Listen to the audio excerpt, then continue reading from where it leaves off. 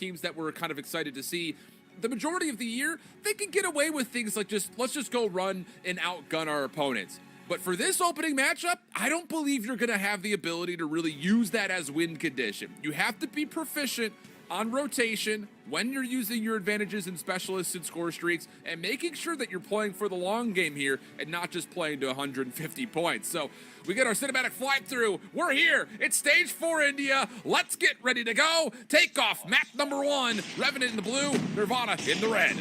Let's get it on, man. Opening slays are going to just about mean everything. If you can try to get the utmost best of this kill feed, they're in the early stages, kind of get yourself an early buffer of about 10-15 seconds or so. Get yourself in that early corridor for the rotation that's too early. Yeah, good lockdown here for Revenant off the opening exchange. Still good oversight over the top of this mid-fountain area as they look to try to stretch over towards the left side of the minimap. Nirvana in a really solid spot to at least contest this for now. 13 seconds have been earned. Everything else now going neutral for a time, but as Zyro is able to open up a little bit of space on the point, you thought maybe Revenant could use that to push across, but Proton's in the same mix, able to find a couple of kills. That's actually going to be Nirvana now back out of the hard point, but hold on a second here, Proper. Spawns have flipped on the bottom side of your minimap. Yeah, they're trying to pressure out on the northern lane. You can see them coming out from control, but are they going to be aware of the spawn? So far, it doesn't seem like it. It seems that G-Shots might be turning around, might be just a little bit too late. The trades might be coming through, but it's not influential enough. Luckily enough, if you are Revenant, you're able to walk away with about 20 seconds or so off of this hardpoint at the early stages. Nirvana, on the other hand of it, they are going to be spawning very far out. They have to combat all the way through a multitude of power positions on Revenant's current setup for 2. It just really looked like Nirvana could not quite read that the spawns had flipped until it was just a little bit too late. So the second hard point has opened up. Revenant currently positioning in towards the high ground, but there's a little bit of space here that Nirvana can work with. 3 members towards the low ground, a couple of kills coming through as Dope is trying to make a play over towards the side entry. Good for the first, slide cancels, gets the second. No problems there. All of a sudden, maybe a chance to break, but once again, those powerful spawns come in. The proximity allows Revenant to reinforce, and they're still in the hard point while doing it. This is fantastic utility that's coming out from Revenant while they're just maintaining the high ground as well. They're reading where all these players are located at. Big 1v1 up top, just going to concede the space for now is G-Shots, not really wanting all that smoke. 20 seconds still left to battle here on P2, and take a look at Revenant on the minimap as well, Alan. They're also playing from the future. Mid-map coverage is all there. They're reading the spawns in the back. You could not ask for a better P1 to P2. Yeah, really solid stuff. You're really not giving away any time whatsoever, not just to their opponent, but even over towards the neutral game clock. So now you start to hit the rotation with only 4 seconds to play. And how about this little spawn trap? Nirvana will be forced to spawn left side of the minimap. Need to get a good swing of kills coming through. And this is where things could get dangerous because specialists are starting to be earned here on top of score streaks for Revenant to start to use, but the rotation is contested. Nirvana gets around the back, a chance to maybe envelop the hard point, but Revenant, using their streaks, are able to find a couple of kills, and they're getting a really good read in the lay of the land here. Nirvana's still stuck in the back. Yeah, this is exactly the snowball we were talking about when we were previously playing to 150. Revenant is letting Nirvana have it all, just utilizing the streaks, knowing damn well that Nirvana was already in the backside of Lounge, and they're just letting them have it. All the nades need to be on point, and it's just simply not good enough. 2 for 2 trades is not going to get Nirvana in cleanly enough for Lounge. But here we go, 3 straight kills with the proximal spawns, able to get right on in. Still have to fight off this next wave, though. That's the problem, and Revenant find the next following 3 eliminations. Stuns, flashes starting to come through. Revenant still finding kills. Protons do as he may to try to spam things out. It's not going to work out. The Purifier's in, and everything gets set ablaze. G-Shots clears the opening, and with 8 seconds still to fight for, it looks like Revenant will get over the 100-point mark comfortably, use streaks to try to rotate over towards the top left side of the map, and once again, it's just Nirvana not able to put anything together early. Yeah, it's just map coverage on top of map coverage, and by way of specialist, my name is Revenant. 105 V29. Look at the rotation from 3 all the way to 4 going into the control building. Yeah, you have lurking players if you are Nirvana, and they're playing in these isolated corners, and just need to be able to walk away with some of these kills. Last player that might be able to make an argument for it was Zyro, but they're going to be met with a swift demise. Nirvana have themselves these closer spawns down, and they're going to have the numbers for the hardpoint for the time being. I was going to say, and they've also got some specialists of their own, so maybe a chance to start to turn this game around. No more the snowball effect of being able to earn specialists and streaks first, so that means you just win. But Nirvana has a long way to go here, especially with Revenant starting to get Goliaths now in the mix as one will be called in. And this fight looking good for Revenant from the front side of the hill, even a little bit of a pinch off the spawn, but the Purifier getting some work done for Lazara. Able to find 2 before eventually falling, but how do you deal with the Goliath? The simple answer here proper is that you don't. G-Shots walks on in, clears out the hard point with 12 seconds to fight for. It's going to be Revenant getting the scrap. Yeah, right. I mean, you pull out a flamethrower. Well, I got a whole pseudo armor by name of Goliath, and it's just the returning of the answer of what Revenant been able to piece together, especially through the early stages of this first set of hardpoints, right? When Nirvana finally started tapping in towards their resources, Revenant answered back in kind. Just about 100-point buffer going in towards the second set, and again, Nirvana not exactly on the favorite side of the map yet. But they are in positions around the high ground, maybe to contest onto the hard point itself, try to keep this neutral. Chip away, try to find a way to fight back here. So Revenant looking comfortable. Zyro gets the double over the top. That's going to create some space and a little bit of a read here for Revenant as far as where exactly do Nirvana want to come from. And that information is transmitted absolutely perfectly. Smoke will elude some of the vision on the player to the hard point, but the problem here is there's not been a lot of kills over the top. And all while this is happening, G-Shots has been really putting together a great game so far. Held a lot of the hard point time. Eventually Nirvana gets the break, but it comes with only 20 seconds remaining. And it's interesting, right, when we're talking about Revenant, again, these core 4 players pick up G-Shots here coming in towards this year. Really just been stepping up to the plate, utilizing all of their utility to such a fine degree. 165 to 47, less than 10 seconds to battle over here. And if you are Nirvana, you really need to start getting control of launch. You need to start to get control of this control tower. Throw some more numbers in here. One isolated gunfight is not going to be good enough. You're not winning these isolated ones, not single-handedly, to be able to win these out by numbers. We'll see how things unfold here. Nirvana need this quick break. At this point, it starts to become dire situations. First 2 kills for Revenant looking good. Up top, trying to get over is Alpha, but shut down once again by G-Shots, who turns and able to find a second with a little bit of help from Zyro. Protons, maybe a chance though to try to flip these spawns around, but the problem is Zyro's got his Purifier out and he's completely rinsing Nirvana in the spawns. So a clean hold here for Revenant. Still a little bit of confusion as far as where exactly are Nirvana hitting from, but the confusion is only a mild inconvenience. Everything looking solid for Revenant as they pick up pretty much every single angle. Just Purifiers watching every doorway, every window. And, well, that will get Revenant comfortably over the 200-point club as all of a sudden Nirvana struggling to get 50 points. It is just the reprise of what we saw on P2 through the first set of hard points, just the zone control inside a launch, and that upper corridor is just so good for Revenant as they are just utilizing every single specialist, all of their streaks to such a fine degree. I don't even have to fully read where the spawns were at. To your point, now we take a look at the rotation from 2 all the way over towards 3. Revenant, yeah, they lost a few lives, at least for the scrap time. Nirvana are forced to fight for it, but hey, unbeknownst to you, Revenant are already in. Yeah, and here's an eye. Lezer's able to steal the Goliath. Oh, but the Predator missile comes down and shuts it up immediately. It was a heck of an attempt from Lezra, denying at least one major tool for Revenant, but I don't know if it's going to be enough to do too much overall because Zyro, I believe, has also just called in one of his own. Yep, sure has, and he's going to go ahead and just absolutely lay down on the triggers. Death Machines looking like a tickle machine at the moment when it comes to the Goliath. 225 to 63. Nirvana do have numbers, and they are chipping away a little bit at Zyro, but the problem is it's just not fast enough. The Goliath able to shut everything down from the side, eventually deleted, but the number's good for Revenant as they cruise towards 250. Just 10 seconds are all that required. If you're Nirvana, you have to flood, but you still have to deal with players just zoning you away from the front. Well, that'll do it. Man, comfortable game here for Revenant. 38 eliminations for Zyro. My Lord. Unbelievable stuff, and G-Shots, I believe, was just right behind him. So when you talk about some major performers that you're looking for, how about, quote-unquote, the new guys on this squad from Revenant last year? A good showing for our team is currently the number 5 seed. Again, surprisingly so, I would say, for a lot of people. Yeah, I mean, show up when it matters the most if you are this Revenant squad, right? Because you date all the way back to regionals. It was mostly led by Abyss. He was the guy going AWOL with a 1.50 KD. But you bring in G-Shots, you bring in Zyro, and this entire squad just looks like they are on full-on cruise control. Abyss is just able to kick his feet up inside the hardpoint, soak up as much time as possible, because when you got players like G-Shots and Zyro that are just answering back with streaks and specialists of their own continuously, as much as Nirvana were trying to throw anything that they possibly could, it's just the answer back was always that much better coming out from Revenant. It's tough, man, you know, especially with kind of the trends to score streaks and specialists that have kind of found its way towards the ban list or normally will get kind of vetoed out by either of our two teams. The thing is, you know, when you really sit and think about it, last year to 150 points, really whoever got specialists and score streaks first, 9 times out of 10, we're going to win the map. That is not necessarily a guarantee now that we go to 250, but the thing about it is, if you're able to get someone an early Goliath, Purifiers and Death Machines do not deal as much damage as you'd like to that Goliath. It's still going to cost a lot to take that out of the picture. And I think for Nirvana, that first Goliath that they had to fight up against was really kind of the big stone wall in front of their comeback potential, because they were using Purifiers and Death Machines to try to chew it down, and it just wasn't falling whatsoever. G-Shot's absolutely immaculately handled the mech.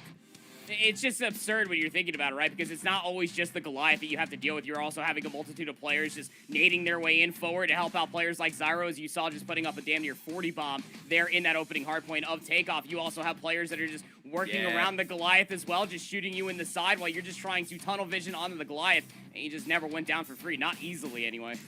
It's tough, man. It's tough to delete it. That much is for sure. But map number 1 comfortably goes the way of Revenant. And I know that there were a lot of people who were very excited about at least the top 2 teams coming into this. And this is where we can no longer forgive ourselves for talking about godlike esports, because let's be candid, they're looking like the clear-cut favorite in the region. I think their fan base is also pretty darn massive. But Team Vitality have made a couple of moves of their own from last year to this year, looking like a pretty good clear-cut number 2. But then everything kind of gets up into the air between the 3rd, 4th, and overall 5th seed here that we have, in particular, talking about Revenant.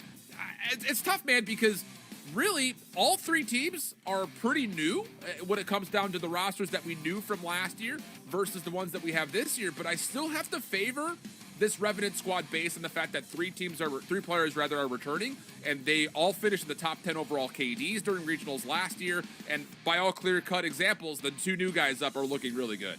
Yeah, it actually does say something, right? I mean, off of just regional finals and what we got to see specifically from Revenant last year, it's all coming in fruition here. Hacienda Search and Destroy for this map number 2. Bomb's already planted here at A, so the retake is on. Yeah, this is looking really solid, actually, when it comes down to Revenant being able to get a clean setup. But look at the full flank coming around the backside here from the defenders of Nirvana.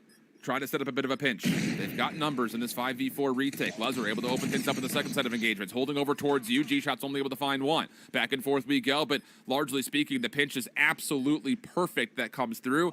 And with that in mind, easy defuse here as Nirvana will find the opening defense. Yeah, it's just like you said. I mean, the biggest point of interest right there for the post plant was all just focused inside of you. Man, this is bringing me all the way back to Black Ops 4, man. I feel right at home here. That A-bomb plan, just take a keen focus there on the A-bomb. Not exactly much high ground. It was a virtue there. We'll have to see if any adaptations come through on the next A execute. Back over towards A once more. Oil up top through mid, looking to try to set up in some sort of a hold over through halls, but Lezer's done well, able to get over through courtyard for free, just sneaks his way into a cheeky position, nades over the top, not going to be able to avoid getting this plant off. KSP in hand for Lezer, doesn't like the look of it, backs away.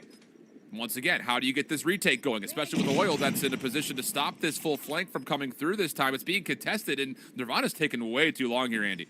Yeah, no, and it's all mostly coming from the front. Again, it's all just on the back of Lezer, just trying to get themselves back inside of you. It's just way too slow. Slifer's able to zone away players from the front of the AS&D. You're probably not going to get here reliably, especially with Oil just holding outside of you. And yeah, that's just going to be the round. Nice answer back coming through from Revenant. Yep, small adjustment, right? Hey, they want to hit the flank, just put Oil over there.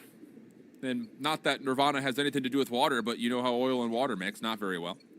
Well done. I have no idea where I went with that.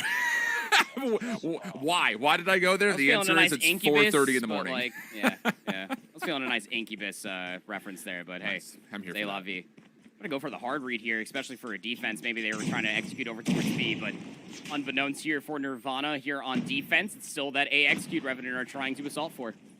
Looking good for it. Bomb planted. Once again, Nirvana trying to hit around the backside, looking to try to flip over. Oh, Alpha just walks right by somebody. Oh, they actually just passed like 2 ships in the night, and Alpha will give away the position. That was Oil that he was trying to contest with, and they've lost each other completely. Help has been called.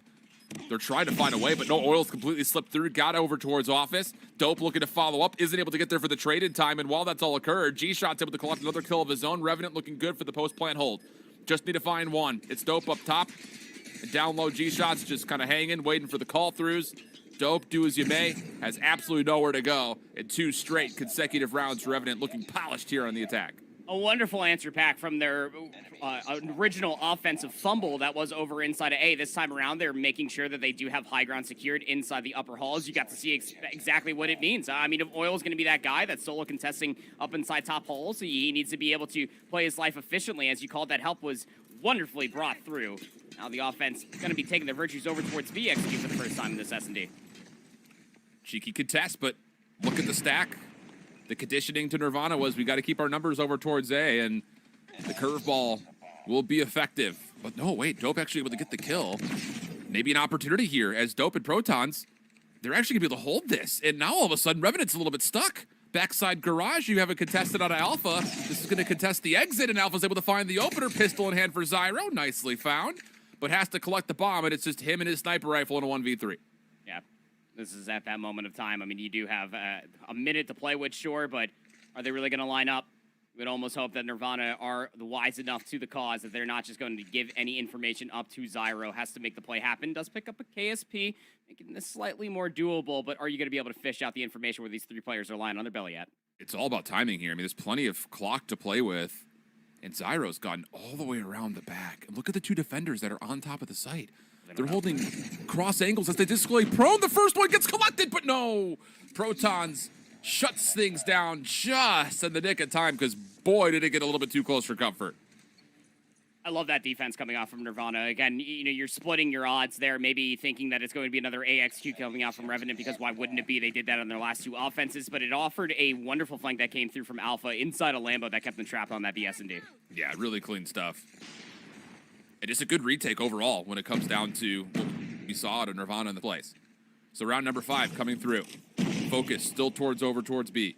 Abyss able to find the first onto Lesra. Defense starting to rotate backside halls, but Oil is there once again. He's just the adjustment man, but it doesn't make a difference when you line up for Dope. He gets the double, reads a third around the corner, but the nade over the top will keep things going for the offense as they have a chance to plant. Bomb's going to be scooped up. Going to be bringing themselves over towards B, and there it goes. 2v2. Again, if you are Cypher, you're mostly just waiting for somebody just to lurk their way inside the crosshairs. But you can see how Zyro and Bones are currently playing. They're just playing in these positions on the BS&D itself, waiting for the engagement to come to them. Good first shot. Cypher didn't pull the trigger. Over the top, not going to work out. But he will at least force Bones to have to rotate over towards A. And Protons, who's just kind of hanging with them. I like this call here. 50 seconds on the clock. Just kind of wait, yeah, let him make the first move, and that's going to work out wonderfully. So good stuff here on Nirvana to finish off the defense. 3-2 to their advantage. And now we get into Revenant's final tagging round.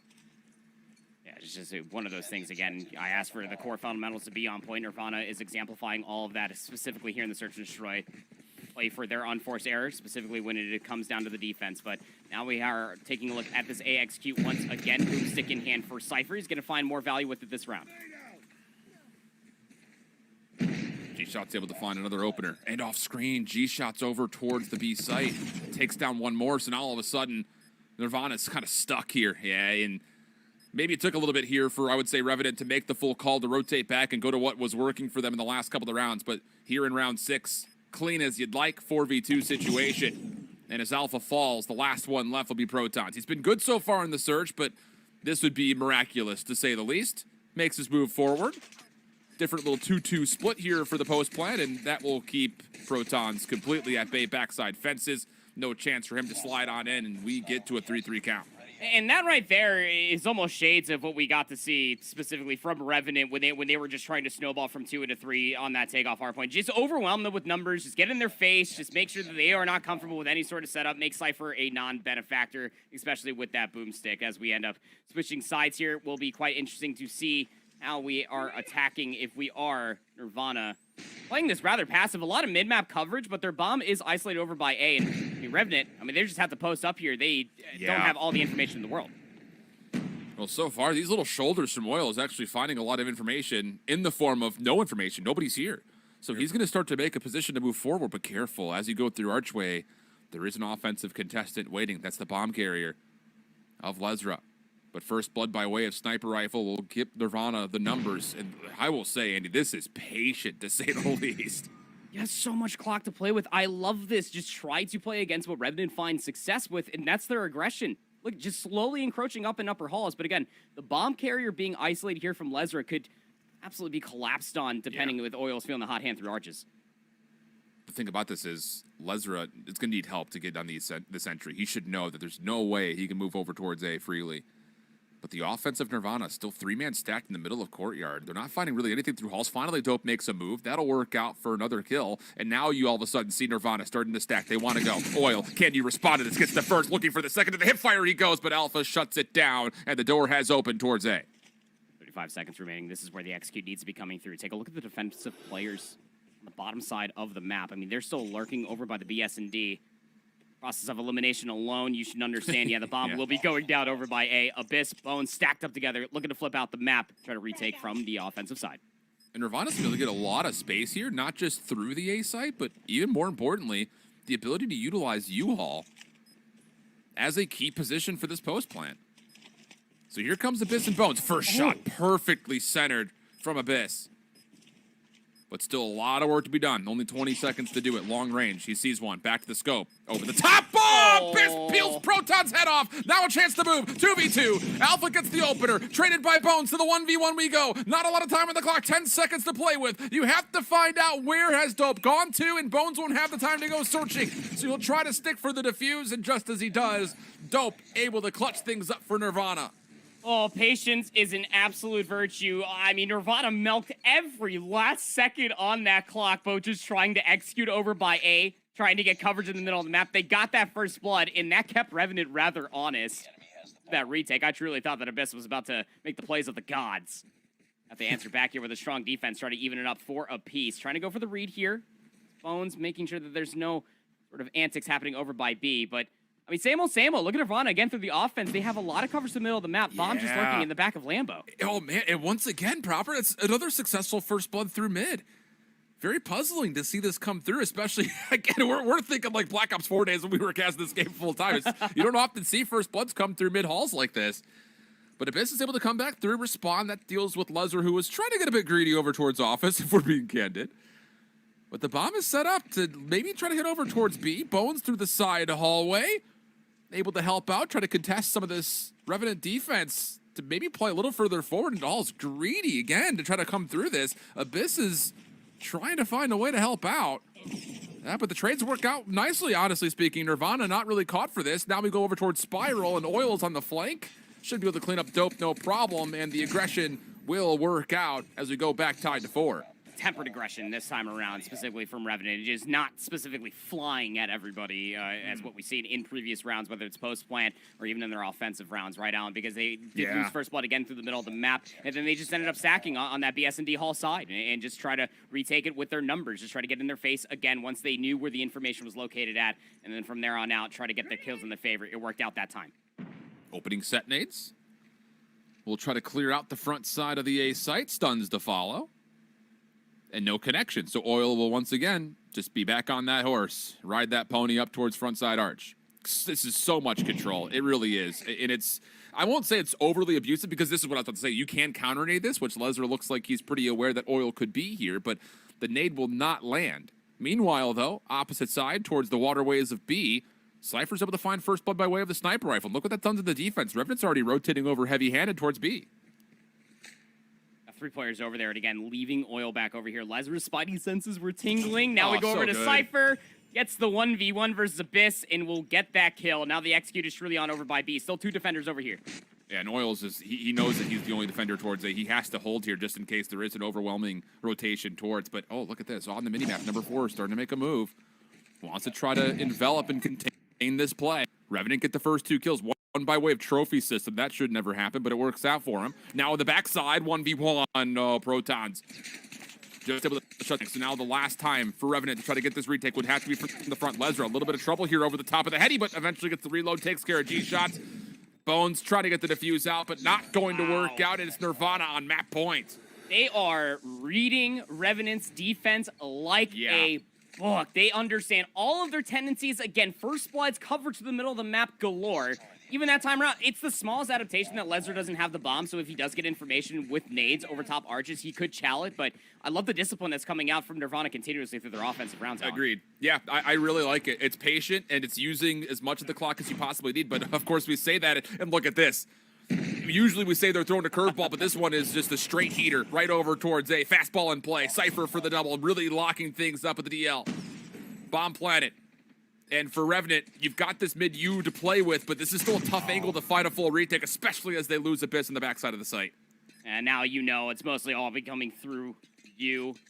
Bones G-Shot stacked up together. Nade didn't work out originally there. 4 G-Shots, and this is a good luck, have fun moment. Smokes are out. It's about to be a raid party in you. It doesn't matter because the flank comes in. Lesnar just breaks it up. The bouncer is in. As Nirvana put themselves up by 2. I love that, man. I really do. I love that play from Lesnar. Switcher? Yeah, just get around the back side of it. If you want to play with smokes and nades, fine.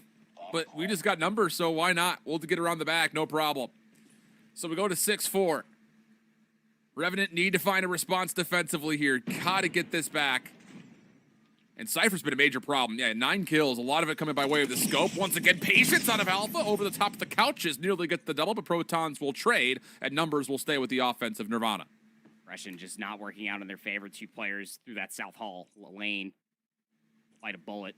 Cypher just hard triggered up here. Maybe trying to get a challenge. We'll give it up for now. Go back down bottom office. Try to help out their comrades as they're executing over by A. Revenant's still looking to get aggressive here through the B site. They've completely cleared it away. Help on this pinch as Oil's going to try to join as they make their way over towards front lobby, but Proton's on Wells in a really big power position, and you see exactly why. Right over the top of the heady. Good read for the first. Gets the clean kill. Oil shut down, and with that, Revenant really don't have the ability to recontest this through lobby. And as the bomb is planted, this is another tough retake going into a 2v4. And it looks like they're also dropping down. You can see Bones trying to at least contest back through you. They go. Dope seems to have the read. The nades are coming through. You know exactly where they're located at. Catch them in a nade. Why not? 3v1. Good luck. Have fun, Zyro. You need to clutch it up to go up 2-0. It doesn't look like Cypher's got a pretty solid read here. Yeah, they've definitely read that he's playing off the backside of Patio. But it gets over to the side, able to shut down 1. No quick scope there for Cypher. Problem is time, most importantly. And with that, Nirvana get to 7-4. Clean stuff coming out from Nirvana, really needing this map, honestly.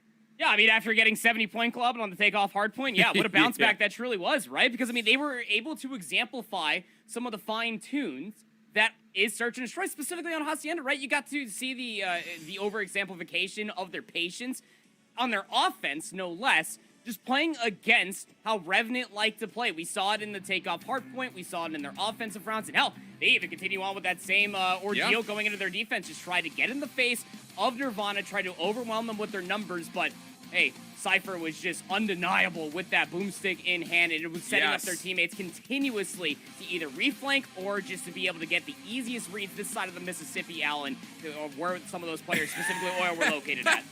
I don't know geographically if this side of the Mississippi really works out because they're all on one side of the Mississippi for us. But no, I think a lot of it is...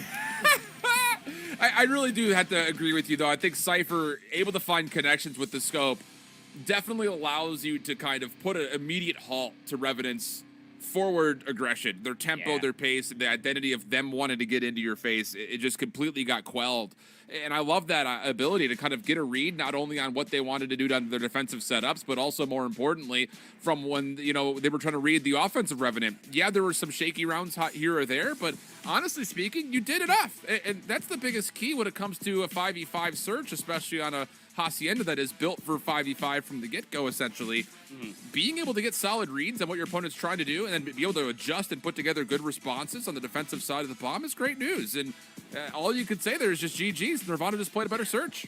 Firm handshakes, right? Because, I mean, as much as I got to tip it, specifically from Revenant getting blooded continuously through the middle of the map, they still tried to challenge and try to get numbers back in their favor. It just continuously wasn't working out. Just the curveball's not in their favor. Now we move over to map number 3, firing range control. Allen, this one's going to be a good one. Oh, it's going to be a good one indeed. We're going way too country, I think, for our large audience. And by the way, I think next time we want to try to make our reference of this side of the Mississippi, I think we got to go this side of the Ganges, just to be geographically correct. But as we jump on it, Revenant already setting themselves up around the A zone. Second tick of progress already locked here over towards Trailer. Looking solid for it. Cypher's trying to snipe to clear the middle of the map, trusting that his teammates can clear the outside. And I have to say, Protons has been great in these 1v multiples. Gets a double, but it's just a little bit too late as the A zone has come and gone. Yeah, I mean, Protons was taking isolated 1v1s in the search to destroy. Might as well be able to continue on with such a stride here in the control. Even sniper in hand here for Cypher, continuing on with their antics of what we saw on Hacienda. 24v24 with 2 minutes on the clock. Yeah, plenty of time to make this happen. Yeah, sure do. Thing about it is the defense is in a pretty solid spot backside tires. The biggest problem, though, for the defense is you can get trapped here very quickly, and you're starting to see that start to unfold on the minimap itself. But Protons, as mentioned, has been great in these individual moments, not able to get activated here. So now on towards the B zone, go Revenant. One more player on the backside defensively, trying to work through. That's Lezra, able to get the opener. Protons working back through container. Everyone's getting stunned as the first take is locked in. Has to be on the retake, and Lezra finally get activated backside tires for a triple. That will give the defense some ground to work with. Yeah, wonderful. Be able to at least get back in control over by that zone. Splitting across the map, though. Here come at least the offensive retake. The possibility on the backside. Dope will find one, but the trade will be in there surely. Now you just got to turn around and deal with these flanking members.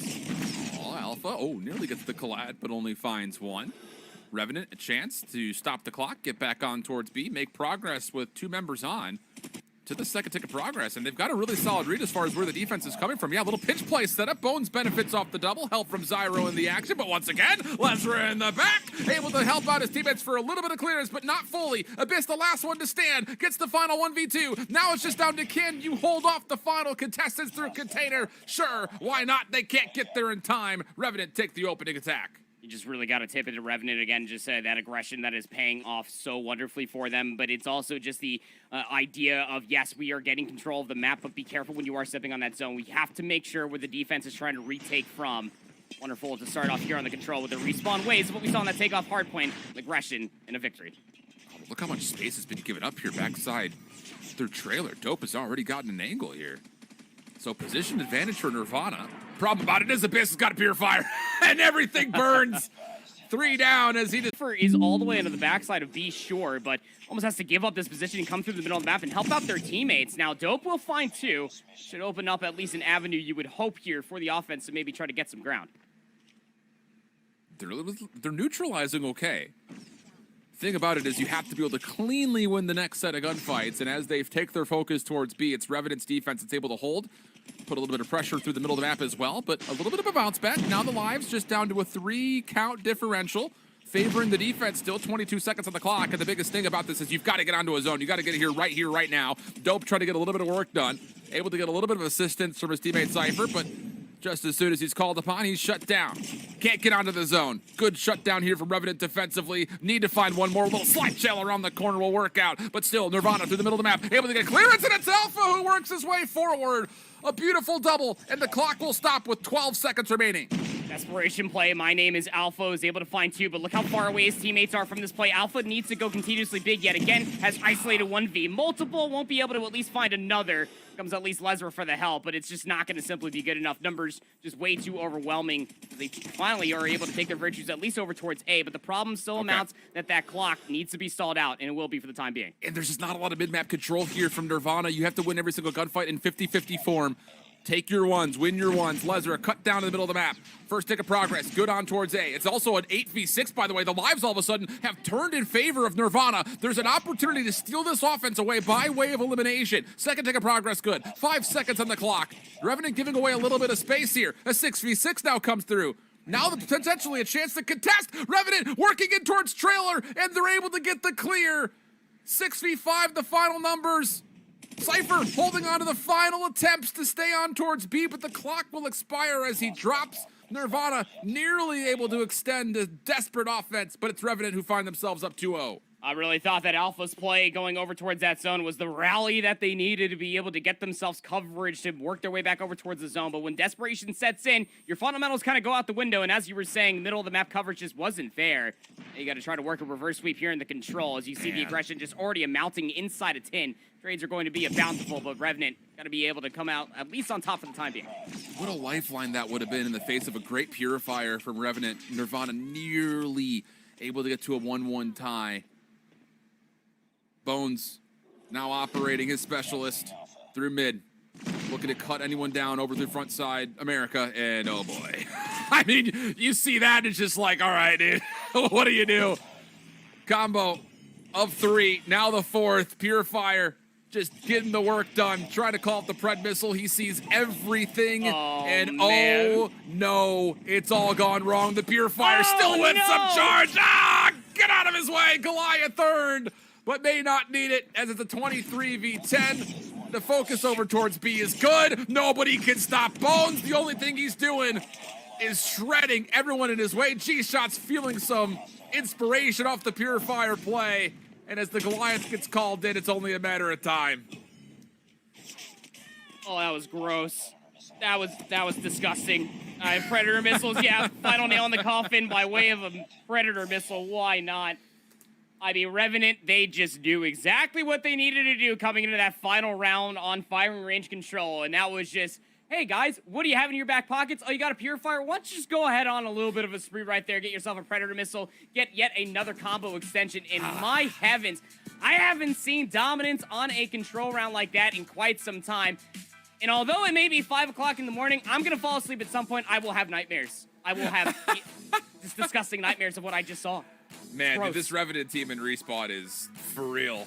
I'll say that much. And the thing about it, too, is just like, here's the thing. Like, if we're doing our job correctly, which we do try to do that every now and again, we honestly, like, Nirvana was this close to stealing away an attack in the face of another great Purifier to open up that defense for Revenant.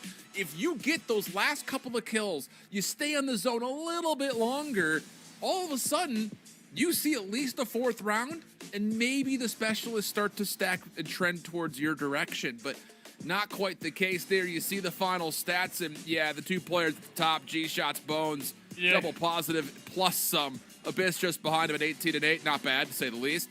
I mean, it's just so good for Revenant, dude. They're so good. Dude, G-Shots coming into this roster, I mean, we had at least some sort of hints at what they might bring to the table, but then going to that takeoff hardpoint, we're like, all right, G-Shots, we see you. Yeah. And they were also winning a lot of big isolated engagements on the Hacienda Search and Destroy. Obviously, easier said than done when it comes down to Search and Destroy, where respawns are out of the question. But again, when the streaks, the specialists, the resources are in order, this Revenant squad is just undeniable. Yep, and now we get to the standoff hardpoint for map number 4. Revenant with the first 2 kills already in towards Front Brown. And that's just not good news. And you could already see, I mean, Nirvana is just all over the map, which would require them to win their 1v1s. And, well, did they? The kill feed answers. A very convincing no in the first 10 seconds, plus some going the way of Revenant. And the zoning control also coming through as well. Bones will be traded, but it's a consolation trade. In fact, you don't exactly have all of the map coverages. You're still spawning essentially all the way into the backside of the building. You're not going to necessarily have the coverage to speak of. Going to be trying to play for the rotation all the way into the bottom side. Past Bakery we go. Is dope. Has a lot of players in front of their eyes. And with Alpha's help, we'll be able to clean up a handful of kills. But again, Spawn's still very much so there for Revenant. Yeah, Dope is already hitting a bit of a route here to control the high ground over towards White. Good stuff. Yeah, that will work. Still going to be tested on the way in. Abyss. Oh, shut down. So all of a sudden, hold on a second. Opportunity as we get some numbers starting to stack up for Nirvana. They're clearing out the front. Can't quite set up a buffer zone around this second hill, but for the moment, the numbers are decent. Plus, they've got a little bit of gas station control. Revenant trying to change that, but the only player left is Bones. And as he drops, the status of spawns will favor that of Nirvana. And now it's just down to, can Revenant break from the front? Yeah, the zone is actually very, very good as you see what's going on inside of the hotel. Even outside Cypher, it just has this angle unlocked, has the help from player number 3 in blue as well. Nirvana's setup here in P2 is a good one, but still Revenant relentlessly assaulting. Still ample time to battle here on 2. Yeah, it seems like a little bit of a slow read here from Nirvana on where that hit for Revenant was coming from, and that allows an opportunity for a break. Still 30 seconds to fight for, though, and a couple of kills off rotation from the backside of White will allow an opportunity to break through Warehouse. 2 players sliding through the L turn. Okay, now an opportunity to use these numbers. Yeah, good point of ingress here. Loving the look from Nirvana. Sure, they're down at the moment, but this is going to be guaranteed scrap time with some streaks to help you out on rotation as we go over to Granny's. Not exactly the strongest setup that you would think for in the middle of the map, and it seems that Nirvana are trying to exploit that, already moving their way past Statue through the middle of the map, trying to get this zone control in their favor. We'll find at least one, but trades will still favor that of Revenant. Yeah, absolutely will. But look at number 1 in blue. Around the back, looking to hit a bit of a route is Lesra. that could influence these spawns pretty convincingly, but Zyro gets a read, able to deal with the majority of the threat now from the top side of the window. This is where things get really dicey because Zyro's going to have so much early information. And yeah, Revenant looking good on this hold. Bones able to collect a double from the front side of the hard point, make it a third before finally being shut down, and Revenant cruising through the first half of this hill. Spawns coming through from Nirvana on the backside of the gas station. You need some zone control coming through. And hey, 2 kills to start things off. That's a great opening. You're actually going to force some Revenant players to spawn out here for the hard point. But now comes the flood. You got to work your way in. Alpha's going to dip their toes into the resource department to at least give themselves a little bit more of an opening. And yeah, that break is quite crucial indeed. You do not want Revenant to start snowballing yet another hard point. But it does cost 2 Purifiers to do this. And as G-Sots continues to go on a rampage on the exits, which, by the way, this isn't just exits. He can actually contest this a little while longer. Oh. G-Shots! Oh, my goodness. Takes down one more. That makes life extremely difficult for Nirvana now on rotation. And you look over towards the top right of your UI, 5 specialists are ready for Revenant if they choose to need them, which, honestly speaking, they may, because the kills from Nirvana are looking good as they start to rotate across. Hold on a second. There's still a chance to break this off the initial time. Zyro's the only one inside the hard point for now. He gets taken down from behind, and Revenant don't have the numbers. They may need to call in a specialist here. And it's all coming through just an isolated engagement through that very small chokehold that is the doorway. Good luck, have fun. Oil is currently just locking things down, just triggered on up, just making sure that those shots are ringing on true. Gonna have to pause the game slightly so that way they can reload their RPD, yeah, but also reading players on towards the flank. And as you were saying, I mean, you might have to utilize some sort of specialist. You have to be able to use some sort of resource to break back into this hard point. Yeah, Bones able to pull out another Purifier. It was G-Shots on the initial just to kind of make sure things were trending back towards Revenant's direction. And yeah, now that Bones has his Purifier, wait, he gets shut down. So maybe there's a chance to really dominate here. But all of a sudden, the break looking good for Nirvana. It goes neutral the last 10 seconds. And that will lead to an opportunity for Nirvana to rotate back over to P1. Use Lezra's position maybe to try to lock in some early hotel control. But Oil has the call of his specialist out. He's going to control those bottom levels. And an opportunity for Revenant to open up this first hard point to their name, pending they can win the gunfights. And honestly speaking, they don't. Oil also gets shut down. Hold on a second. That's a lot of specialists off the table, and Nirvana's actually the team in first.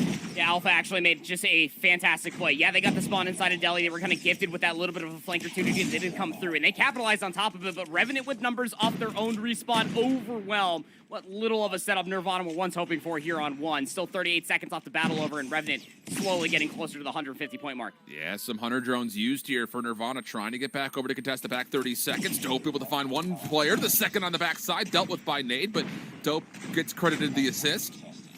One more to try to challenge. That's Zyro. That is too individualistic from Revenant. They're getting picked apart one by one here. Oh, hold on a second. The comeback on the way, potentially. Nirvana up to 80 points. The 137 of Revenant. Only 13 seconds to fight for here on Old. We look over towards Proton's position, and you look at the minimap with this. Nirvana's in a great position to try to win out towards Warehouse, but the kill's not going to go their way. And as Revenant take the scrap 5 seconds, they've also got numbers on New. Yeah, all of Revenant just completely rectify the issue that did plague them in that first set of hard points, right? But it doesn't matter, does it? Because Nirvana, off their respawns, they find themselves the engagements. They're utilizing more resources. Zyro here with the Purifier inside of the hill, just waiting for the call where these Revenant players are located at. This is what you needed. But the shutdown's still decent. Alpha's able to get back through, take out the Purifier, and now Lezra's here with help. This is looking solid for Nirvana at the moment, but you have to win this next set of engagements. This is a big 40 seconds, and Bones comes in with a double. That will open up an opportunity for Revenant to use their numbers to try to get in for the scrap time. Cypher with the Purifier, trying to do what he can to hold this hard point, and as the help from Nades comes out, the numbers all of a sudden, the tables have turned. It's going to turn right back in toward Nirvana's way. 20 seconds of scrap time, going to be conceded by Revenant as they're largely focused on rotation. Yeah, and also look at the rotation as well from Nirvana. That's actually going to be the call from Alpha again to utilize the Purifier here on Old to secure this scrap time, making sure that Revenant are feeling the pressure, make sure that they are solely focused on the rotation going over towards Grandma's. And, well, yeah, you got G-Shots up here with the Purifier themselves, but it gets answers back by Dope. A quick 3-piece of a trade comes through by way of teams. Revenant are going to be able to at least secure their numbers going into New. Tight moment there from Dope, who also had the Purifier out. You thought maybe for a second with him winning that opener, there was a chance that he could do more. But look at this. The full envelopment once again coming out for Nirvana.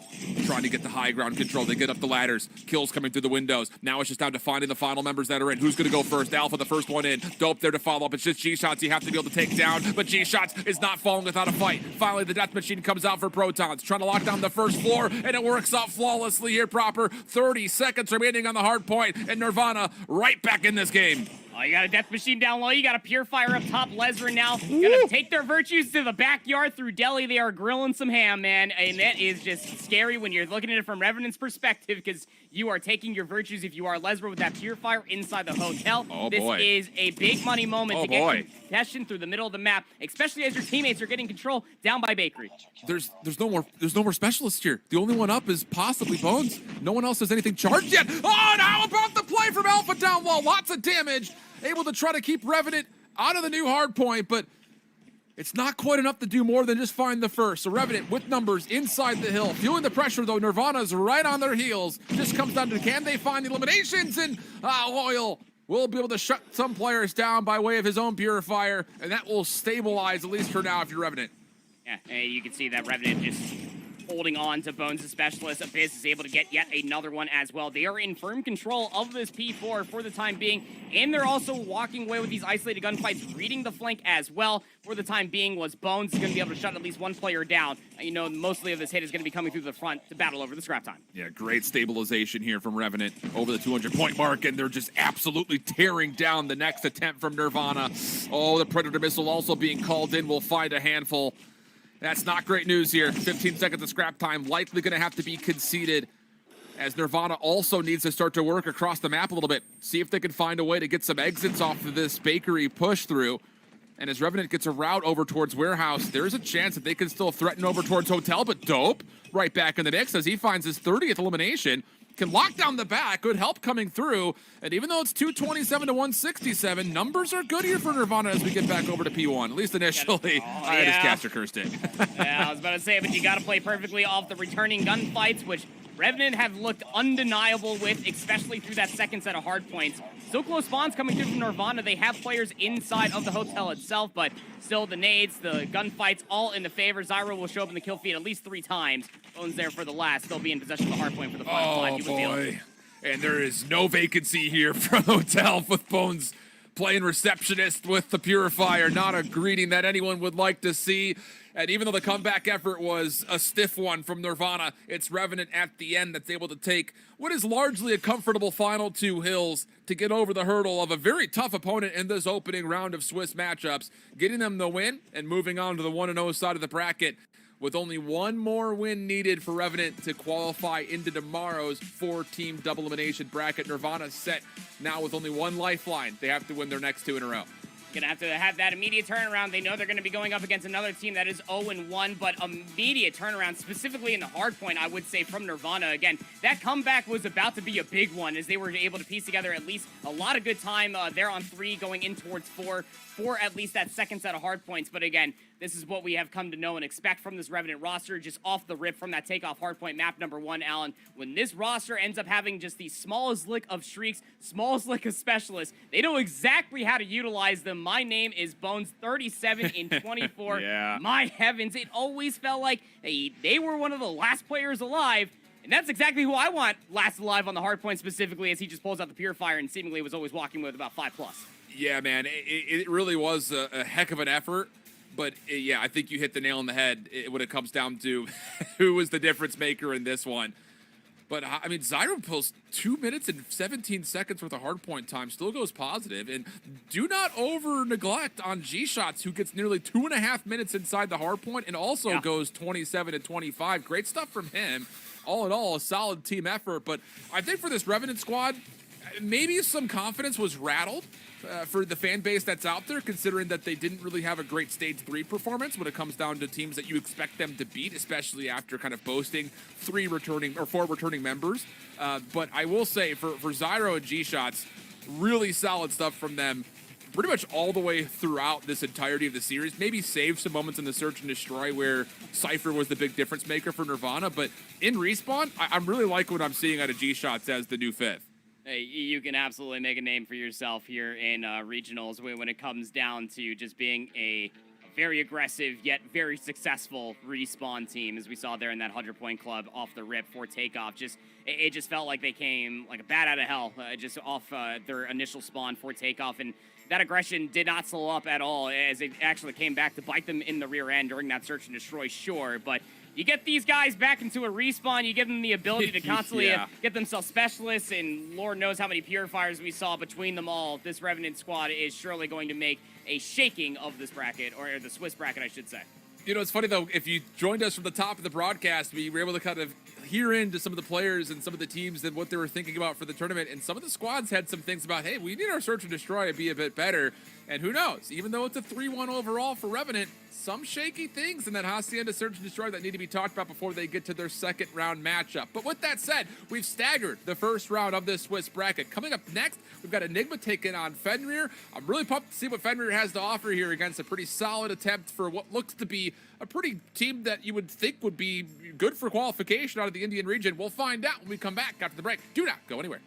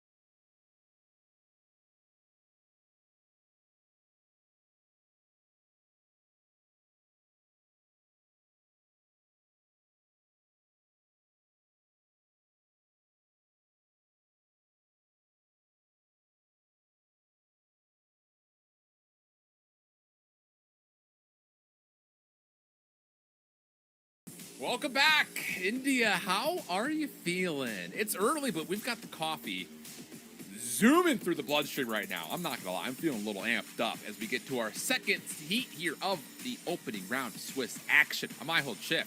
With me, I've got Proper. And, well, I will say this much. We've got a little bit of a favorite versus underdog situation. It's a little more clear-cut in this 3 versus 6 matchup. Enigma Gaming, as far as the roster is concerned, is new for this year, but has been trialed and proven through what they were able to do in Stage 3 here, Proper. Yeah, that's right. I mean, Enigma is coming in towards this as the number 3 seed. You definitely got to take a look at some of these players that have been able to make headway throughout the entirety of this region, not just in the previous stages, Alan, but across the entirety of COD Mobile's history. Yeah, that's very true. And I think the thing about it is you're looking at a couple of the key players on really both sides of the field here. First and foremost, I'm looking at Techno and Minho, 2 players that are back from last year representing True Rippers and Godlike. But there's still a lot to be said about the new players that they have that did not play last year. We're on the other side, hey, for this Fenrir Rebirth team, I think we're both looking at one particular player, and that's Fakes. He's back from last year. He put together a pretty solid performance playing on True Rippers, but he's met now with 4 new players to 2022. And through their run in Stage 3, some question marks came up, and now we have to just consider, have they been able to find the answers in time? I know it feels like almost eons ago for us, Alan, after that barn burner of a first series that we had for ourselves. But you remember just Fenrir Rebirth in that opening video that we did have. They understood coming into this entire endeavor that they were the underdogs, yet they want to make sure that everybody knows who these players are at the end of the day. We'll see exactly how this Best of 5 series layout now starts to look, as I think the biggest thing about it is composure in the respawn. It's going to be big for these underdog teams, quote unquote. Again, I don't want to sit there and say that that's 100% the case, but it definitely feels that way so far. Firing range, the opening map for our opening hardpoint. Then we have standoff for the Search and Destroy, a classic here in COD Mobile, and then takeoff for the Control. Thought process over these first 3 maps from either side's perspectives here, Proper. I mean, you took the words right out of my mouth, man. I think that composure being able to be exemplified in Hardpoint is going to mean everything across this weekend, not only just in this region, but just COD Mobile as a whole. That when you're a team, I mean, I hate to use this as an example, but take Nirvana of what we had in that first series. You're down by a solid 110 points. How do you bounce back from that when you know that Specialists and Streaks are all being just stacked up on the enemy side?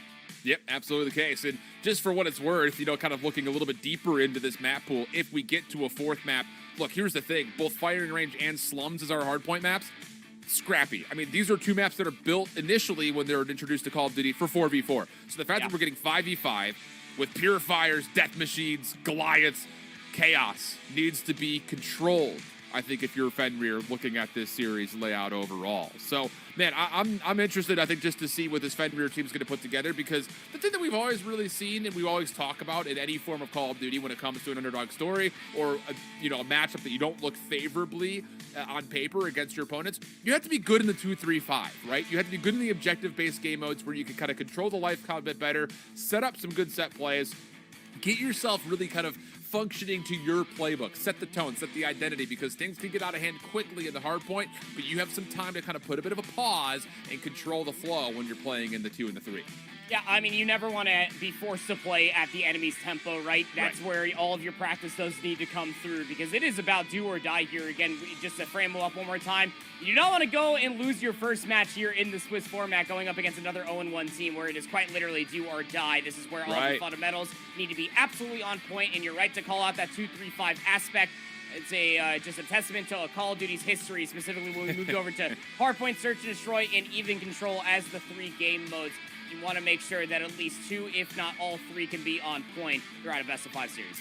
I do want to be able to give you guys a little bit of an update. Again, we split this opening round of Swiss action into 2 different heats. So while we were watching over the top of the Nirvana Revenant matchup, at the same time, Vitality was playing up against I2K Elite, and that was a very clean 3-0 from Team Vitality. I mean... Yeah.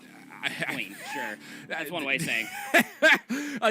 Look, here, 250 to 18, the opening map, 6-1 the Search, and then 3-0 in the Control. I mean, it just was as perfect as you would expect from Team Vitality, looking strong in their opening matchup. They will have to then now play up against Revenant Esports. That's a tough second round for both those 2 teams in my mind. I mean, that's just going to be a fantastic watch, isn't it, Alan? Because we're going to have just two teams absolutely duking it out. Just the pace is going to be on. The pressure absolutely will be mounted to see which team is going to go down 2-1-1 for that last chance to put themselves into the advancement period. And the other side, you got to keep in mind the lower round matchup. You start to see it there in the second heat of games that are going on. Not eliminated yet, or I2K or Nirvana, but you have to win 2 before you lose 2. So for both of those two teams, the now task is to win out. You have to be able to take this next matchup that you're set up with coming up here in a moment, and then also take the one to follow. Not easy by any stretch of the imagination, but you kind of see exactly how the layout comes through. You win 2 games, you make it, you advance. You get to tomorrow's 4-team double elimination bracket, where then all of a sudden the pressure's really on, because only 2 squads are going to make it out of this region to stage 5 to represent India at the international stage. God, I'm ready for it.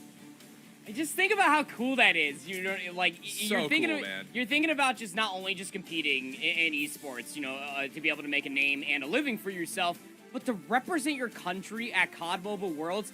That's enough pressure to make me want to vomit. I'm not going to do it, I promise, but still, nonetheless, that's got to be a lot more pressure for these young esports athletes to be able to put themselves on the line to make sure that they are number 1, if not number 2. They're at the end of the line of this weekend to represent their country there at Worlds. Yeah, man, it is. The first thing that comes to mind, it's like the COD Olympics, essentially, in a way. Kind of, to yeah. represent your flag, your banner, and your country is pretty solid and pretty sweet, especially considering that, you know, last year we got our first kind of taste at quote-unquote global action, seeing the Western and Eastern regions be able to square up against each other. But there were still questions at the end of both those finals. Who would have been the best chance to win the international championship? I think a lot of people were looking at Tribes, saying that, you know, they cleaned their way through the Western finals. They look like the favorite globally, but that's all question in circumstance. We don't know. But this year we will have a clear-cut answer to see which region is the best in COD Mobile. And India, I know you guys you're passionate out there. You guys always come through. I see you in chat when I'm watching. See you in chat later. We're doing VOD review. You guys are unreal. So keep that passion, that pressure up, because we have to qualify 2 out of what are going to be 5, I think, great teams here from the region. And for this upcoming matchup, who knows? Maybe we'll have a 6 to offer up maybe the hat into the rink, so to speak.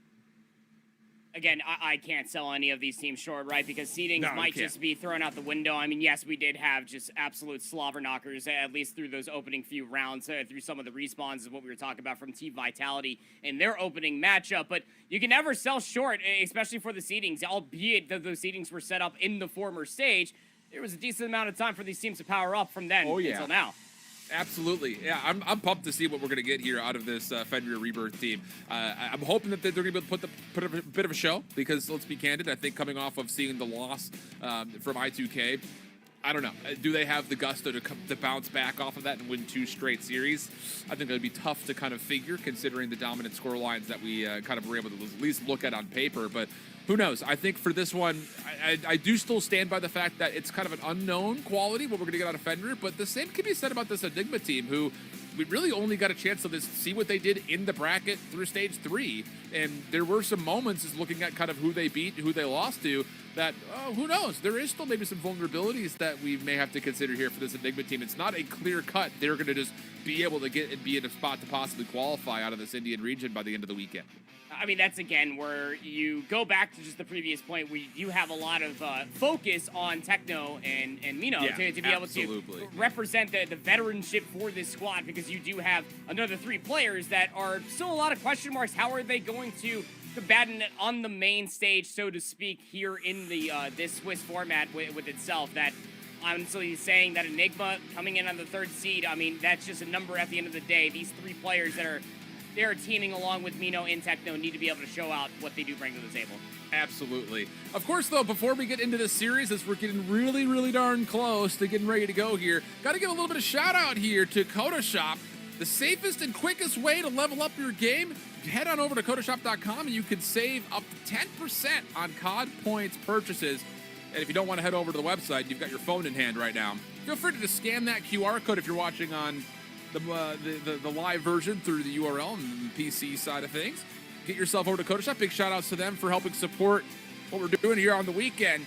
Much love. Kodoshop.com for all of the action and possible COD points. Oh, did you get the QR code in time there, Andy? I got you it. Did? I got it. All Yeah. right.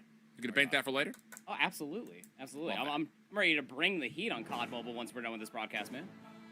Oh, you a Pure Fire user? So you're telling me? Yeah, absolutely. It wasn't even an intended pun, but you see right through me all the time, Alan. God, you know me so well. We've worked too long together for me to not know that was the next thing coming up. I knew you were going to go there eventually. I decided to take that away from you. But man, I'm pumped, dude. I'm just happy to be back. I'm so pumped to be back, dude. COD Mobile is always a blessing. It really is.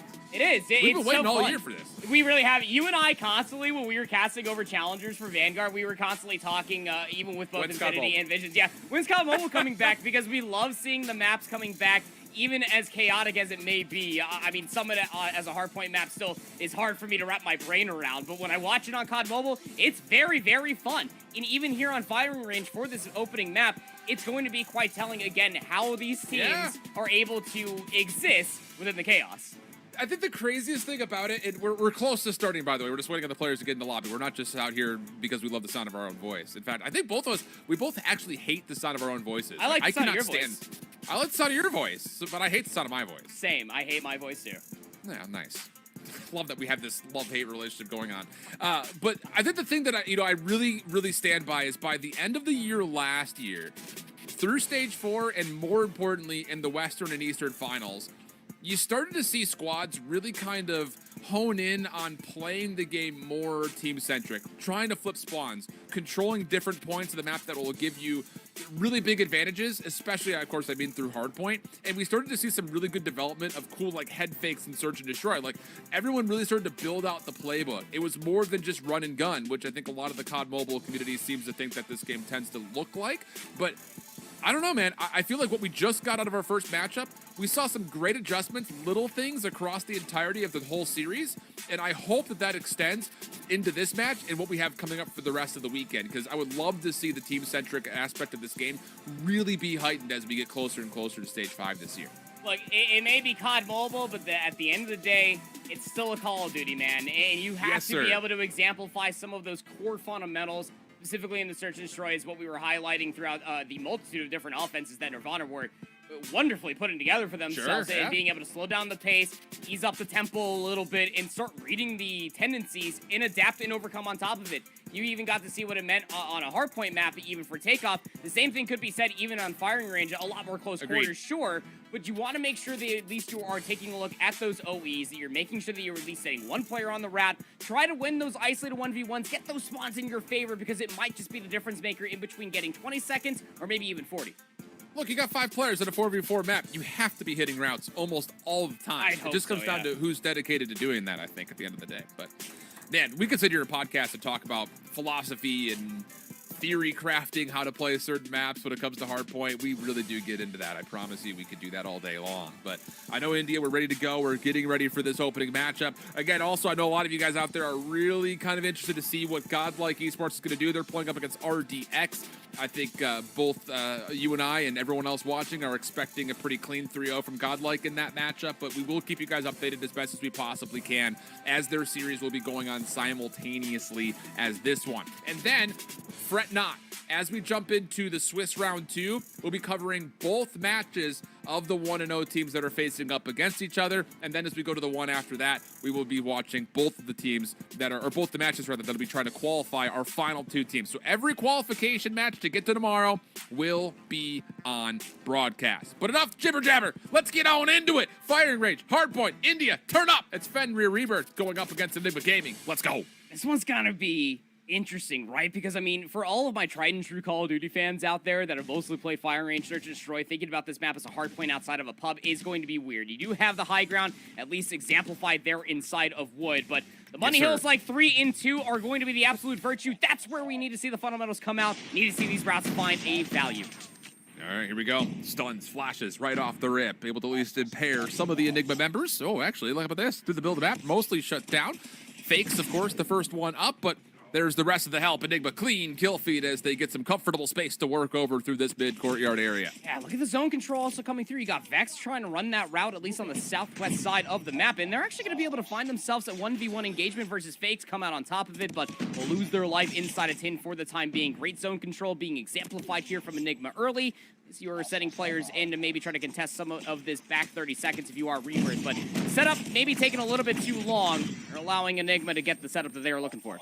Yeah, and more importantly, it's not just this kind of controlling ability to the middle of the map to work this back 20 seconds here from Enigma, but more importantly, they're doing it from the trailer side. So they've got a really good look to try to clear out some of the space, and the RPD singing a tune from up top of the sniper tower, now moving down to the low ground. Skull Guy able to shut down, so an opportunity here to try to work around the backside of 10, try to avoid that trailer position, but it's still difficult to flood through container. You see exactly why. We've already got a Pred missile earned up and sent in by Abiz, and that's going to be an opportunity for, Enigma to control the space as we get over towards 2. Yeah, already in for the initial time just by way of utilizing that Pred missile, lying on their belly. Abiz just letting them have it already. Good help coming through to make sure that Abiz can continue to play their life, but you need to try to at least try to wait for some of your respawns. If you are Rebirth, don't continuously send yourself in to these isolated 1v1s, because it has not been working out so far. To see Mino also calling in themselves a Predator missile, really felt like that Rebirth had themselves at least the space, the opportunity to get inside some hardpoint time, but Enigma letting them have it. And now this is the thing that I really want to be curious through for Fenrir Rebirth is, can you find a way just to make life a little bit more difficult on a team that's already built up a ton of advantages when it comes to score streaks and potentially early specialist charge? And this is a great position. Augie up towards top 10 will make life hard on the rotation over towards trailer. That said, though, Enigma are taking some long routes to try to really contain Rebirth in towards the bottom corners of the mini-map, and they've done very well to do that. In fact, they've already flipped the spawns around. Last player left alive in the back for Fenrir would be Skull Guy, but as he's shut down, it's Enigma who have a chance to flip the spawns and get a favorable look here at trailer.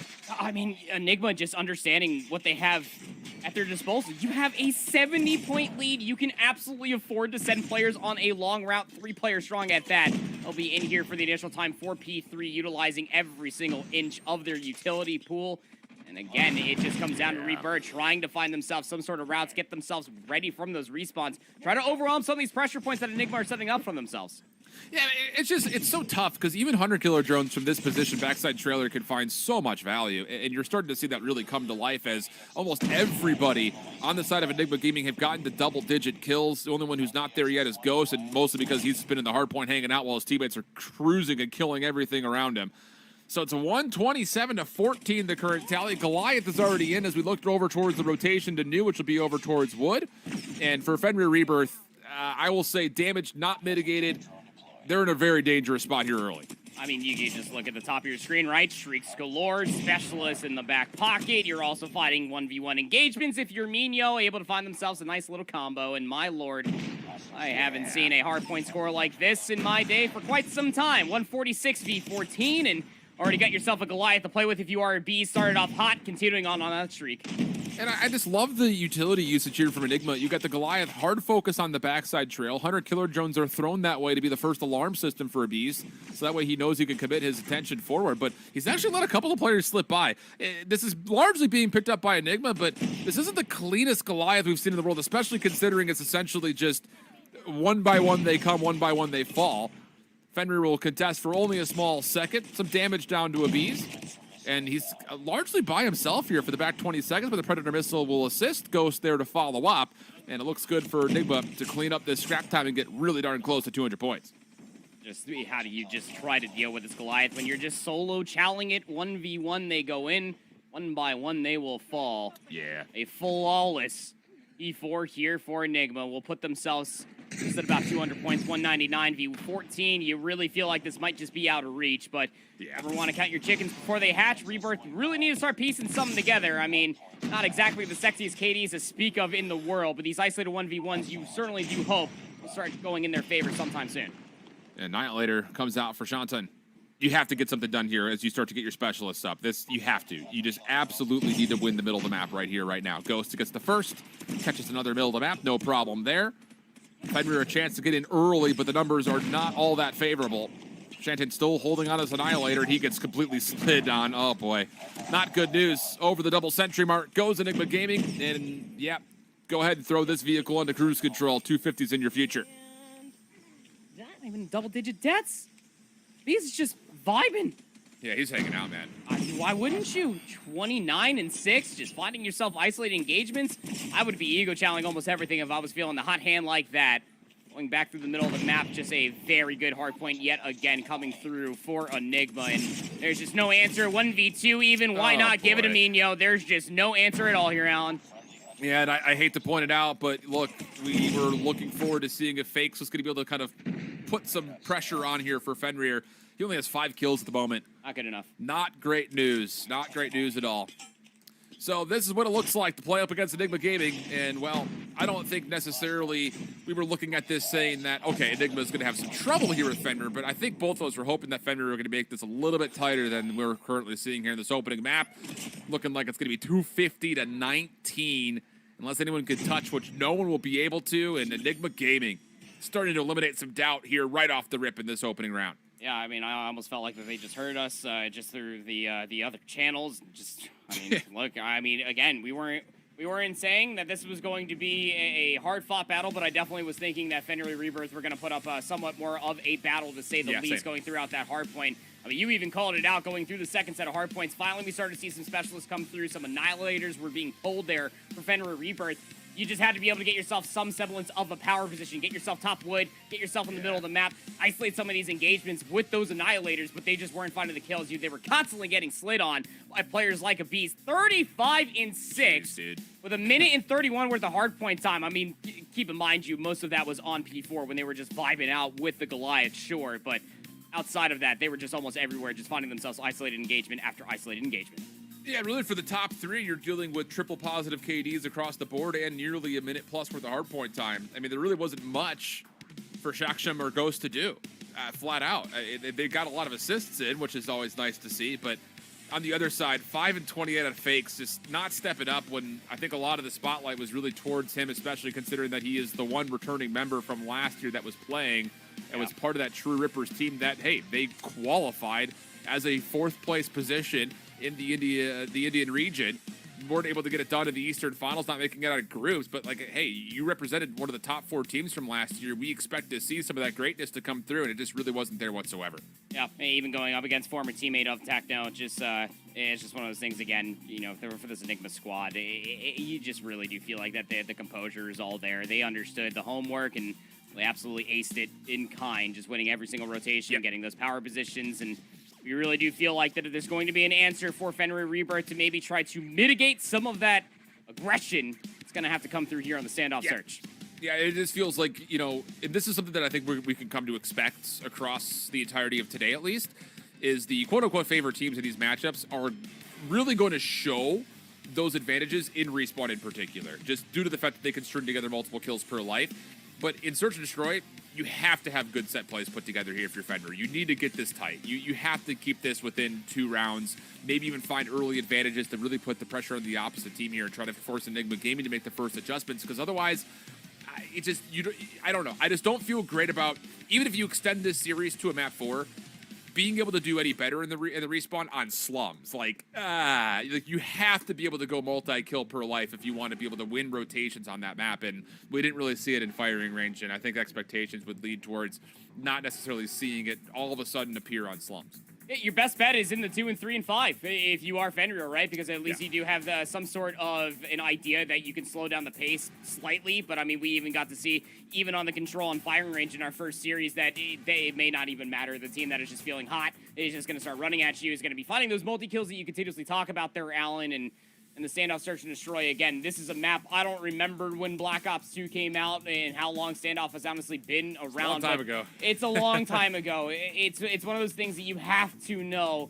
where these power positions are going to be in lie. You have to be able to know where you can find value with your nades earlier on, and you have to be able to work your hot hand for those first bloods to be able to keep the more aggressive team honest. We saw that come through in our first series of the day. There's absolutely no reason why Fenrir Rebirth can't do it here. And I think the thing about it, too, with a map like Standoff, like, hey, sniper rifle gameplay, long-range LMGs could still come out to play here, and control spaces of the map that are going to be key, depending on which side of the bomb you're looking at. Doesn't make a difference. Offense, defense, you control mid-map, you're able to control things like Hotel, and the cross, more importantly, from Granny's to Top Bakery. Hey, man, you can really make life difficult for your opponents, and I think those are going to be the keys here. And who knows, maybe it is just one good sniper. That's all you might need to really get yourself going and maybe try to control flow of the map. Because, I mean, hey, it's a giant intersection literally right through the middle of the map here. So if you could kind of separate the map into 2 halves, your ability to isolate should be high. But, of course, again, we're back onto our theory crafting which we always are prone to do. I think the biggest thing here is you have to eliminate all doubt, I think, if you're Enigma. I mean, we have a clear-cut 2 favorites, I think, for everyone in the region. You're looking at Godlike, you're looking at Team Vitality. Sure. The next 2 teams to qualify, there's more of a question mark around it. Like, this Enigma team, especially with what we saw from Revenant, can Nirvana bounce back? You have to feel like at a certain moment in time, those 3 teams will still find a way to meet each other again to try to get to tomorrow in the first place, because we can't take 5, we can only take 4. You're not wrong there. That's some great usage of numbers, my friend. And yeah, this is, again, where we go back to that conversation that the composure on the grandest stage of it all here in regionals needs to be exemplified here, specifically for Fenrir, right? Because you have to be able to come to grips with it. You just got smoked in that opening hard point. But again, coming into the Search and Destroy, just wipe the slate clean, come in, play your game. Do not allow Enigma to fully take over with that tempo that they were able to exemplify there in the opening map. Have to have it. You just have to. So that's the frame up. That's everything we can talk about when it comes down to the standoff. Search was waiting on the players, and we will be in lobby hopefully very, very soon. Again, just as a reminder, if you joined us here late, Godlike and RDX are currently playing. Let's see if I can find if there's an update yet. The answer is yes. Oh, gosh. Oh, you sure you want to share that? I think we have to, because I just framed it all up. Yeah. Godlike Esports, I just got to adjust myself here to make sure there's something in my eye. 250-7 on a takeoff hard point. That favored Godlike Esport, in case you're wondering. Oh, okay. I was worried there for a second. But yeah, I mean, it's got to be a tough matchup, right? I mean, you come in, you're RDX, so you're good, the 8th man. seed, Godlike comes in. I mean, you're talking about a team that has just been run-of-the-mill, just the best players here in the Indian region so far. It's just almost what we're going to come to expect. Obviously, we don't have any VOD specifically about what they look like in this specific point in time, but showing up there on the takeoff hard point to look like they're getting off quite well.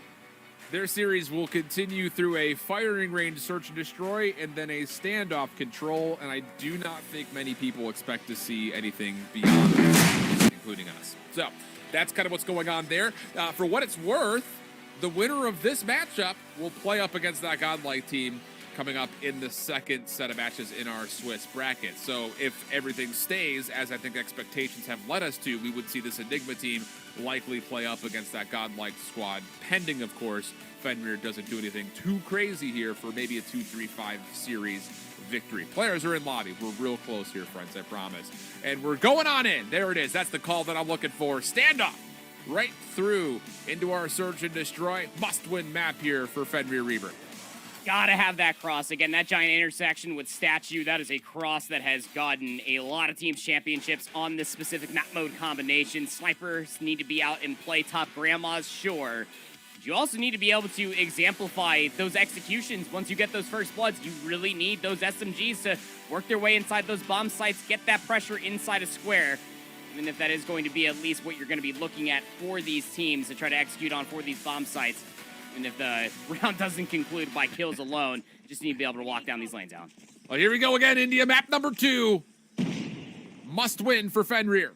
They find themselves on the attack to kick things off. Enigma sniping over towards the A site. And it's a 3-man defensive stack that's also here as they do collect first blood.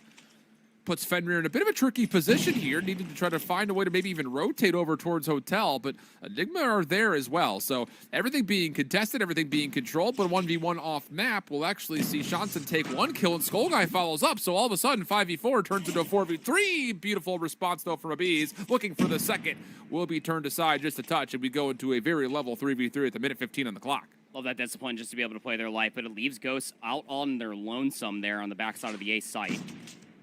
Going to be potentially able to get some information. It's Ignite that's over by that statue that's trying to encroach their way further forward. Still have a minute left to play, and you don't have to get too antsy if you are Rebirth here. Not You're at all. in a 3v3. You just have to lock down these lanes and maybe try to catch Enigma out in one of these unforced errors. And Shantan's actually getting a little bit of a look over towards Delhi. He's shut down immediately upon trying to place an order. Ghost backside tracker.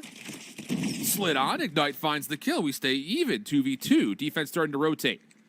Ignite controlling a little bit of space, but wants a little bit of help before the plant comes out, and that will be enough clearance. And they're going to set up for a post plant. Looks like on site with this plant position. Ignite able to get the push through. Do they expect the mid-map hit, though? Because Enigma are double hitting this from the side. And they do lose Skullguy. So now it's just down to Ignite. Bomb is planted for him over the top of the barrel. Sees the first, cleans it up very nicely. And now a 1v1. Repositions, backside tank. Here's the contest. Sees the information with the shoulder. Now over the top. Rotating back, though. Looking for maybe trying to hop onto the defuse here. Trying to bait it through. Here comes the shots. Ignite sees that no defuse here at the moment. Tapping it again as Abies. 13 seconds. Has to hold now. Ignite needs to check this over the top of the barrel. Abies gets scared off the defuse. Now he has to hold it. And Ignite, there's really no reason he loses this. And yeah, good cleanup from Ignite in the 1v2. So well played there from Ignite. I mean, even in the 1v2, yes, but throughout the entirety of that round, Alan, he was playing in one of those key positions that I was highlighting in our pre-podcast conversations about standoff, search, and destroy. Just over by that statue. Such a nice power position to hold for yourself, as soon as the AXQ came through, was zoning away players on the backside of Q. And how about the early sniper pressure? We talked about the setup. Going to have to come through. Maybe following an advantage here for Rebirth. Keep an eye on Skullguy to see what he could do. The B's on the opposite side, going to be countering the snipe. Similar setup here, though, from the side of Enigma. 3-2 split. With Abies largely watching the middle of the map. And for now, Rebirth happy to kind of feel things out. So 5v5. Some shots at least coming through. A little bit different of a forward approach coming through from Shanton inside a top hotel. One player that was able to work their way inside of this specific position defensively, and that was Vex. Just going to be playing on the backside of that alley, just outside of Delhi, along with 2 of their teammates. Enigma's giving away nothing here. Love to see that after what we saw in the first opening round. Second nades coming through, and it's a sniper battle that happens over the middle of the map. It's Abies who falls. Ghostly able to get one back. We go 4v4, but Ignite is able to still try to get a trade position, and they've got numbers over towards A. Defensively, Enigma have to get a rotation on the backside of B. But Mino! Off screen, he gets a double, and the third! How has he done that? Fakes it, would at least get one back, but a punishing play by the sole defender in Enigma. Unfortunately, not caught at all on screen, but Mino, he's done it all. Oh, and they know exactly where Fakes is located. He's going to get crossed up from behind by Vex. You call him a sole defender. I call him the true sole guardian of the AS&D over there. There is just no excuse whatsoever. I mean, he gets triple chowed on the backside of the AS&D. Someone should have traded. I mean, maybe he gets to that double. Then the third comes through. I would hope that Mino was weak. It looked like he was, at least on the UI. Yeah. A big bounce back there after losing the initial round for Enigma on the defense. That's going to feel terrible for Fenrir. You think he should be up 2-0 right now. Abies, top granny window. Looking for crosses over towards statue. Nothing there, at least not initially. Hit marker twice through the brick. Okay. Strong bricks. I mean, are they?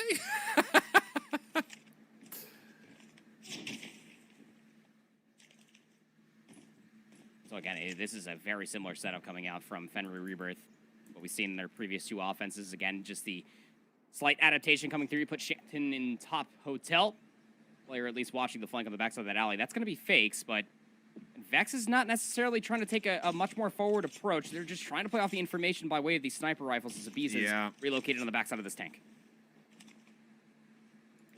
Tough scenes right now as far as how do you get in. Especially as Shocksum's able to find one over towards statue. Abies still watching through mid-map. Doesn't need to give away anything here. Just keep watching over your top of your teammates. Looking for something fence line. Nothing on the jumps. The bomb is starting to make a move. Skullguy looking to try to pick through the windows of Delhi. Nothing up there. But here comes the play forward. Defensively, some space given up here. Enigma cannot actually see this plant. They're trusting that Abies can watch the cross. And as Mino gets a kill over through A, he can now push around the back side of this, and all of a sudden, Fenrir is completely trapped. Yeah, just nowhere to go.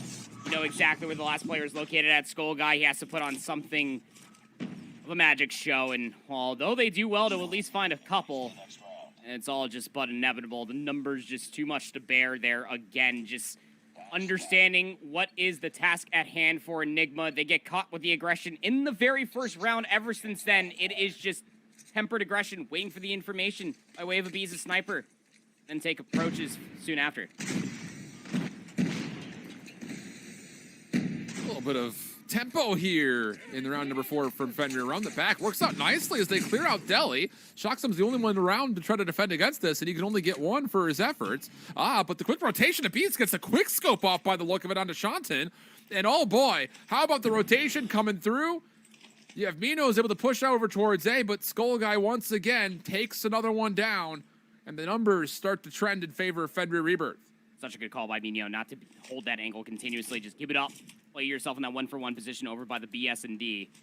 Maybe you might be able to get some help here from Abiz, who is still up top. Be trying to hold on to these angles, and they're thinking that the flank is going to be coming through. Yeah. Nowhere sometime soon. Still a minute left to play, and seems that Fenrir Rebirth are thinking about another rotation and maybe try to get on the backside of Delhi once again.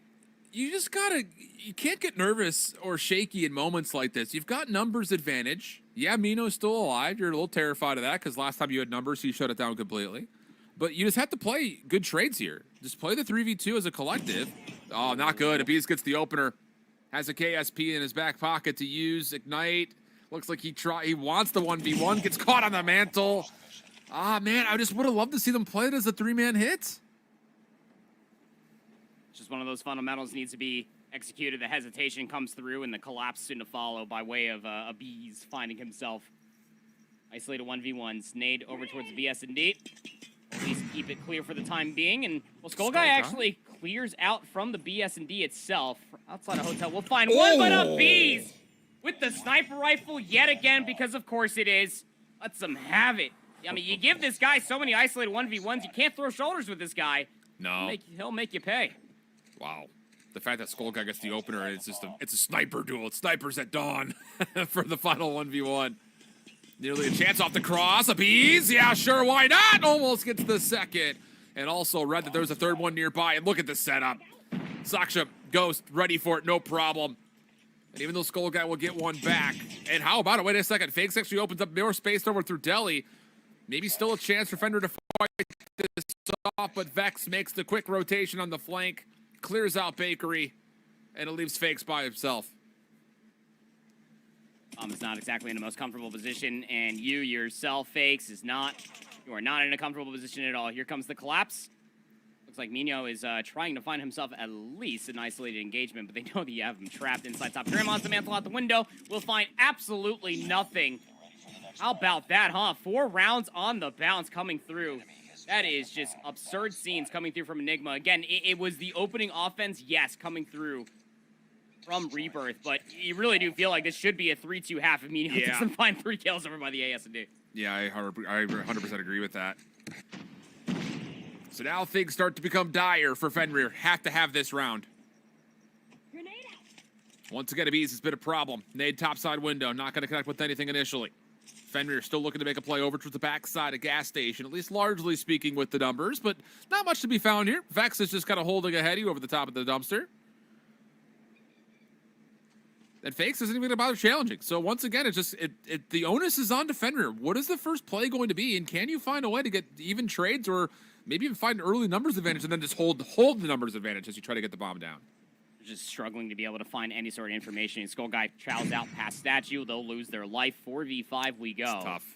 And they know that this is the same default setup that Fenrir Rebirth has thrown at them for about 3 offenses in a row. Yep. And I think the biggest part about this is now that Skull Guy has fallen, he has been the guy to really kind of help get a bounce back into play. Yeah. So you're missing one of your X factors on this offensive look without numbers here for Fenrir. 4v5, 50 seconds to play with. On the jump, Shantan should have seen that. Now, granted, of course, we're staring right at him because he's highlighted in blue, and Shantan could have been looking at something different, but that's what you need to be looking at, is who's playing these little jump peaks. And it looks like maybe some information has been given because Fenrir are hard focused on the jump up as they look to make a move over towards A. Here comes at least that number challenge coming all the way through, but who's on the backside of the site itself? It will be Ghost. He does well to at least find the trade after Mino does fall. 4v2, time becoming an absolute of a nuisance, and the slide shout comes out. Vex lets them have it on the backside of the tank. Again, they just hesitate on the default setup. As you were saying, they lost Skull Guy on that statue. Will have herself a 5-1 half. Sufficiently in the favor. 2 rounds away. Enigma just really good off the adaptations off that initial round. Oh boy. Not great news here for Fenrir. I think a lot of people were thinking maybe there was a chance here in the Search and Destroy. But so far, pretty much empty. Mino, first blood over towards A. Follow-up from Ghost. We'll get the numbers, but Skull Guy backside take. How good has Skull Guy been with this scope? Shuts down the play, puts a bit of a pause here into Enigma's step towards the A site, but 2v3 with clearance, maybe a chance to still get a plant off. And this is the execute that we wanted to see from Fenrir Rebirth continuously, but it's the offense coming through from Enigma, but they're all trapped over here. The collapse soon to follow. Shanton Well done. fakes immediately coming through on the flank of the statue. Those are the things you love to see, and I will absolutely reprise that song. Yeah, Skull Guy with the sniper has been very, very good for this Fenrir Rebirth roster. It just comes down to making sure that they play their life continuously because they are finding a decent amount of value, making sure that Enigma have to stay honest with the pressure. Yeah. Man, Skull Guy's been the X Factor. Has to stay that way, it feels like. Abi's searching for him, wants the 1v1, saying, all right, I see you. Little jump peek coming over the top, trying to see if he can find anything through the fence lines. But once again, passive setup here for Fenrir. Not even getting close towards Cubby at A. Everything's just on the backside of both of these two sites. And, you know, I like the idea. You're still forcing Enigma to make the first play.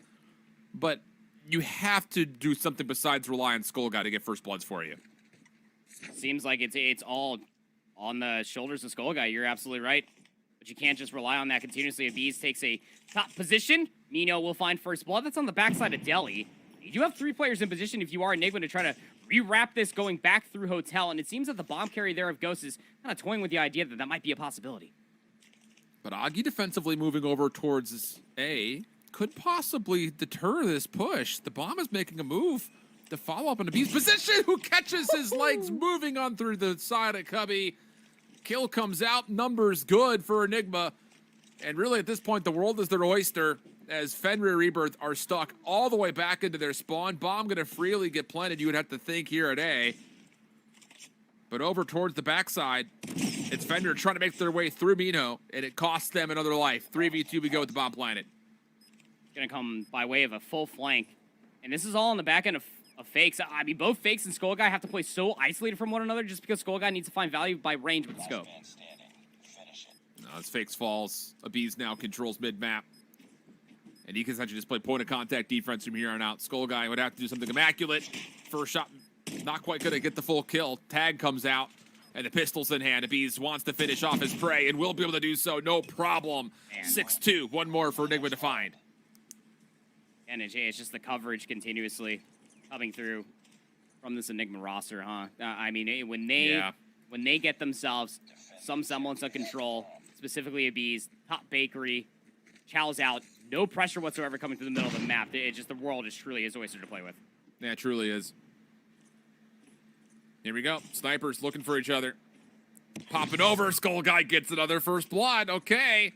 Chance for Fenrir. Try to get the 3. Skull Guy now has a lot of freedom to work with, knowing there's no opposing scope, but Minho once more. Backside over through Gas is able to find another follow-up. So 4v4 we go. Bomb making a move over through Bakery, looking over towards A, and taking a position here at Vex. He's real far forward mid-street. Yeah, he is. Might just be waiting for one player to cross on through, KSP in hand. That might just be the idea. Maybe might wait for a teammate to go top Bakery and give himself at least a bit of an overwatch to maybe get inside of Delhi. And they do have help here. Is Mino. They are feeling the hot hand to go inside of Delhi. I mean, you got rounds to play with. Wouldn't be a terrible call, but you got a minute left to play. Bomb all the way on the backside of Bakery. I have no idea where Fenrir Rebirth are located at. Not good news here. Not good news here. Agi was on rotation. Mino able to take advantage of the exact right piece of timing, and now you've got Fenrir stuck in the back, but Skull Guy still alive. Immediately called upon.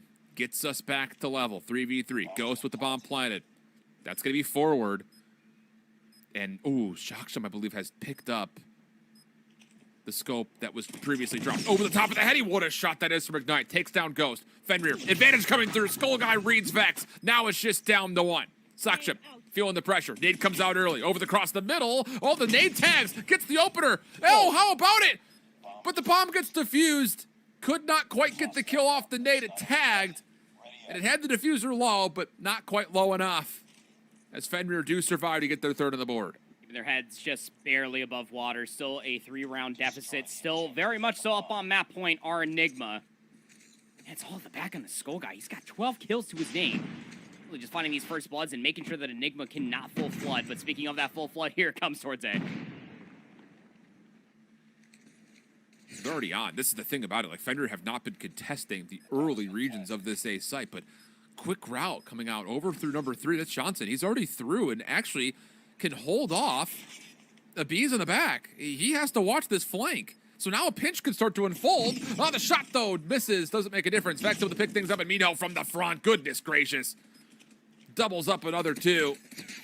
Fakes on the backside. Finishes off 1, but really needed to get the second. So now it's just down to 1. Skull Guy. Of course it is. First shot connects. Over the top of the bomb site. Oh, just misses the shot, and that will cost them the surge. Man, a heck of an attempt at a Skull Guy, but Fenrir missed out on a chance to utilize his early first bloods to find too much success. 7-3, the final score. It's that same hesitation that we saw plaguing this Fenrir Rebirth roster on their offensive rounds. Did end up coming through again on their defense. Just way too much focus, way too much reliability on the back of Skull Guy, again, who's just constantly being that sniper presence, whether that's top grandmas on the balcony, on top of that ladder, watching the middle of the map, trying to keep a bees at bay. And again, as we were calling out continuously, offensive, defense alike, Skull Guy was finding a lot of first bloods. He was finding a lot of kills, period. But when you give up that much space over by the ASCD, any one of these top teams, I don't care what region you are on, are going to be able to read by way of nades, if not by pressure out from just hard scoping in on that angle over by Cube. And hey, there's nobody on the backside of Tractor, there's nobody over by A. Why don't we just 5-player rush over there, leave a beast, top bakery, just watch the cross, and it works out kindly for them. I think the biggest thing is, outside of Skull Guy's ability to find good first bloods, there were 3 rounds that I can think of immediately that Minho found 1v2s or 1v3s, whether it be defensively or right there at the end on the offensive side, shutting down retake potential from the front. He gets 14. Total kills coming through. On the other side, I mean, Skull Guy gets 13, and Fakes gets 9. So, like, the numbers, the kills, they're there. It's just 3 rounds worth of throwing away numbers advantages. To Minho at the top of the scoreboard was the difference maker, I think, on the opposite side here, giving this Enigma team a chance to close this out in relatively comfortable form at the end. Yeah, and you got to see some shades of that firing range HP, right? Is that, you know, when Minho is getting themselves in isolated 1v1s, 1v2s, hell, even that round where they got an isolated 1v3, it's coming out on top of it more often than not. You know, it's something to be said that when your number 1 player on your roster was Skull Guy with a sniper rifle, and albeit I'm here for it, I do love me some good old-fashioned boomstick gameplay. It's just when the follow-up is not there, when you do not have a player with an SMG in hand that is ready, willing, and able to then take that space soon after, you give up way too much map positioning, and a team like Enigma that are playing that much of a faster tempo are just going to gobble that up. And so they did. So with that in mind, next up, Control, Takeoff. And look, man, I'm really curious to see what Fenrir is going to want to do here as far as kind of the compositional setup that they want to run. Wide open map, opportunity to pull out things like LMGs, not just rely on the KSP in every single gunfight.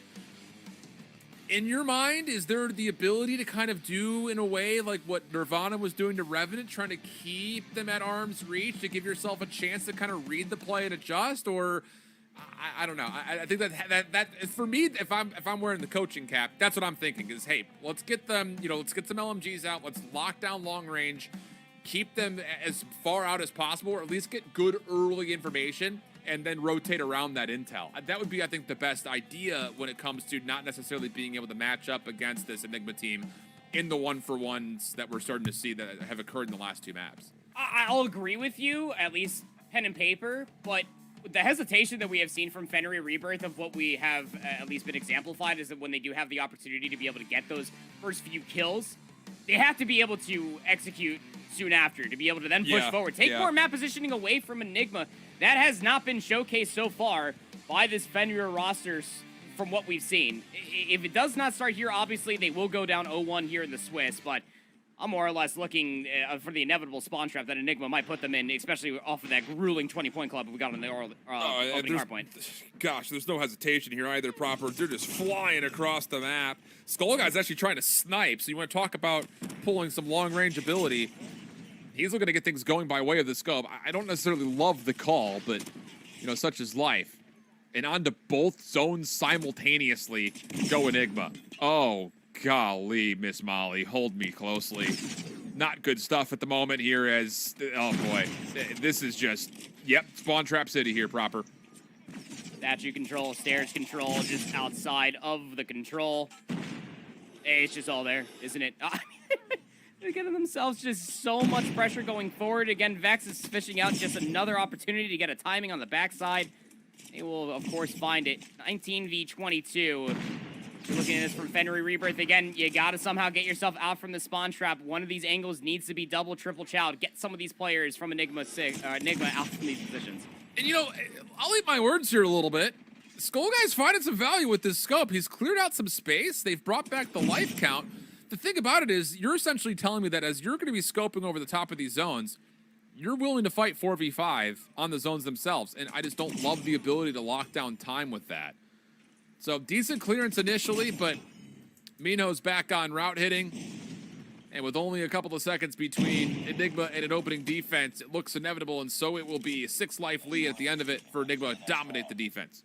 Not gonna lie, it took me a solid few moments to fully realize that that was, in fact, Enigma on the defense, because as you called out in the beginning of the 10 seconds, they were just fully sprinting at Fenrir Rebirth. And again, you got to tip it to some sort of degree. Skull Guy trying to find value with the sniper rifle, but again, the problem still arises that if he's finding picks from range, these SMGs need to be able to find pressure from the front.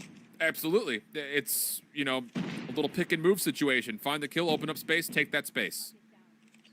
Skull Guy still rocking the scope.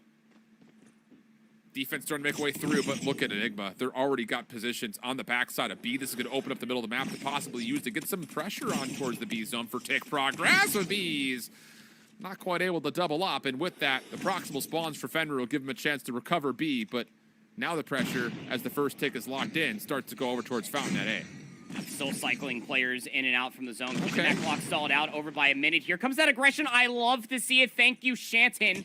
Able to find himself a double kill. Yeah, Mino will be able to trade it out, but you're able to get Enigma off the zone for now. This could start to get dangerous. If you can get Skull Guy to watch this opening cross, you essentially take away 75% of the map, forcing Enigma to have to hit through the doorways towards B, which is currently what they're trying to do. Kills come out, though. 3 straight, in fact, for Enigma. Offense starting to get out of their spawn and towards the zones.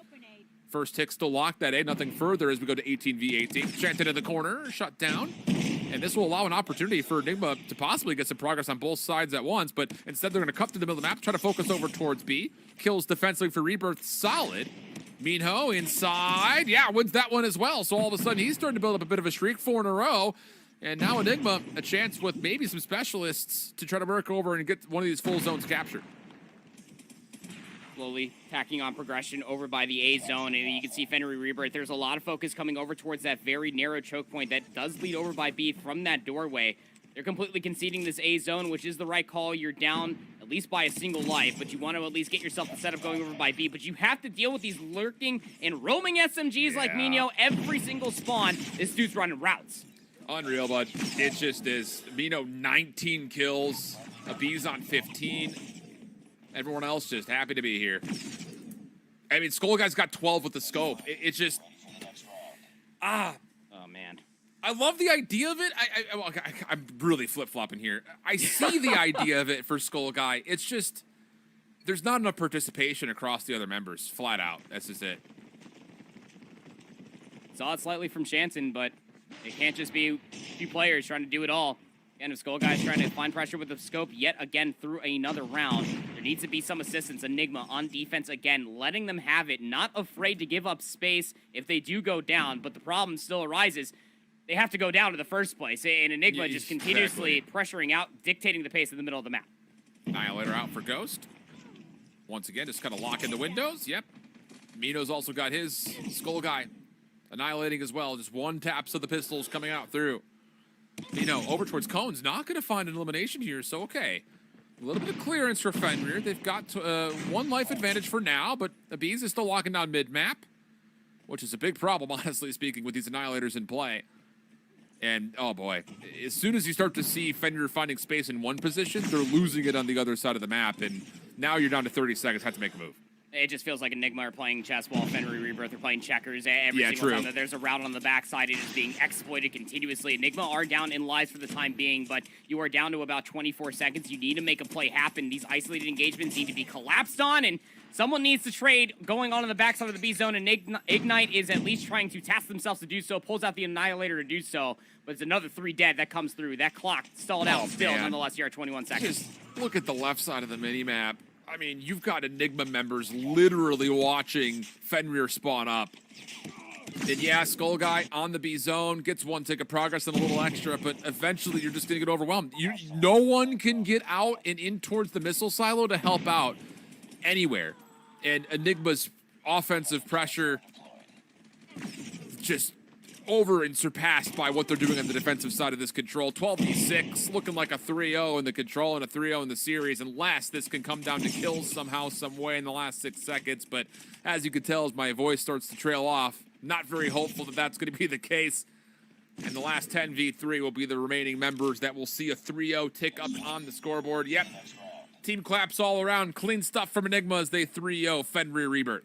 It was just all aggression continuously coming through. And to be completely candid with you, Alan, I'm sure that you're thinking the same thing, that if you're just throwing aggression after aggression, you would almost assume, again, well, if they're just running at us with KSPs, let's try to keep them at an arm's length. The issue is that when those trades continuously came through, you always had one lurking player with the KSP in hand that is then taking a further forward position. By that point, if you're looking at it from Fenrir Rebirth's positioning, they were setting about 2-3 players at a time to deal with one player that was inside their spawn just to get out from that spawn trap. By the time that they were going 2 for 1 even in that stature, here come the respawns continuously from the other side of launch. It just always felt like that it was always just a one-dimensional hit, a one-dimensional retake coming through from Fenrir Rebirth, and Enigma, again, exploiting flank after flank after flank. Yeah, tough scenes all around, honestly speaking. I mean, Noah Bees, once again, just dominate from start to finish. Flat out. Straight domination from those two. So that will take it into the conclusion of our Swiss bracket round number 1 update, because I know you guys are curious about it. I'm sure you are, because, I mean, come on, a lot of you guys are wanting to see what Godlike Esports could do. We revealed the hardpoint scores when that map had finished. 250 to 70 was the takeoff hardpoint. 7-0 the Search and Destroy in firing range. 3-0 the control on standoff. So with that in mind, that now means that Enigma will have a date, very aggressive date, you think, against Godlike Esports in the Swiss round 2. And on the opposite side, of course, with Revenant taking down Nirvana, they will be playing up against Team Vitality. That and more still to come on the day. Again, we've got 8 teams. Only 4 can make it to tomorrow, and out of those 4, only 2 of those can make it to stage 5. A lot of prize pool money on the line, but of course, representing India at the global stage is what all of these teams came here for in the first place. And we'll see who will be one step closer to possibly doing that when we come back after the break and we enter into our second round of Swiss action right here with COD Mobile India.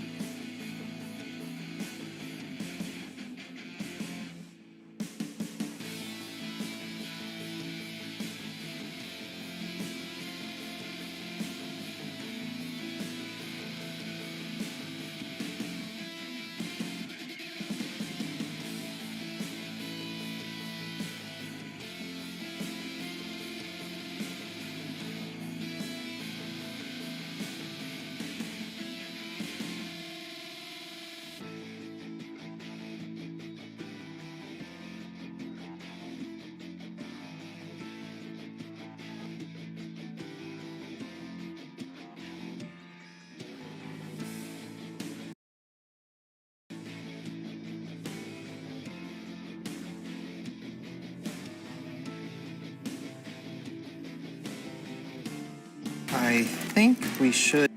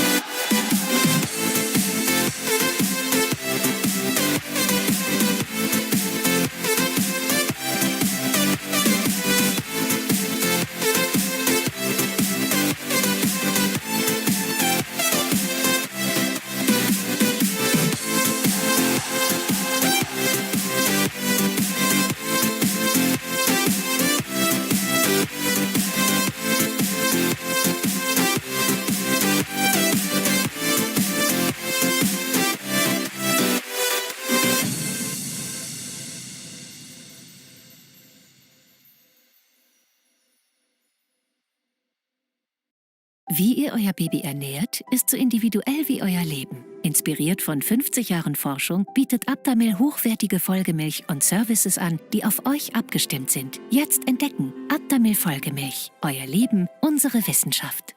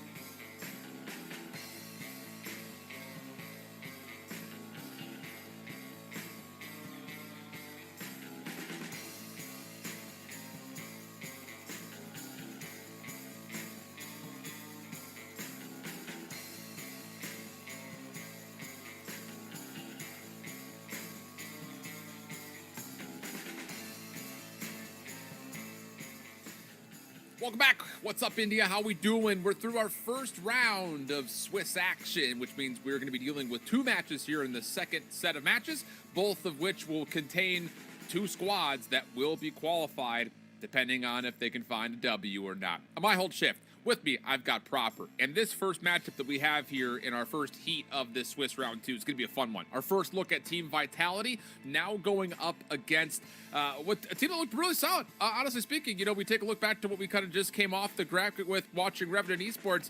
Hey, man, they looked solid, they looked good, and maybe there's a chance here. Yeah, I mean, there's always going to be a chance, surely, right? Because this Enigma squad is certainly offering what we have come to expect from this Vitality roster, a roster that is mostly the core of what we did see from regional finals here in India just last year. And that's going to be the pace setter, specifically. Who's going to be able to outpace the other? We know that each one of these rosters do love the run and gun strategy to be able to get the upper hand, especially through a best of 5 map set. It'll be quite telling to see how they do stack up against one another when the other is trying to set the pace higher. Should be an interesting one, that much is for sure. And then, of course, Godlike Esports and Enigma, the other 2 teams that have made it into this point. Again, as mentioned, you kind of see it there in the 3rd bracket worth of Swiss format. You win this one, you go 2-0, you qualify into tomorrow. If you lose this one, you have a last chance. Got to get to 2 wins before you get to 2 losses. And, well, you lose this, you'll be playing up against the winners of either I2K Elite and Nirvana or RDX and Fenrir. And I will say, I think, you know, it's bad news bears to be in that lower bracket, or that 0-1 category. I shouldn't say lower bracket, that'd be confusing, but that 0-1 status. But for a team like Nirvana, who put up a pretty good showing versus Revenant, maybe there's still a chance to work things through and sneak into that top 4. Yeah, I mean, I think that's what's going to continuously be the narrative for us, specifically here in the Swiss day, right? Is that, albeit, yes, they are the lower seed. This is almost how we did expect these opening matchups to unfold for ourselves. There were still a lot of good bright spots for those lower seeds to showcase what they do offer versus the tops.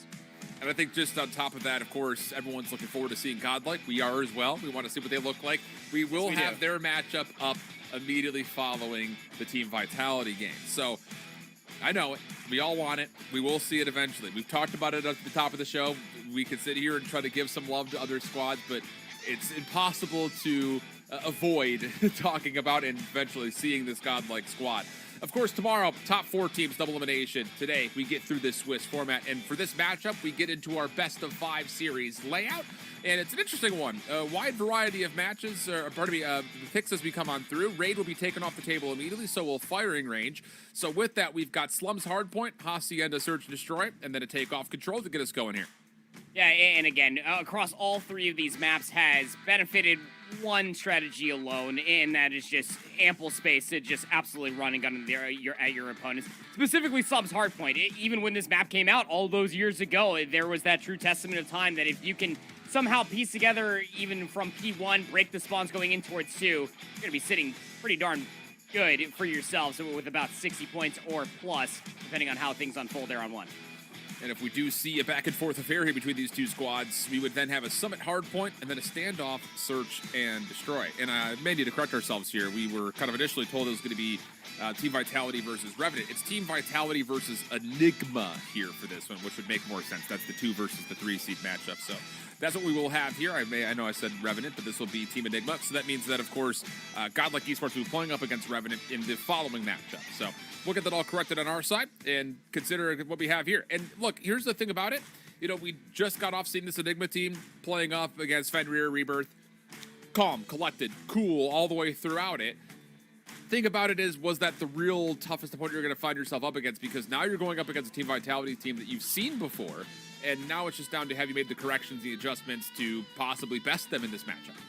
Yeah, consider it. I hate that the way this is going to come across. I don't mean this in any condescending way, but it's a little bit more of a warm-up, right? You know, you 20-point club there on the Firing Range, Hardpoint versus Fenrir, Rebirth.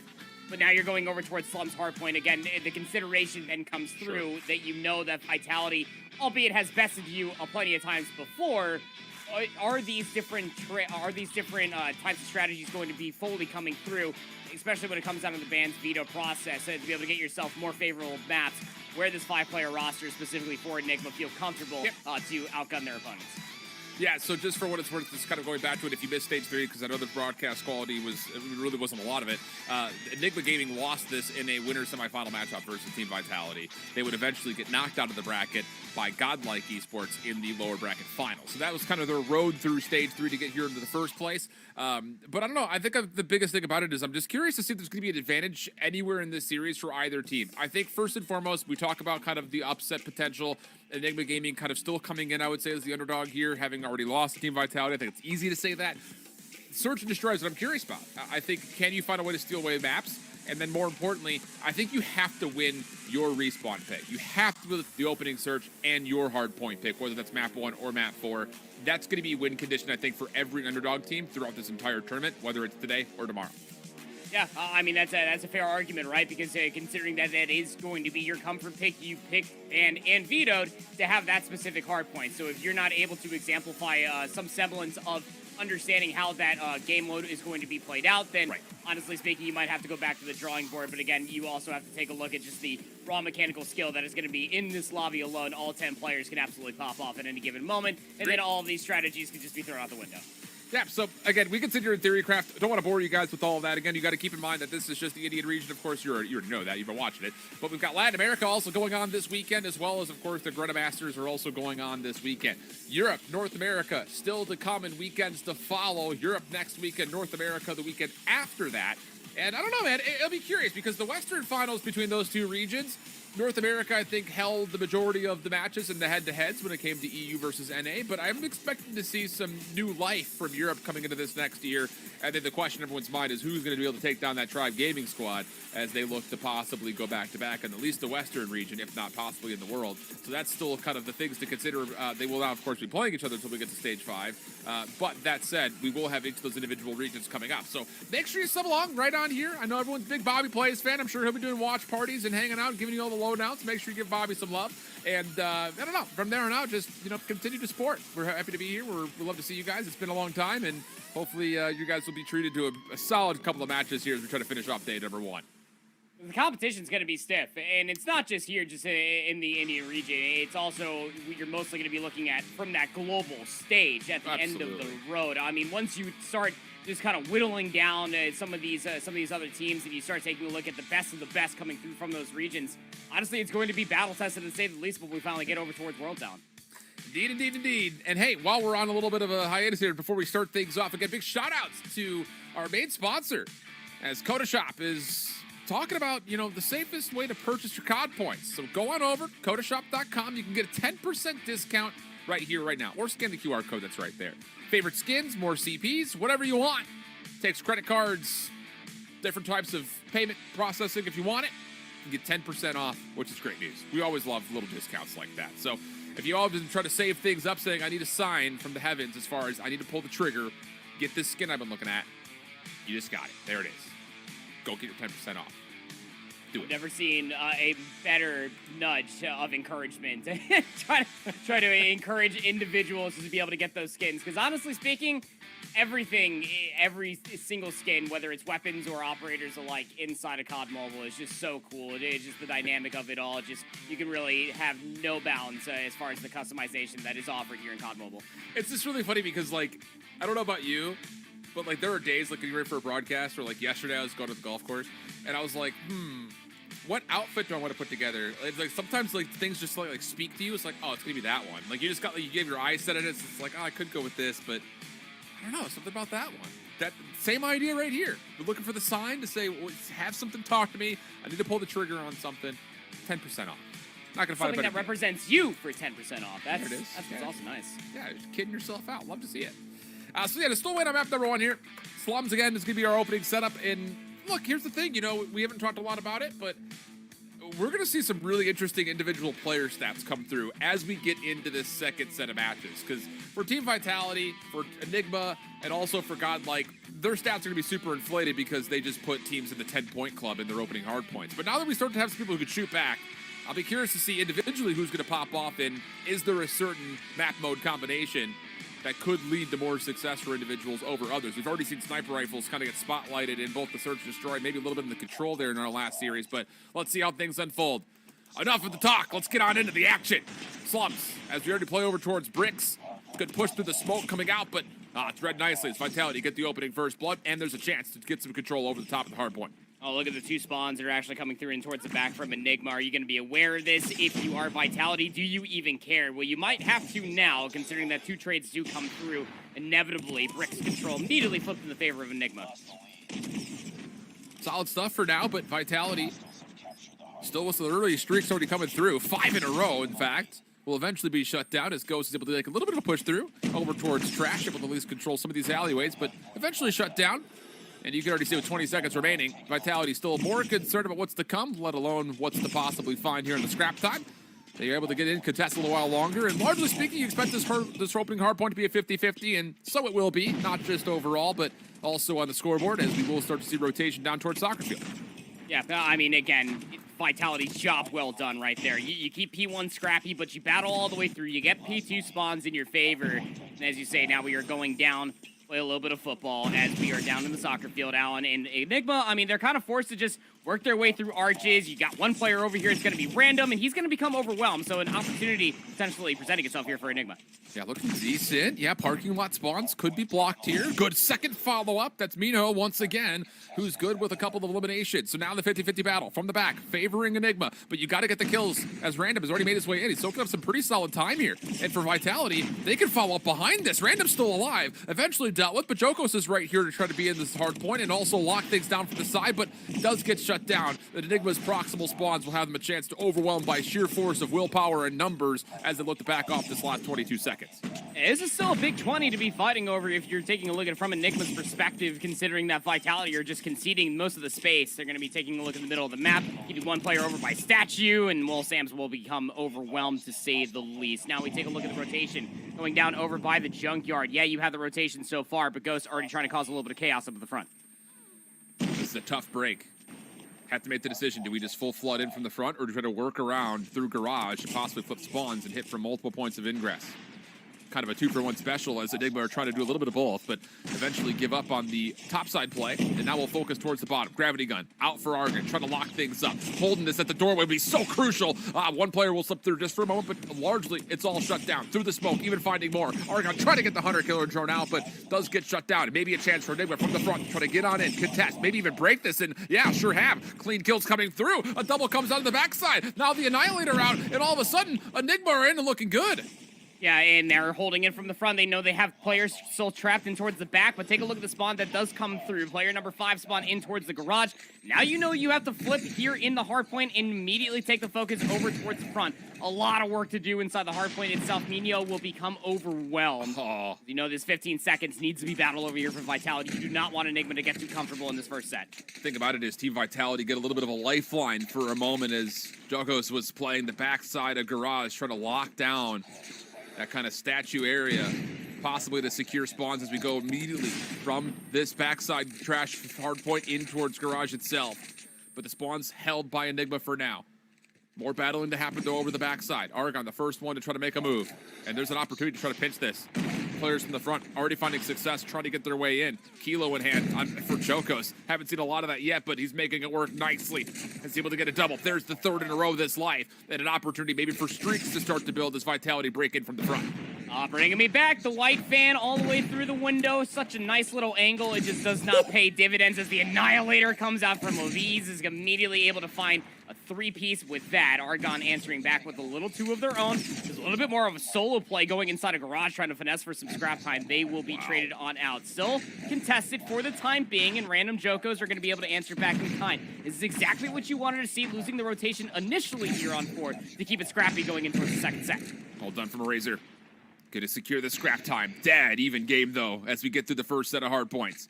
And you look down towards the map, take a tally of what's to come. Not only is it going to be first hard point control here for Enigma, but they've got the favored spawns as they would like to back up immediately into the second hill. So an opportunity for Enigma to try to get some control here. How do Vitality break through this?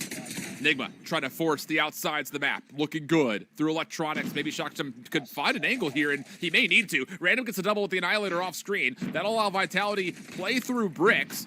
And the kills are still coming, honestly. Random's able to still piece together players, and all of a sudden, Enigma, who had a great setup, have been completely foiled by Random, who continues to get kills. Can we get this guy on screen? Yeah, I mean, he's just going on a complete rampage, even calls in a little bit of a streak use. He's going to be able to find himself, too, with the drone. And, yeah, I mean, this is just pressure beyond belief. Almost shades of what we did see, especially from that opening rip, right? I mean, Vitality just slowly chiseling away at that P1 hardpoint, keeping it scrappy, but they know exactly what they're looking for. Keep P1 as scrappy as you like. They want those P2 spawns, and they're going to be able to get it. And the thing about it is, if Random going on that spree, he could call it a Goliath whenever he so needs to. This could be a huge moment for Team Vitality, re-winning the spawns, still finding gunfights through the middle. The Predator missile called in from Random. 100 killer drones possibly to follow, but Abiz is still alive, but only for a short time. Kills will come through. Clearance now gained. Second hard point about to open up, and it's all yellow as Team Vitality are all over the hard point and as well, dominating over to the front side of the point as well. 29 kills for Sam's, 20 for Random. He even pulls himself out. A nice little vortex gun here from Oregon, but doesn't exactly find the utmost value, but actually favors to pull out the Goliath. This will keep things anchored out. And well, now Enigma, they're not exactly in a comfortable position. And as you say, they get overwhelmed from that Goliath itself. A much needed break and overwhelming pressure from the back. Get Enigma into the hardpoint. Too much focus for Vitality on the front side of the hardpoint through electronics. Enigma run through backside pillars. They isolate, they win spawns, and the only thing left standing on the hardpoint is the Goliath, which just gets chewed up. So now all of a sudden, what should have been a massive advantage for Vitality is turned immediately against them. Scrap time starts to come through for Enigma. Gravity gun out for one player. And now it's just down to, can you get this on rotation? Vex trying to make an early round. Met by Jokos on the front side, looking for the double, but shut down. There's an opportunity here for Enigma to possibly put some pressure on spawns again. You've got Vitality spawning old, Enigma spawning new. It's a 30-point game, but there's an advantage right here for our team in blue.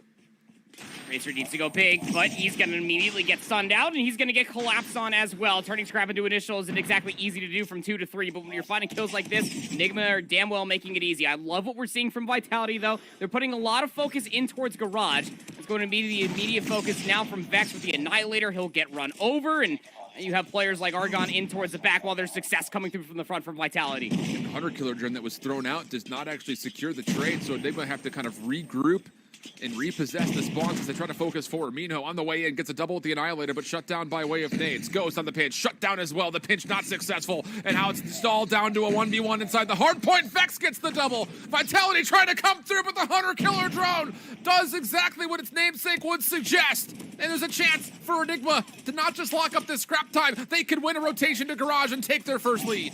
They have those spawns for Garage as well here, Alan, and you're forced to fight for the scrap if you are Vitality, but you also have to take a focus from Statue past Graves going in towards Garage. It's a one-dimensional hit, mostly coming through from the front because the flank is more or less locked down here from Enigma. Oh, Enigma deal with the first two contestants from the front side, also watching around the back. As Sams is trying to work his way with the Annihilator on the full flank. Jokos from the front only gets one, nearly a chance at a second. But watch out through Laundry. Vitality starting to spawn close. There's a chance that they could possibly win these backsided spawns. They're already blocking. There's a chance for the flip to come through. Enigma, they're bunkered up on Garage. Reinforcements trying to get there. Cover of smoke to allow some players to assist, and the kills will be there as Enigma repossess the hill, and in the same moment, flip the spawns right back. Spawns flip the lead. There it is for Enigma. They'll take the lead in this game, but the hard point very much so still contested. You have players trying to make an argument for the Sams, who is up to 30 kills to their name. Still constantly trying to make an argument to maybe try to contest for some of the scrap time, but you don't want to overinvest yourself. You want to make sure you at least keep bricks in your favor. The last gunfight will ensue. It will be Vitality that are able to win the scrap time, but it was a little bit of a flank that came through from Enigma. They understood what needed to happen. They'll get the favorite side of the map yet again ahead of another set of hardpoints. And Abiz has got himself locked in. He's got a really well-placed trophy system to stop any nades from contesting over through bricks. He just has to throw his shoulders. Eraser trying to do what he can, do work his way back through. Gets the first, no problem. KSP still being held though by Vex in a great spot as mentioned. Smoker trying to cover, but he actually exposes himself too much. Joko's now a chance with Eraser to possibly push through this brick side. Enigma right back into this game, trying to tie it up at 202. 100 killer drones go through. Not really finding much value though, so it's just down to who can win the gunfights in and around the statue. Abiz could do nothing. Vitality with the numbers as they start to push across the map, looking for a flip, and how about Argon once again through mid-map? Will be able to find himself a double, and it's Vitality in the hill with still 25 seconds to play. This is still a lot of time to be soaking up over by P1. You know, Enigma needed to at least send one, if not two players to try to finesse it, but one player goes in. They will fall. Blue control in favor of Vitality. Also taking a look at the Cafe. They will flip the spawns ahead of the P2 rotation. 10 seconds to left. The battle over. 20 seconds needed for the win. Sasha can do nothing. So 200 to 230. But there's still a little bit of scrap time to fight for. Enigma are coming by way of just essentially 1 by 1, a little bit of a convoy through the middle of the map, but Vitality have lost a number of players. Sam's looking to double up, trying to clear out the initial time here at Soccer. Also on the backside, but he's completely concussed, could do absolutely nothing. And now Enigma from the front, they've got the numbers. Argan, he's trying to clear up space, gets the double, one more around the corner, trying to find him in the side, but no, not going to happen. The spawns, though, still good for Team Vitality. They will re-clear. Enigma need to find a way to get back in. They're trying to hit from multiple points, and the nades are starting to land. No trophies were able to get down into the hard point. Vitality are once again bounced out, and we're still seeing an extra life here for Enigma. Does get deal with those, so you know it's mostly going to be coming through from the front, but you got to be able to get these players off the hard point. Otherwise, you're going to be stuck in a nasty spawn trap. Nobody's trying to flank all the way through arches. This is mostly all coming through from the back and from the front as Enigma are constantly just assaulting the hill. The utility usage from Enigma has been perfect.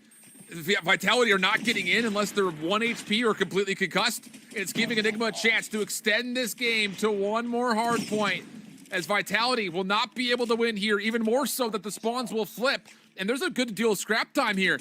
Sam's wants to go back to the play. Big 1v1 is able to win it, but is immediately shut down in trade form. So we go over towards Trash. Oregon's the first one there.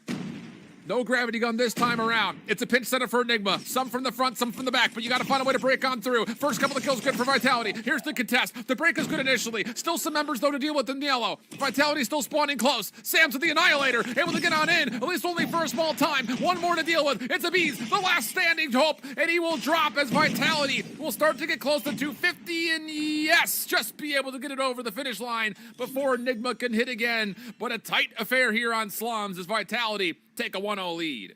It really does say a lot how much pressure Sam's was truly bringing to the table, and we'll see the stats about how much he truly was bringing to the table. 53 kills, my heavens, that is Slums in a nutshell. But even more so than that, it's just that opening kill with the Annihilator pull going in towards 3. That hard point from 3 to 4, historically through all the hard point sets that we did have, was so good for Enigma, but breaking it from the front by way of an Annihilator forced all of Enigma to take a keen focus inside of the Junkyard from there on out. The Flood soon to follow. It's just, you didn't even have to worry about nades at that point. It was just the guns with the overwhelming pressure from the front of the hard point was just so good from Vitality there at the end. There is a hero in this game, and his name is Sam's. 53 and 31 with 15 assists, nearly 7,000 total score, and a minute and a half at the hard point. Unbelievable stuff. Right behind him, though, I got to give a lot of credit to Argan. He made some great calls of when to pull out the gravity gun, and it worked out nicely through Trash, and even at the end there, kind of near the scrap time around Soccer, that allowed that key time to start to come through, because there were moments where, honestly speaking, from the front, Enigma were pulling off miracle plays, it felt like, just by looking at the minimap overall as far as who was where. So, hey, Vitality, good stuff out of Sam's and Argan in those key moments to get yourself over that hurdle. Jokos as well also had a great game, 32 and 24, just kind of playing the route man role as he had 14 seconds of hill time. It really does say a lot when you're looking from top to bottom just how much Vitality heavily outslayed their opponents of Enigma. But this is what we were talking about quite some time ago here on this very broadcast about the fundamentals that need to be exemplified for a lot of teams, even in a chaotic map like Slum's Hardpoint. How well Enigma were doing it, just making sure that they were constantly getting themselves those favorite spawns going in towards another set of hard points. I felt like I broke a record. I always ended up saying that Enigma had those P2 spawns in their favor. Yes, they got broken up more often than not, but their rotations and their resilience, being able to fight for scrap time there on 3, and then still holding the spawns and control most of that contest over inside of P4 is the sole reason why they kept that within a 14. Oh, man, we got ourselves a series here, Proper. This is awesome. And I'm telling you, here's the thing about it. You got to keep in mind, like, I don't want to bite off more than we could chew right here because we're still in day 1, but this is the number 2 versus the number 3 seed at the moment, and we can only take 2 teams from India to stage 5, so woo, we're in for some bangers this weekend. That much is for sure. But we don't want to bite off more than we could chew. Otherwise, we'll be sitting here just completely stuffed as far as our appetite is concerned. But we're into map number 2. Hacienda, Search and Destroy.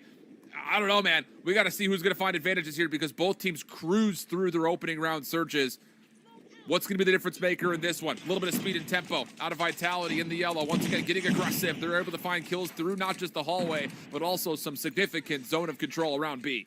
Oh man, Vitality just continuing on with their devious ways. They know that they outslayed their opponents and they're bringing it here, finding the opening two. All 5 players still alive. Argon's gonna drop the rock. Got players inside a Lambo. Now it's just about making sure that nobody works their way through the middle. Yeah, this is going to have to just be individual pressure from Enigma from really every single side, trying to catch someone off guard. As Jokos gets the first onto Ghost. The read-through garage is good for Random, and the last player left alive will try to run back towards Bar. We'll get away, but it's a bees with a sniper rifle and a 1v5. I've seen crazier things in my day, but not to happen here. Just hoping for at least maybe a 3-player lineup. Get that collapse. Yeah, I mean, it's just the sheer gusto to immediately hit over towards B. And you see how fast they set up that tried and true post-plant setup? It was just picture perfect from Vitality as an offensive round. Now we'll see. Will Enigma try to respond to that opening tempo that we saw from Team Vitality? Play down low this time. Vitality looking to get some U control. Argon by himself, though, with the bomb, will be forced out. And Ghost on the backside of this play gets another. So all of a sudden, Enigma's defense holds control, not just over the site, but more importantly over the bomb as we go to a 4v2. Jokos here with the 50 cal. It's very tough. Immediate information, you should know where they're coming from. Lurking in the corner is Minho. Almost is able to get the snap towards the second, but that should be the communication. Last player alive. Essentially on the backside of Office. You don't have to do anything for about a minute plus here if you're Enigma. You got the bomb down. You just need to continue on with your A control. Yep, 100%. Don't let this get out of control. Eraser's been red.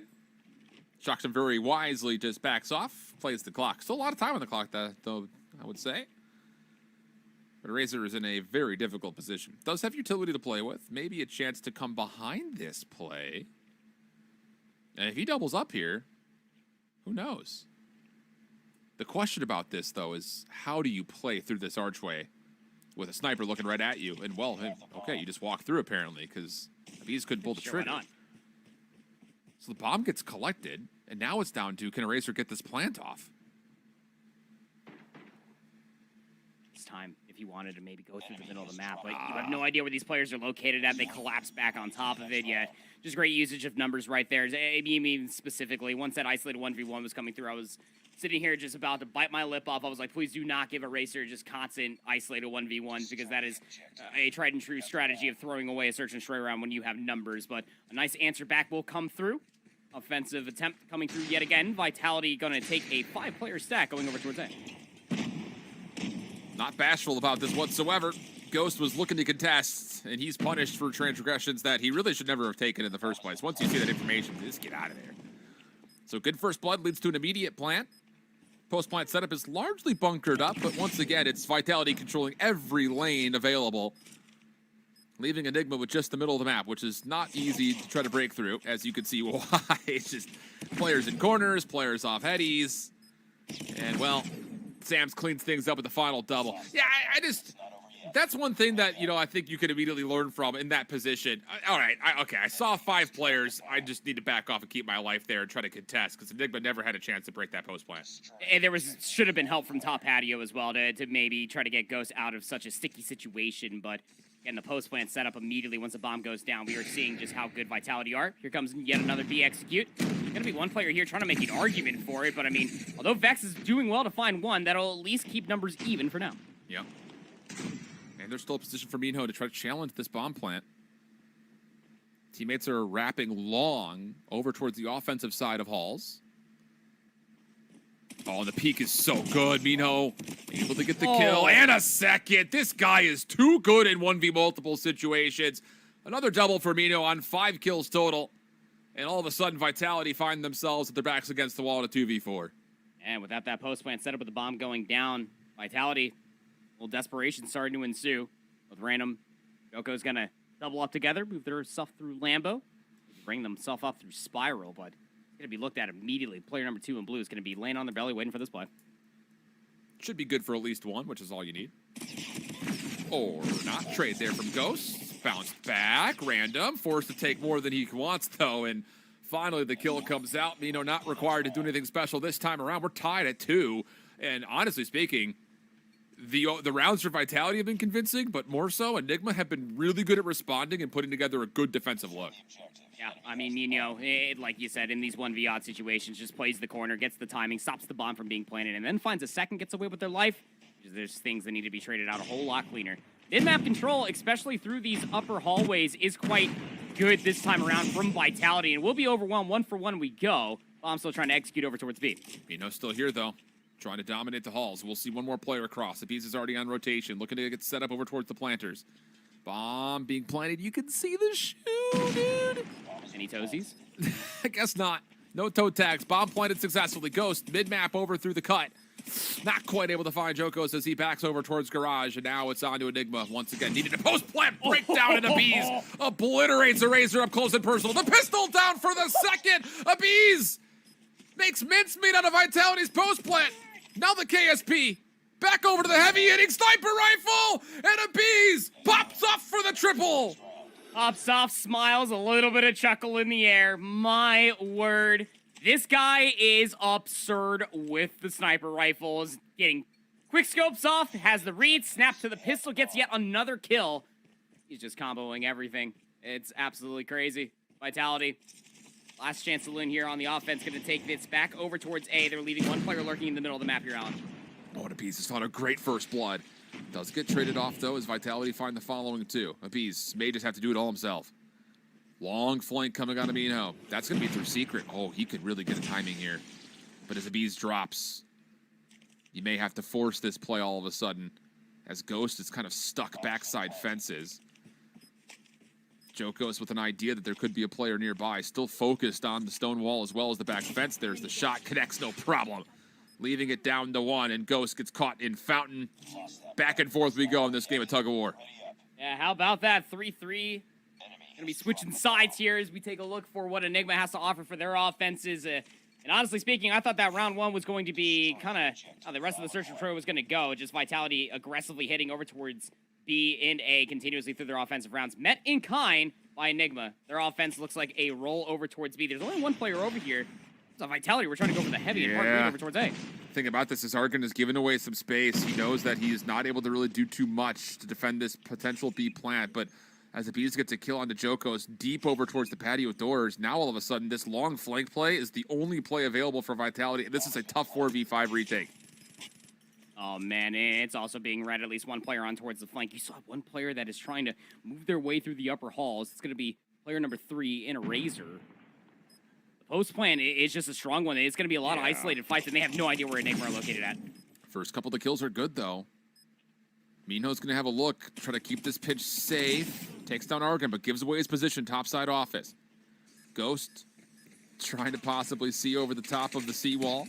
Eraser over the top of the bomb. Good help from Random. One more nearby, and Vitality, they've cleared off maybe enough. One more player to find. It's Ghost lurking in the waters. The kill comes through. The defuse is in, and there's more than enough time to secure it. Vitality takes the opening defense with a great post-plant retake. Yeah, that is just crazy. Again, they had little to no information where Enigma were located at in their post plant, but just by moving their way through the upper halls and then being able to isolate these players, they take it back what almost looked like with relative ease. Flank play didn't actually pay off. Here come Enigma for a second offensive attempt. This time, a lot more resistance over by the BSMD. Oh, yeah, and they're going to find first blood from Eraser, plus a follow-up out of Samson. Oh, no, for Enigma. It's all gone wrong again. Jokos, Sams, Argon, all getting involved.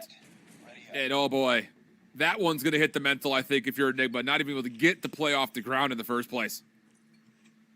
And you do feel like it's going to be a move over towards A for this offensive attempt. A little bit more of a focus through the middle of the map. And yeah, if you're Vitality, I mean, this is the easiest read in the world. Send players in the middle of the map. No need to go over towards B. Enigma have not found value over here. Pre-fire shot from Jokos actually nearly catches timing onto Abiz, who was trying to contest him over through the fire hall. Vitality moving pretty aggressively here through A. Ghost with the bomb has gone prone behind the well, just trying to stay alive through the incoming nade spam. And Vitality are taking this as a cold read. They're saying we didn't hit anything off nades. We haven't seen anything through A. So we're going to take the majority of our defense and focus it on a retake towards B early, but there's nobody here. It's just the B's watching in the mid-cross, and that's a great first blood for Enigma. A little slow-tempered tempo here, and it's working out for him early. Yeah, really. It is. I mean, Vitality are trying to get the information the hard way by just trying to get control of these power positions. They only get information maybe on 2-2. Know where B's might be at with the sniper rifle and nade over the top. Be able to find much of anything at all. But still, this slow roll over towards A needs to be happening eventually. You still have a lot of time to play with, and you still have the numbers. I love the fact that Enigma are essentially doing what Fenrir was trying to do to them. Just play slow, force mistakes, punish. And so far, so good. At least to get the first blood and create some doubt. And, oh boy, Minho's timing here through office could be great, but Jokos checks his back. Chasing shadows isn't going to work out this time around. 4v4 we go. Bomb now needs to make a decision with only 30 seconds to play. Looks like the rotation's going to be going over towards B, but unbeknownst to them, there's going to be one player that's trying to flank the flank. Going to be player number 3. It's a Razor, but it's red. Numbers in the favor, again, of the offensive team. 4v2. Bomb should be planted here at B. Oh, look at the focus that Shaksham is pulling this defense towards him. Yeah, safe plant. And now questions in this 2v3 retake. Where are they going to set up the retake, the post plant in the first place? Oh, Jokos gets a great read here. That was onto a B's. But the sniper has repositioned back towards garage, which is where this entire post plant is largely set up. First alarm system here will be number 4 in blue. Snipe not going to hit for Jokos. Now to the KSP. These are tough gunfights. Have to find a way to break through this, though, and the B's is going to deny. Nades on the way through. Good shot from Jokos. But this will be a 1v3, and there's really not enough time to do this. Hoping he could find something on a corner. Comes to check, and just absolutely crossed up. Nowhere to go. Brilliant response, though, by Enigma. Yeah, fantastic stuff. Again, where the read was coming through from the retake, it's just as mutual for the post-plant situation that you do see one player coming across on the backside of arches, and then you immediately just try to take a more keen focus through the middle of the map, especially through that narrow choke point. They were right, both players there at the end. And it seems that Enigma are quite enjoying themselves with the slow roll of an offensive attempt. Vitality not trying to have much of anything at all. They thought it was going to be an aggressive hit over towards B, and they were wrong. But what do you do from this position? Because we've seen this before, this 4-1 split, leaving Argon by himself at A. Abiz, once again, very patient in nature, looking for something to cross over to the patio doorway. It's a big position to have the early peekers advantage on. Minho making sure nothing's hitting the flank too far forward, and now it's kind of Vitality saying, we've got the positions we want. No need for us to overextend. You come to us. Oh. You got players that are playing a very forward corner, 2 corner positions that could deny, but player number 4 in yellow just has to collapse on this play. I mean, Eraser will find first blood, and I mean, now you just don't have to move if you're Sams. Oh, Vax misses a key opportunity to find a trade, and that now swings back towards Vitality's favor. 4v3 we go as Saksham's able to find one in response, but Argon through secret shuts down another player topside fire halls. And the Bees is going to have to once again be called upon. He's got members all around him and does not expect Sams to hit the jump up. So 1v3 situation. Ghost the last one left. The only benefit is he does have the bomb to play off of, and he's got a vacant A site. He could get this down successfully here, and he will. You go from there, though, Alan. You almost have to assume with where this bomb is going to be planted, he's going to play on the backside of these fences. Yeah. This is 100% going to be off of timing. Maybe he can isolate 2 of these players and then play against the timing of the bomb detonating. He does have a nade, so playing through archway is okay. Believe he did just see Sams. Was that information mutual, though, is the question. Doesn't seem to be, because Argon from the back is not here yet. Goes prone. The first is good. Could not quite get over to the well to use the heady. So Sams will put him down, and Vitality will be on map point.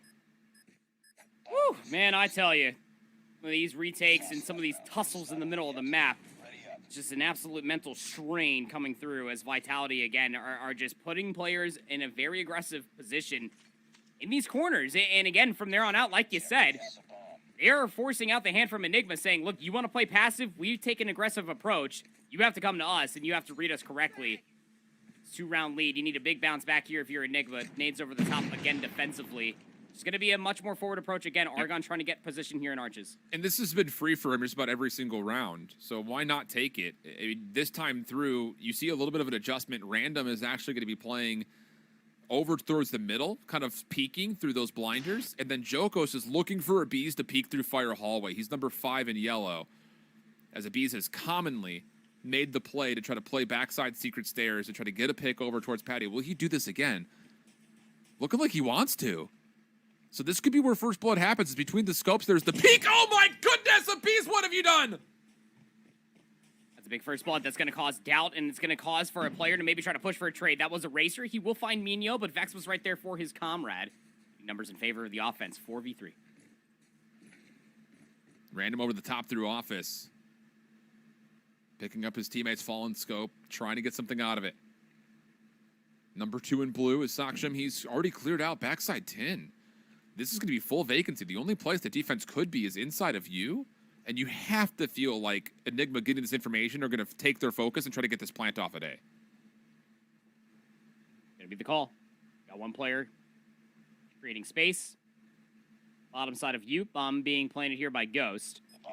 This is going to be a very isolated retake. I mean, both players for Vitality heavily separated. Yeah. And Argon just missed the timing as he kind of was in between both sets of duos here for Enigma.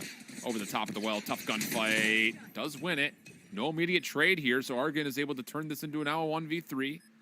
Time going to be a big opponent, though, as it gets down to 23 seconds. Stuns and nades not going to land. Argon now through you.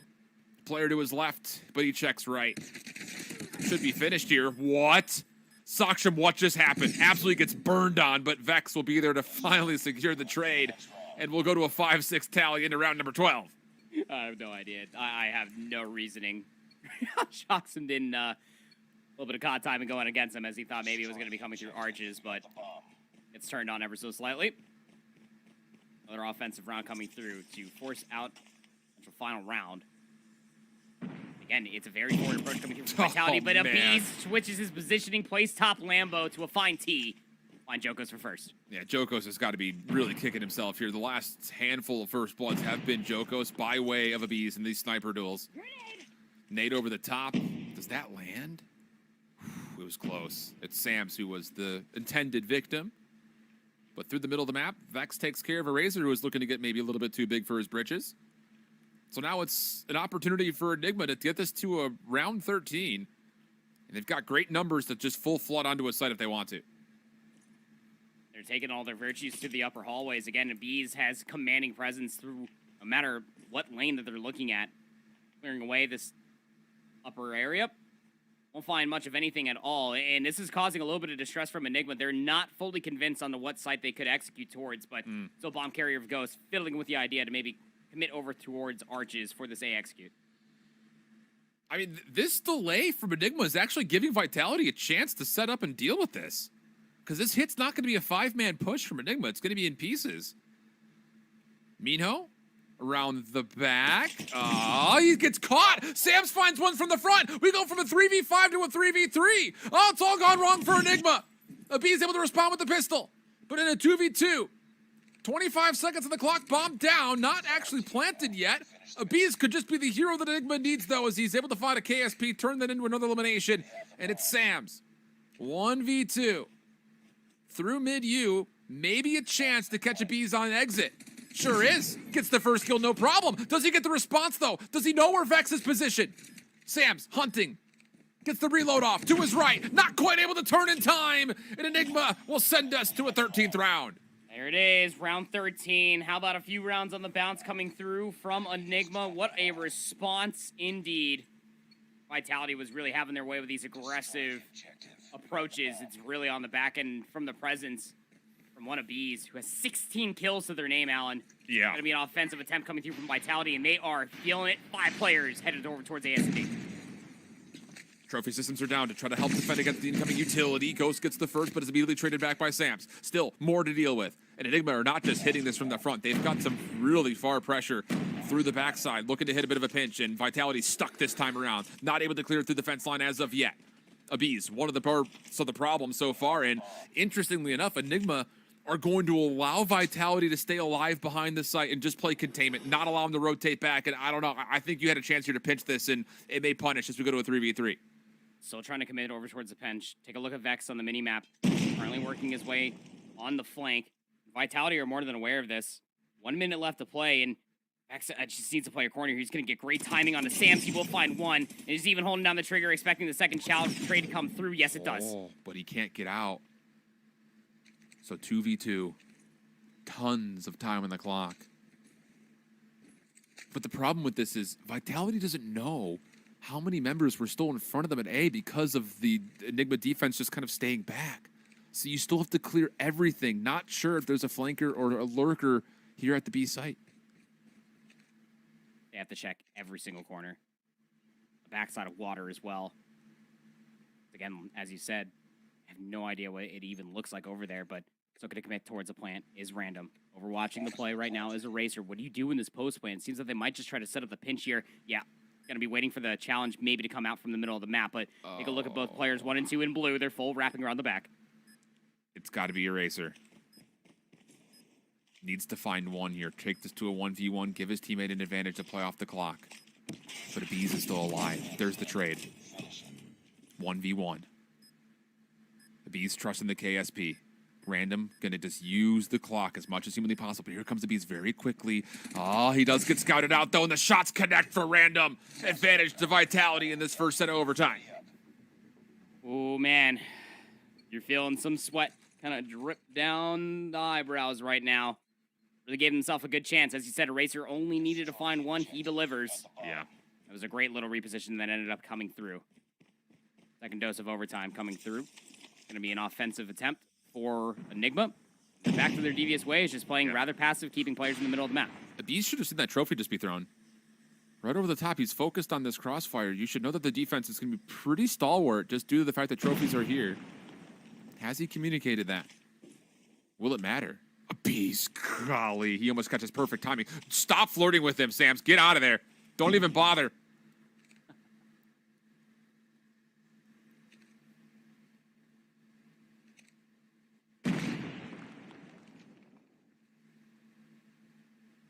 Very forward approach being taken here from Argon. Yeah. Just has to sit here and wait. There's no reason to get overzealous in this position.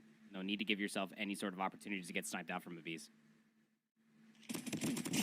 Random gets caught trying to play a sneaky spot, prone by the side stone staircase.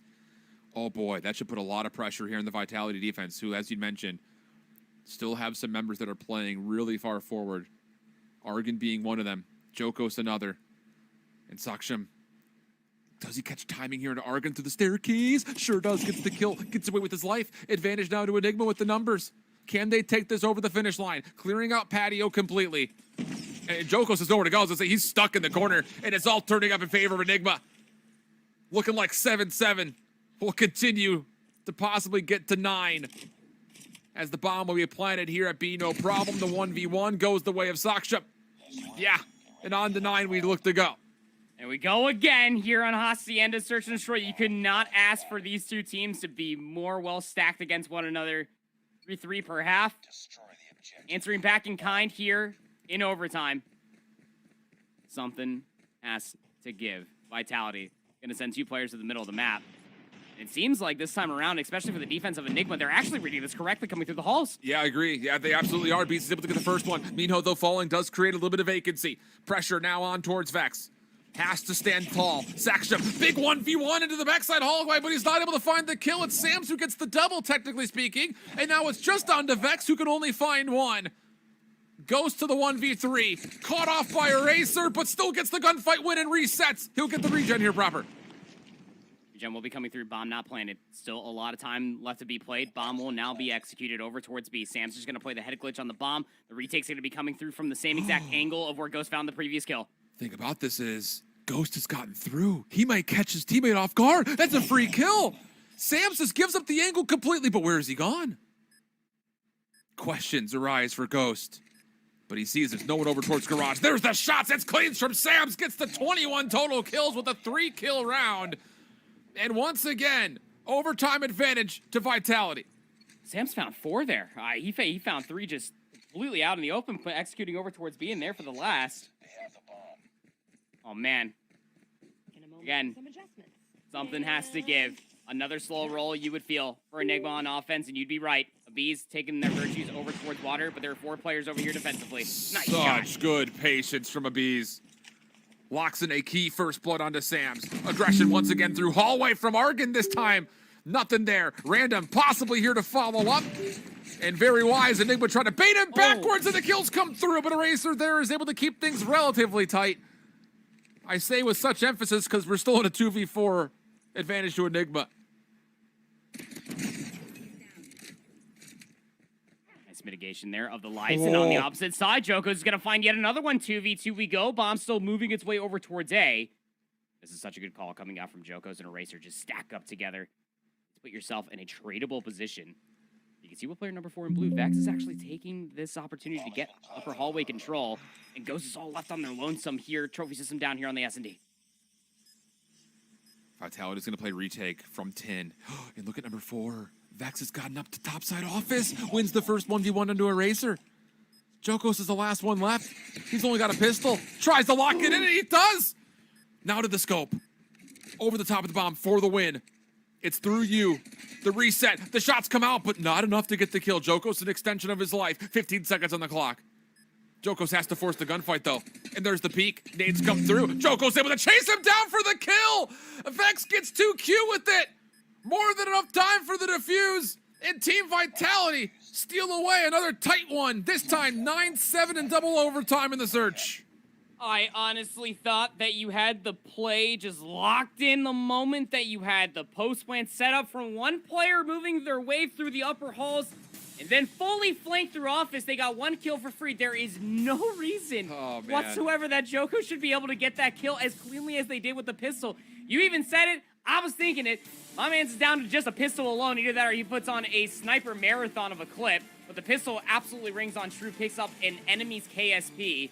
And found the early damage, especially catching one of the enemy out with the nade, and then pushes it, had ample time to get back over towards the bomb defuse. Holy. That's ice if I've ever seen it. It's not every single day that I end up saying it, especially in a search and destroy, but my word, Bees tried their utmost heart out to get those first bloods and walk away with it more often than not, but between Sam's and Joko's, they're at the final bits of those rounds, Alan. That was clean. Really was, and I think it's just interesting to look at the numbers they put up and how they were found. For Jokos, it was sniper domination early until Abiz got online and really just continued to find success in the opening duels, sniper v sniper, 1v1 for first blood.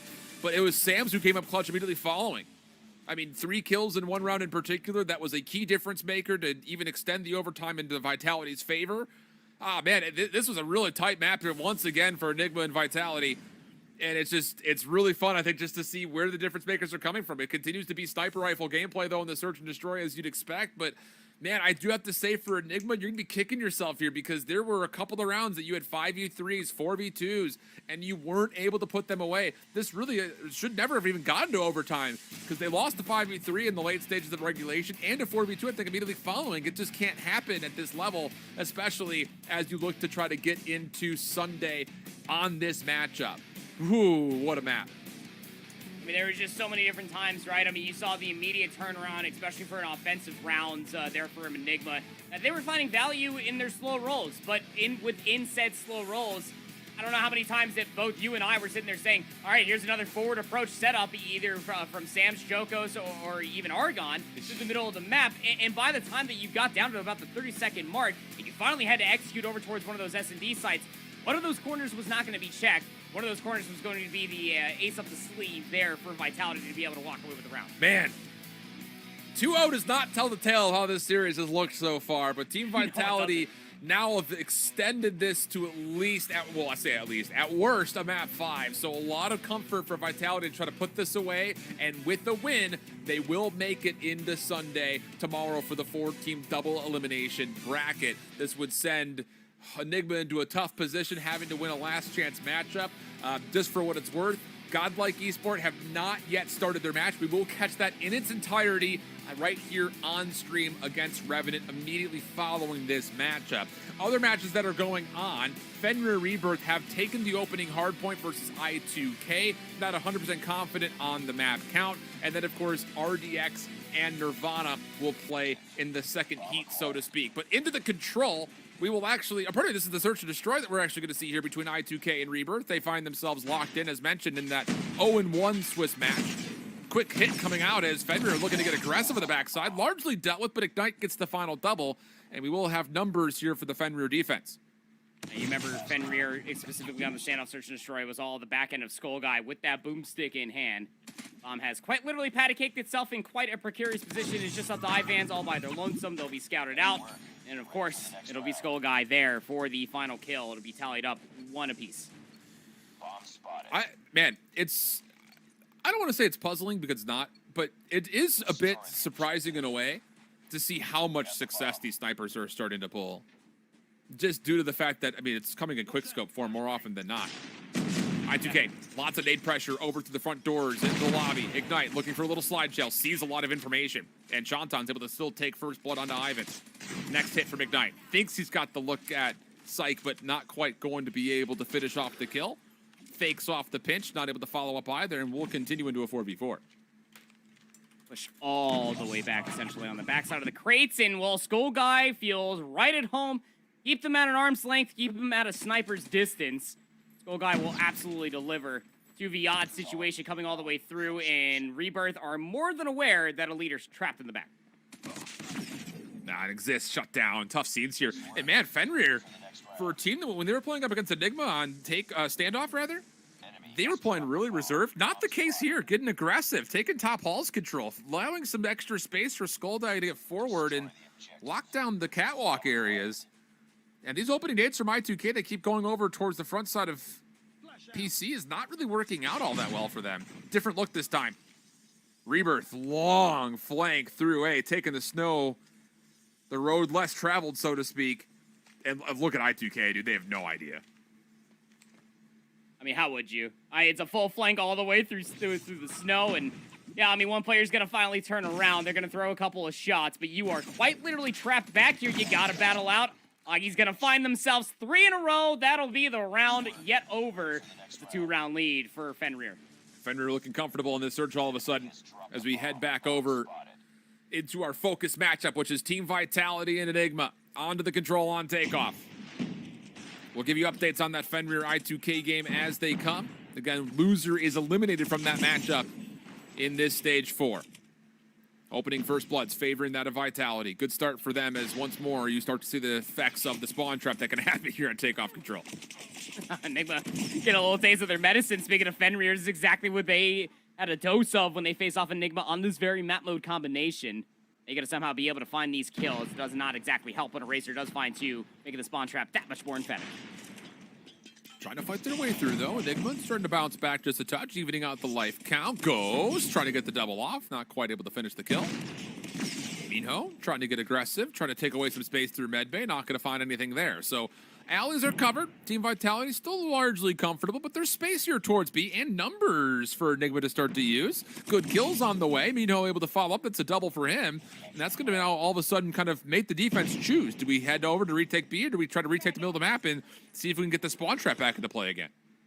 Yeah, you got to be careful here if you are a Vitality. You are down considerably when it comes down to lives. A whole set of respawns in between you and the offensive team here for Enigma. So probably the better call, maybe send a player to try to contest some of this zone control. But sending a few players and isolated engagements, you're giving up way more lives. And plus, you just lost a minute on the clock. This is good news here for Enigma. And all of this is really off of Minho, who continues just to play rogue. And he's forcing 3-4 defenders to have to come deal with him. So now it's an 8v16 all of a sudden. And Enigma, who looked like they were about to not get out of spawn, have all of the win conditions built for them. Minute 15 on the clock. Lives are becoming a problem for the defense. Plus, they don't have any map control. So this is great news for Enigma all of a sudden. Yeah, it really is. Double the life count. You're sawing out the zone here in the clock itself at 1:09. Yeah, it's contested for the time being, but that's just really good news again for Enigma. It's just isolating the last few kills. You have more than enough time, more than enough lives to be able to find these 3 kills. Or so you would think. Down to 60 seconds on the clock. First tick of progress at A. Being paused, and, well, the kills will be there just as they start to come through. Okay. So, Enigma, well done. Good composure, good resiliency to continue. I think a lot of it, honestly, goes to credit of Minho, who found individual kills up towards Medbay. It forces the defense to have to move around and adjust. They can't get the spawn trap off of it, and now Enigma have an advantage going into this round 2. It's also going to tip it to the over-egregious Chows over by the B zone. Some easy corrections for their next defense, but here for an offense, 2 for 2 trade we will go. Immediate map control is very much so in the favor for Vitality for the time being, but you take a look at what player number 2 in yellow is starting to put together for themselves. Nice little timing for them to be able to isolate yet another kill in towards the back. Annihilator in the hands of Vex. How about a 2-piece for them? Gonna be able to get themselves a 100 kilodrome. This is just a bit outside, but the pressure is still there. This is the thing that I'm starting to notice with this Annihilator is you just have to lock down a lane with it, man. There have been a couple of times in the opening hardpoint where it felt like players were getting a little bit too greedy with it. Just allow the reset to come through, dominate one lane, let the other pieces of your team just take over the opposite side, and that was well executed by Vex. 3 life lead for Vitality, or for Enigma. But Vitality are on the way out. Couple of good kills, allows them some space. Joko's now up top with the kilo. Player below him. And also one in front. They miss each other, though. And now it's just down to can you use this position to try to get some control over towards A. And yeah, so far so good. Only a couple of Enigma defenders to deal with. Joko's finds the first, and the last one is in the back line. That's a Bees. You have to feel like there's really only so much you can do from this position without any help. And yeah, he does get dealt with. Opportunity for Vitality to get on his own.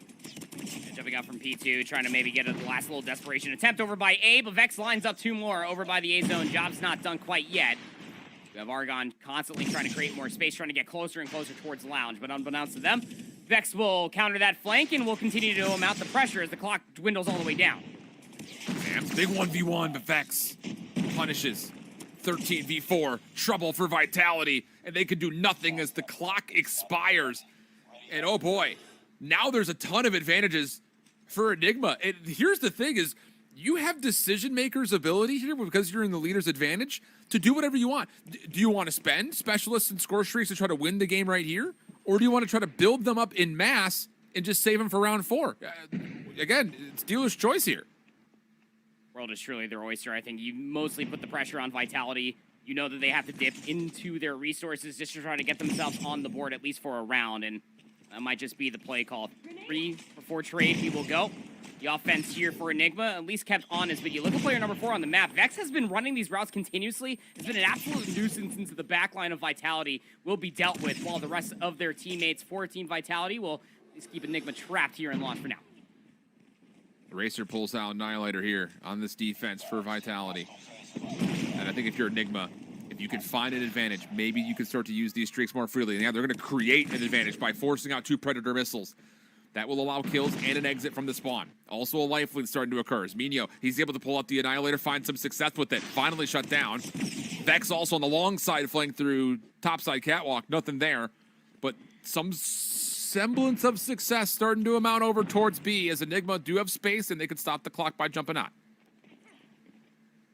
That's going to be the call. Player number 3 will jump on there. It's going to be Minio in a 1v multiple situation over by the B zone, trying to at least cause distress towards defensive line so that way the rest of the teammates can work their way towards that A zone, but just as easy as it is said, it is not being as executed as kindly. Zargon, Racer, and Co. will combine for 3. This could be an expensive round for Enigma. 2 Predator missiles were used for it, and it's not looking good. 6 seconds on the clock. And for Vitality, who I believe have only used a couple of specialists, now all of a sudden there's a chance to get right back into this game, because this has been a very convincing backside of this defense. I mean, Vex pulled out an Annihilator here, only found 1 kill with it. Just, man, I don't love the decision making. You can see it right there. Okay, hold off, just control ourselves. We're good. We're good. Let's not overforce things. But, man, I'll tell you, that was an expensive round for Enigma. Yeah, it was an expensive round for little to no avail, huh? Because, again, they were dipping into the resources galore. It was answered back in kind by Vitality, yeah, but even more so than that, the opportunity is still continuously presenting itself for Vitality to continuously learn from their mistakes of the past and try to bring themselves back fully into the control. Okay, that's a great nade from Ghost. Just bounces right into 2 Vitality members. That will immediately lead to a spawn trap potential. Vex is watching over through backside cones. Shut down. Minio sees pressure, says, nope, not interested, backs away. Comes back to the gunfight. Says, hello, Argon, how are you? Not well? Okay, sorry about you. So good stuff here for Enigma, just creating some control through A. They also deal with a couple of the numbers for Vitality that stuck on towards B, and okay, all of a sudden, now you've got the ability to really keep Vitality at bay here with only A available for them to try to hit. Isolated engagements, 1v multiple situation. Vex trying to run more routes, he will be snuffed out. Luck will be stalled out here just under a minute, and Enigma are starting to piece together a handful of kills, and that'll at least try to keep the clock ticking all the way down, but trades galore will be here. Joko's still in this top catwalk positioning, is letting Enigma have it, keeping them at least closer away from this A zone for the time being, but it's to no avail. Again, teammates need to get out from the spawn, need to get on one of these zones to stall the clock out. 33 seconds on the clock. 18 playing up against 16. Favor towards Enigma's defense still with the numbers, but here comes Vitality on their next push. Not being fully spawn trapped. They've got an exit available to them, but Vex, Ghost, the Bees, all getting involved. Immediately turn the tides. And now Enigma look to get their first map, possibly right here, right now in round 4 of the Control. Last real chance here from Vitality. 18 seconds on the clock. You've got to find success on the way out. First 2 kills are good. Now onto the A zone they go. Clock will stop. Now over the top of the heady. Random, can you find success from this position? You need a little bit of help here if you want to stay alive and possibly get the extra 60 seconds. Third tick on the way. And Enigma, they're going to concede. So now we go to a 9v10 with a minute 15 on the clock. That was a smart call. Don't overinvest in your lives. You just have to hold the map positioning, play all the way to the bottom side of B, but take a look at what's currently manifesting on the map for Team Vitality. They get themselves inside Lounge, trying to make this play happen from the back. Jokos absolutely destroys Ghost with the Annihilator out in hand. 8v7, life lead for Vitality. Can they get this to a 5th round? Enigma, do you have any lifelines? That's not a good nade. Bounces back into their face. But Enigma still have numbers on the B zone. The problem about this is there's not a lot of opportunity to read where Vitality are coming from, but it may not make a difference. As Saksham can get involved with a double. Joko still keeping the play alive, finds 3 in a row. Hunter Killer Drone now earned. Immediately sent out, finds the 4th. Oh boy! An opportunity for Vitality as they clean up the kills. And they're able to secure the round 4. Not like this, Enigma.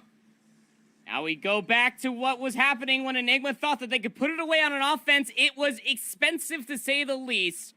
To imagine if they held on to a handful of those resources for the ever so inevitable round 5 after the overinvestment round 3. For offense, looking like Enigma needs to piece it together. Middle of the map control will immediately be there. Top alleyway was looked at from Eraser, but Abiz will find first blood in the round. Look at Enigma. They're sitting here like, wait a second, where is everybody? They think they're about to be spawn trapped, and Vitality have backed off. And it's worked out pretty nicely, at least initially. You got Argon still playing very forward. He's number 2 in blue. Enigma's starting to create a little bit of space in front of their spawn. A chance to start breaking out. Vitality are over the top. And they've got really great high ground positions here. B's kind of stuck just outside the A zone. Can't quite set foot onto it. Ghost able to get the first next set of specialists involved. It's an Annihilator in hand for him. Sam's 1v1, able to take that down. No more pressure on towards A. One more up top. Sam still keeps his life. But Vex has snuck around the flank. Oh, reveals his position, though. Not great news. He's going to be found out. No problem. Sam's gets the kill. And even though Enigma have the lives, they need to control this A zone and get the extra 60 seconds. Yeah, time's going to be an immediate problem, which is why you're seeing player number 5 in yellow try to get themselves on the B zone, try to split up some of those defensive members, but it doesn't seem like Vitality are having any of it. Mino not having any of it as well. We'll piece together 2 more eliminations over by the A zone. Predator missile has to be called out by Jokos. We'll keep Mino off the A zone, but reinforcement's still there for Enigma. Yeah, they should get the extra 60 seconds here. The 3rd tick of progress is on the way, unless Random could do something, and oh, he nearly does. But only found one of what needed to be 2 kills. Wait a second, no, another kill comes through from Argon. That clears off the point. Hunter Killer Drones are now in. Creates a little bit more space, possibly, for Vitality to try to bounce back, but the kills come up straight for Enigma. 15 playing up against 5. Looking good for Enigma to get on the board here in map number 3. But you don't want to rule it out. 3v14. Mino there to help on out, and oh, the last ones are left. No respawns now really remaining. Argon trying to get forward. The zone of control is decent, but Enigma with the numbers pushing. Just need to trade. That's all you have to do. Just trade it out from here. But Vitality still finding kills and still controlling the B zone. Well, playing it perfectly, but there comes Saksham around the corner. Is going to be able to find the last kill. And oh, I tell you there, Alan, I honestly thought that Vitality was about to do it. About to get the reverse sweep there in the takeoff control, but Enigma hold true. They're able to continuously get players on the zone when it mattered the most. But what really did it for me in that final offense was constantly cycling players out over by the B zone, splitting the defensive numbers up. And it always kind of forced 1, if not 2 Vitality players to go huge over by that A zone. And to be completely candid, sometimes they did at least be able to keep that A zone contested. But you can only do so much when you're up against like a Truly. 2v4 situation while the rest of your members are trying to at least battle out from their spawn and keep that B zone in their favor. Wonderfully done from Enigma to at least extend it to a map 4. Yeah, these two teams, man, there is a paper-thin margin between the two of them, it feels like, at the moment. But with that, we look back over the statistics to see who popped off, and it's the same guy we've been talking about pretty much every single map for Enigma. It's Minho, 33-26. Vex at 34-18. Big bounce back from him after a pretty poor first map. And on the opposite side, Razor, Random, getting involved as much as they possibly could, but Oregon only goes 19-35. Granted, he was the one kind of playing for the objective more often than not. He did get 3 captures, but in the end, the comeback effort cut just a touch short as Enigma send us to what's going to be a Summit hardpoint for map number 4. Yeah, and you take a look at just the overall pressure that both Vex and Minho were able to piece together as you were highlighting there, Alan. What was the one player that they shut down? That was the beneficiary of the success for that map number 1 on Slums. It was Sam's. Remember, he dropped a 50 bomb in that first map, which honestly on Slums, yes, a little bit easier to do, some would say, but Sam's was almost a non-benefactor coming through this time around, was trying to run routes, much like how Vex was doing for themselves, just did not find the same value here on the takeoff control as they did in that map 1 on Slums. Stuff's tough scenes coming up. It's hard to pick a prediction, I would say, at this point. With how things have fared, but it will be Summit for map number 4. Again, we did a small look into the lower round matchup, we want to call it that, the 0-1 matchup in the Swiss round 2 between Fenrir and I2K. We can report it was a 250-88 hardpoint for Fenrir on Raid hardpoint, and then a 7-3 search and destroy in favor of Fenrir on Summit for that search and destroy that we had a brief look into. So I2K are 1 map away from being eliminated here in the Indian Stage 4 regional playoffs. Whereas for Fenrir, it would give them an extra lifeline where they would get into the last chance matchup. Again, the whole format here for this Swiss is you play the team that has the same record as you go through the bracket. And the whole key to get into tomorrow is you have to win 2 before you lose 2. So for one of these 2 squads, this is a qualification match. Vitality still up 2-1 overall, but a Summit hardpoint with how Enigma played around Slums, if they can keep controlling not only tempo on rotation, but possibly even doing better than Vitality from the front of some hills, which we did see at Slums, that's possible win condition here proper.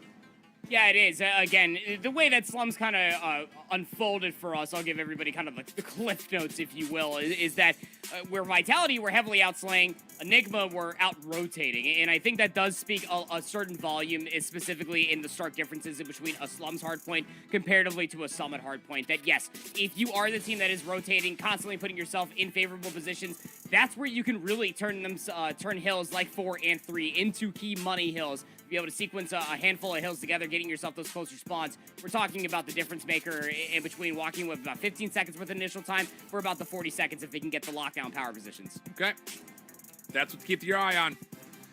I think if you're an Enigma fan, you're hoping for another Minho performance that we just saw on the control. Whereas for Vitality, who knows who's going to pop off here. It's been Sam's a lot of the time through the respawn. Could it be once again? Vitality, good first couple of kills. 3 in a row, in fact. 1 more on the backside corner through fences. Oh my goodness, it's nearly a full flawless team wipe. It's a 5-for-1 exchange. It's all Vitality. Hold your horses. As Enigma are able to bounce back quickly off the respawn. Still put a pretty sizable contest here. P1, in fact, it's not just a contest. They're still able to get onto hardpoint first somehow. Yeah, it's still very much so the early stages there on P1. You're able to win the initials, but where's the follow-up kill soon after?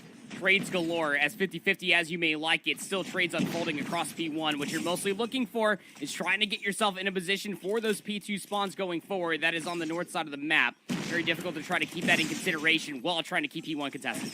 Good stuff, though, from Vitality. Continuing to use the high ground positions around windows. Does force Enigma pretty far back off this last spawn. 27-12.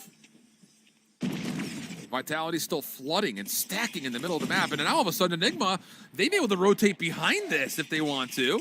Vex doing a really nice job trying to fight through the last couple of the contestants, eventually traded away. But for a moment there, Enigma, good high ground control. You thought they were going to run away with this rotation, but Vitality bounced back. Now it's Jokos up top. Good help from Sam's down low. And the kill feed once again turns blue as Vitality win the rotation into P2, at least early. Influential kills, but you also take a look at player number 2 on the minimap as well for Enigma. I mean, he's just sitting there anchoring the spawns, trying to get themselves and their teammates into favorable positions. Their drones will be out for the time being, but for Enigma, they're just scrambling. They're keeping things mixy across the P2 hill, and they are striding at least a success through the opening 30 to build this lead a little bit more. This is starting to get a little dangerous because the Beast has got an R9 inside of the hallways down low, and that's caused problems here for Vitality. Forced them to have to hit from the outside, and ARs and SMGs are watching them the whole way through. So now the fight for P3 starts to unfold as the scrap time of 10 seconds looks to be pretty solid for Vitality. Only a small advantage on the scoreboard for Enigma, but the now big ask is, can you hold over towards the ski lift? So far, so good. Big 1v1 in the back, and that will all but guarantee spawns for Enigma as the third hill opens up. Yeah, I mean, you look at Saxsham, he's essentially just been back here the entire time, was anchoring spawns out for their teammates ahead of P2, knowing that the rotation from 2 to 3 was going to be where the money hill might just be located at, but you got to hold from the front because you do have players from Vitality trying to break it from multiple angles. No, it's not going to work out. Gravity guns are already out, locking down some of these big points of contest.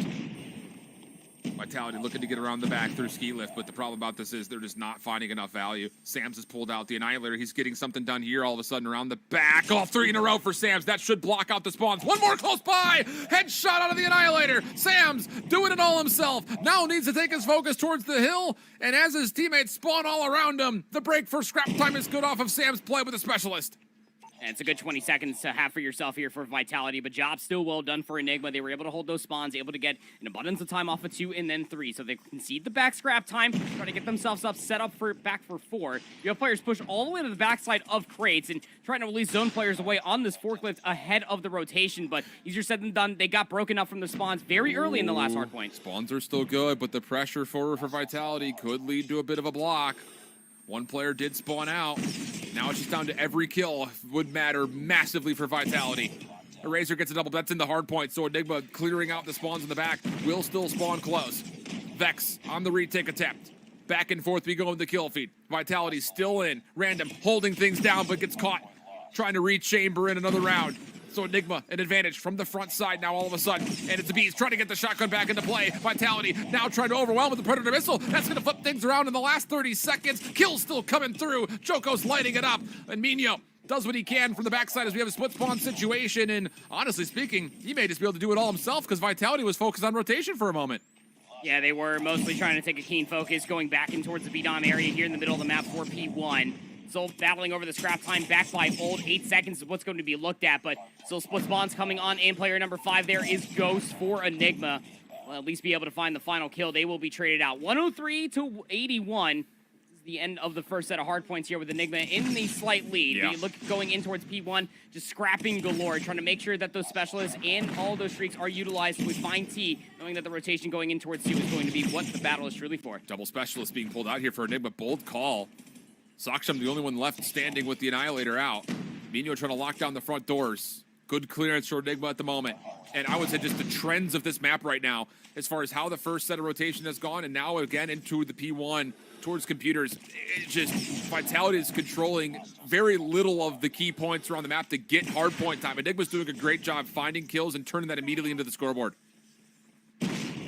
What you need if you are Enigma. Start building a little bit of a comfort lead going in towards P2. This is where they were able to get themselves about 25 to about 30 seconds from P1 going in towards P2. Why is that? Because they're always having players try to anchor out spawns over by Tomahawk, and that's exactly what is starting to manifest once again. Kills coming through continuously for Enigma, keeping all Vitality at bay. 2 specialists at the ready for Vitality, pending they want to use them as they start to look over towards Catwalk. May not need to. Abyss is on the outside. Shotgun still getting the job done with the R9. How has he kept his life here? How has he kept his life? Nearly even found more than just the 2 in front of him. But Random doubles up in Vitality.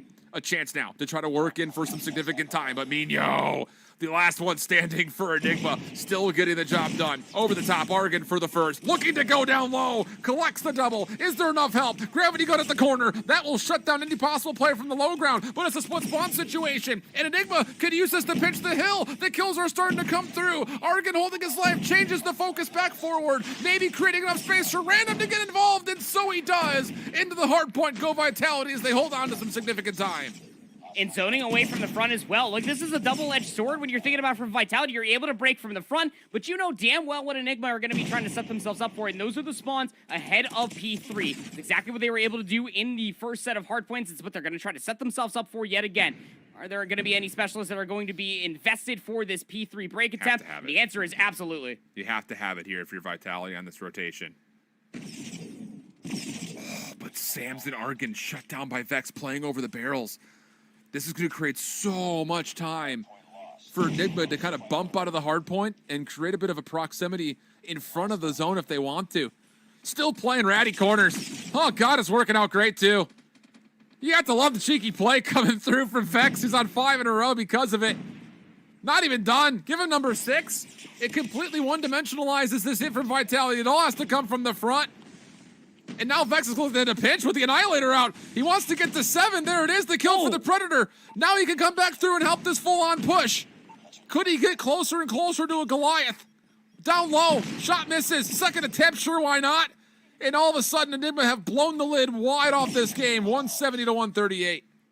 Yeah, that 30-point buffer really starting to pay dividends. And look again, much like how the first set of hard points had benefited Enigma, the same thing is setting themselves up yet again, going in towards P4. Predator Mister immediately called, hey, how's it going? Get the hell off my summit cliff.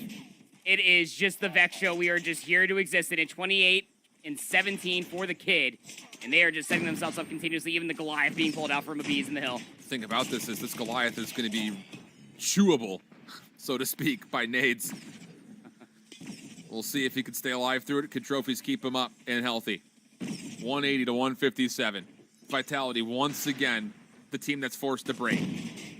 And they get the read. Okay, this is not good news. How do we get through this Goliath? Lots of shots starting to come through. It gets deleted. Okay, so that's going to be a full-on kill. Also, you've got a split spawn situation with Vitality starting to spawn around the back a little bit. Predator missile, though, from the front is going to take care of at least one. Ghost immediately off of using the iPad, able to find more behind it. But with this, Vitality still spawning into a pretty good position. They're going to get the break, and all of a sudden, the Goliath is dealt with. Streaks are dealt with, and all of a sudden, you've got Sam starting to put things together as Vitality will clean things up and possibly be right back in the game again. 200, 170. This is a big 8 seconds that you can soak up if you are Vitality. Everything essentially goes back to how this entire map had started. R9 in the hands of a Bees, just waiting for the challenge to come through. And take a look at how Vitality are trying to approach this. It's all essentially from the top side, and we'll be dropping down here in B Dom. And the kills are starting to come through. Ghost Mino at least able to answer back from 2. But these straight gunfights need to go in their favor, and Enigma answers back in kind. Have to value your lives here if you're Vitality on the high ground. You need to wait for a little bit of support, a little bit of help, and here it comes. The kills are clean. Annihilator out for Saksham. Abiz right there behind him. Saksham doing so well inside of P1. He's in the backside of PC there. No one can even get a look at him on this backside. The Annihilator just singing a song for him. Vitality looking to move on forward. Eraser right in towards Computer. Sees Saksham at range. Deals with it. Sam's at the same moment. Gets a double. Turned it into now possibly 3 in a row. Doesn't need to, at least not initially. Shooting at teammates. He's cracked out of his mind. He's able to find 4 total before finally falling. Vex responds with the double. And Enigma a chance to still contest, but it's tight. It is real tight. Again, that 30-point buffer is what's mostly going to be conceded for Enigma. What they've been doing quite well through these hard points in this best of 5 series is making sure that they hold the rotations. So look at the split spawns. You have one player trying to contest for the hard point time. You have 2 players that ended up spawning out essentially over by crates. Now that's going to be setting up for a pinch, and Vitality are kind of caught out of the water, and they were completely unaware from the split spawn situation. Will keep Enigma spawns intact ahead of 2. Big kills though. Jokos has the Annihilator out. He can still lock down the high ground. Now the gravity gun being pulled out by Argon. Vitality all of a sudden have huge control over P2. Hunter Killer Drone comes out. Abiz shut down, can't get in. The specialists are still finding value. We're about to be tied up once more. Vex looking for the double. Slid on as Random pulls out now is Annihilator. Immediately responded to and shut down. Enigma looking for the break and possibly the win still off this hard point. Chokos off the pinch. Can't get there. Shut down by Saksham. And now Enigma with numbers, but still contested as we go back and forth. Ghost, Vex working for it. Still Sam's trying to contest. Able to get on through, but only for a small moment. And with 18 seconds, no longer can Enigma win here. And I mean, Vitality are more than aware of this. So look at how they just ended up moving through the cliff path, trying to get in the bottom side of the ski lift. They will find success in doing so, but it will not break up the spawns. Big isolated gunfights going in towards the back. Sam's will find 2. That'll at least keep Enigma closer away from the hard point they were necessarily wanted to be to, and that's exactly what's going to be the call. You can see Saksham trying to go all the way towards the back, trying to earn up the spawns, but the teammate needs some help. Oh, spawns are still in for now. Joko's trying to fight it back. He's in a 1v2 off screen. The rest of his team trying to get to him. Oh no, he's not gonna get there in time. They can't even break. Tough seeds, I was about to say maybe from the front they could get there to touch, but the slow motion gives us the result. And it's an Enigma win, 250 to 217. Woo, we've got them at 5. Deservedly so with how these two teams are playing. Yeah, I mean, again, when you're thinking about it, we go through double overtime in the Search and Destroy. Vitality only win the Slums hardpoint by a whopping 14 points. Say what you will about the control. I mean, I'll probably end up saying it for everybody else that was thinking it. Enigma probably a little over egregious with utilizing as many resources they did to inevitably push out a round number 5. But still, man, did they play their hearts out to the Summit hardpoint. And again, I gotta sing praises to how Enigma play hardpoint. It is fundamentally strong coming through from these Enigma players. Take a look at what Ghost was able to piece together. 40 and 42, yeah, but doing most of that in the hardpoint itself, 2 minutes and 13 seconds. But I gotta tip it to what Saksham was doing. Yeah, 29 and 18 didn't exactly stand out as far as KD is concerned. Still positive galore. No time on the hard point. But you want to know the reason why, Alan? Why they always have those good spawns for the P2 and 3 rotation? It's because Saksham was constantly putting themselves in the selfless position. Yeah. Making sure that the spawns were anchored all on the backside of Tomahawk, all the way on the backside of the tower ahead of the ski lift rotation. I'm not gonna lie, even on top of that, just to sing extra praises to Saksham, his play with the Annihilator inside and around P1, phenomenal. Just playing that back heady off the kind of computer console on the top right side of the minimap, just shut down any play through staircase and then had good focus over through fences. I mean, that's just immaculate because you feel like from that position you're stuck. Like nades could get to you, multiple angles that you could be looked at and shot at, but Saksham was great, 29 and 18. Wow. Unbelievable stuff coming through for Enigma, and we get the game 5 that both these two teams have definitely shown deserved to be the case from the get-go. But Apostle reverse sweep on the cards here, technically speaking, for Enigma.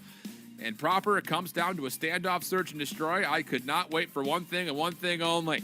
How about a little Abiz and Joko snipe off? We'll call it snipe off, not standoff this time around. Oh man, wouldn't have it any other way, brother.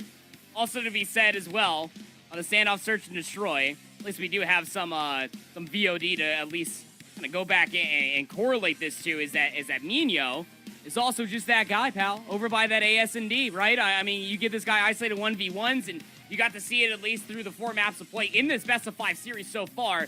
This guy is gross when it comes down to these isolated engagements. He does such a good job at just isolating one player after another. The snaps, yes. The mechanical skill, absolutely. But Minho, just the absolute goal to make sure that he takes these challenges and wins them more often than not, absolutely keeps this team of Enigma in their numbers advantage for a lot of these search rounds. Woo-wee. It's just day number 1, my man. Day 1 back on the COD Mobile broadcast, and I might not have a voice tomorrow. We're getting intense here early to go. And I know that this is just, again, one of the coveted matchups that we're all looking forward to. But a Map 5 affair here first before we start to consider the Godlike and Revenant match to follow. Possible reverse sweep for Enigma. Team Vitality, the number 2 seed, trying to maintain that into tomorrow. It is also important to note just quickly that Fenrir Reaper 3-0'd I2K in the control on takeoff. They have eliminated I2K with that win. So we say farewell to 1. But over the top of the A site, chaos already ensues. It favors, though, Enigma, only dropping 1. We go to a 4v2. You mean to tell me Vitality is going to try a very aggressive hit over towards the bomb site? No, never that. They inevitably will fail. These last 2 players alive, both Random and Jokos, need to try to play the buddy system together, maybe try to find a couple of isolated challenges, maybe try to get the trade at the very least, because Enigma, more than aware at where the objective is located at, don't need to move an inch, don't need to give any free information away. You have to trust this setup if you're Enigma. They gave away too many of these numbers advantages on Hacienda. Snipe out of Jokos, takes care of Abiz. You still have to trust that Saksham can lock this down. With 60 seconds on the clock, and every single one of those seconds that it's just silence, you have to feel it's going to create some doubt here for Enigma. And it will. Minho backs off. Oh, he's second-guessing himself. Am I saying, how about my comrade over here by square, or do I just back all the way off? They're repositioning aplenty, but you have to trust that the rotation will come to you, and that Saksham is watching that cross. Here comes the play. Joko's the first one up. Play through Kabi. Denied. Random couldn't quite get the timing. And now Jokos is stuck mid-map, backside tank. Or is he? 18 seconds for the 1v3. 2 players in front of him, pistol now in hand. Trains it out for a KSP, 1v1. Oh, gets the first, but Saksham fortunately was there on an angle because you thought for maybe a second Jokos was about to back off and get an isolated 1v1. I thought he was about to re-swing square with a sniper. I'm not gonna lie, he was gonna find that kill maybe, but save that dream for a later day. Yeah, the aggressive hit not working out. Start the round here with the Bees, who watches that long cross. We'll end up seeing one player inside the front door, but won't stop Eraser from fighting first blood. Oh, this is a great smoke. Completely conceals the entire play. Bottom side hotel as well as the hit that's coming around the back, which is finding nothing but success for Vitality. 3 straight kills coming their way. Bomb being planted. Argon's going to get it down, no problem. And he'll just hold his position. No need to do anything else. It's 5v2. There's no way you lose these. Surely not. Surely not. I mean, Abiz would have to, again, put on a masterful clinic. And, yeah, been there. Been there. Jokos will take down Abiz, just up to Ghost. And a 1v odd situation will not happen. And the aggression this time around for Vitality does pay dividends. This time around, they don't take their virtues over towards A. They get themselves that smoke cross that you were talking about. It was beautiful. Back deli control, even better. They get that bomb planted over by B and force the hand for Enigma to go out in the open. If it ain't broke, don't fix it. Oh, this time stunned up, though. Oh, good counter nades coming through. Even better on the follow-up. Oh, my goodness. Eraser can go nowhere. Even exchange comes out. Saksham was able to read that, yeah, there's still members here, but he'll back off, and similarly so will Vitality, knowing that they're going to be contested this backside pathway. 4v4, still numbers even. Again, it's one of those moments you can hear a pin drop. Sniper shots, yeah.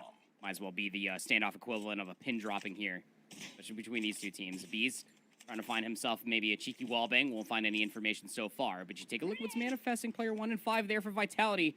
Move their way closer and closer outside of Bakery, getting warmer towards A. Same setup, though, for the defensive Enigma at A. Just crossfire positions. Trust that Abiz will catch timing as he just continues to go back and forth between watching top hotel window and backside fences. But once more, Vitality just allowing silence to fall across the map. Just create that doubt. Force the Bees to not be comfortable in any form. He's just got to play for good COD timing. I think Jokos may have just seen him. This comes down to when you're going to make the go call if you're Vitality, because you have to make the decision likely soon if you're going to fight for A. I'm still getting warmer, closer towards that defensive tank outside of Bakery. They're mostly trying to rely on maybe Jokos to overwatch this top of the cart. Won't see much of anything at all. Here comes the hit. Yeah, well done. Once more, Minio Ghost. Great stuff through square. Last one up is Sam's. He's tagged down low enough for Ghost to get his final kill. Jokos, this is going to feel a little familiar. 1v multiple, down to a 1v2. Trying to take the barrel away. How does he hit that? Oh, my. Now a 1v1. And, oh, he'll get caught trying to plant. Oh. I'm not going to lie, though. Enigma's giving him some looks. Oh, man. Honestly, just the battle between Jokos and Oviz, I could sit here for another 8 hours and just watch these two just go ham at each other. It's just so entertaining. Beast constantly just switching up their position. Jokos trying to make an argument for it, but exhausting the clock, getting that trade, really kept Vitality honest in that previous offense. Bees up top this time. Opening set nade lands. That's onto Sam's in the middle of the map. Not often you see those connect for kills. But hey, sometimes you just get a little lucky. And so now all of a sudden Vitality, they've got no information off the early setup. And an early 4v4 means that you have to hope that Jokos can make something happen with the sniper rifle, you feel like. And the bomb carrier of Argon is quite literally up creek without a paddle. Still over by that Bakery tank, and you really do feel like he might be trapped if he tries to rotate out. He will escape. He wasn't watching that angle fully. Our offensive team now fully backed off on what is seemingly their side of the map. This is the right call from Enigma. Look, you're in a 5v4. You just have to post up in this position, watch these street crosses. Yeah. But Abiz playing the rotation game, just going back and forth between multiple positions, trying to keep his position a mystery. But Vitality, space over through Hotel. Ooh, little shoulder peek just came through from Vex. Backside over towards the gas station streetway. And that may have seen information that's going to be well coveted here for the defense. Okay, yeah, they are threatening through hotel. Let's make sure we keep our eyes on B here. In fact, all eyes on B. No one's even watching over towards A. Bees is just watching the cross. That works out for one. Bomb will make its way across the street, and in the same moment, Jokos keeps the numbers relatively level. So now you've got Ghost rotating in, but he's by himself this time. And he's going to be caught off guard. This is not good news. Vitality's going to be able to get a plan off. Oh, the 2v1, and then Abiz gets caught out by Jokos. He's going to force out the pinch play, potentially. Try to collapse on this, both 2 and 4. They're in blue. Try to collapse over by the tractor, but Vex is going to immediately try to challenge out. Jokos already throwing shots at him over the other side of Statue. Needs to be bold, but he's pulling a lot of attention. Saksham on the corner. Oh, shut down. Argon able to get the slide shot, it looked like. So now Vex is completely cornered and caught off guard, and that's just another one of those rounds that Enigma is going to look at and say, what did we just do wrong? I think the biggest thing about it is you just gave away positions. I don't know, man. It's 5v4 off the opening setup. That's a frustrating one if you're Enigma. Has to be. Look, it comes down to it. I mean, if Abiz is constantly switching up his positioning, you do have to trust that maybe you put one more player to try to do the same to cover the cross that Abiz isn't looking at that specific moment of time. There's just no reason to give up all of your defensive setup over by A. And Holy Nade's setup, indeed, is a very quick execute going over towards A. They're on. Yeah. Are there any defensive counter nades to come through? Minio and Ghost that are trying to retake. Nothing. Absolutely nothing there. A couple of kills come out. Joko's finally traded off. And Abiz actually turns that into a double somehow through the middle of the map by himself. And now all of a sudden, Vitality's cornered. They're stuck inside the site. Play off of Hayes, no good. Minio for the double. One more! Abiz there to finally take care of it. And oh my goodness, it's just the Minio and Abiz show. Oh, man. I mean, look. There's just simply no reason whatsoever that Abiz can constantly get away with what he just did through the middle of the map. I know it all happened off screen, but got the immediate first kill with the sniper. Quick swap to the pistol. Dealt with the trade potential. A 1-round lead here for Enigma. Watching the cross. Oh! See you next round, Argon.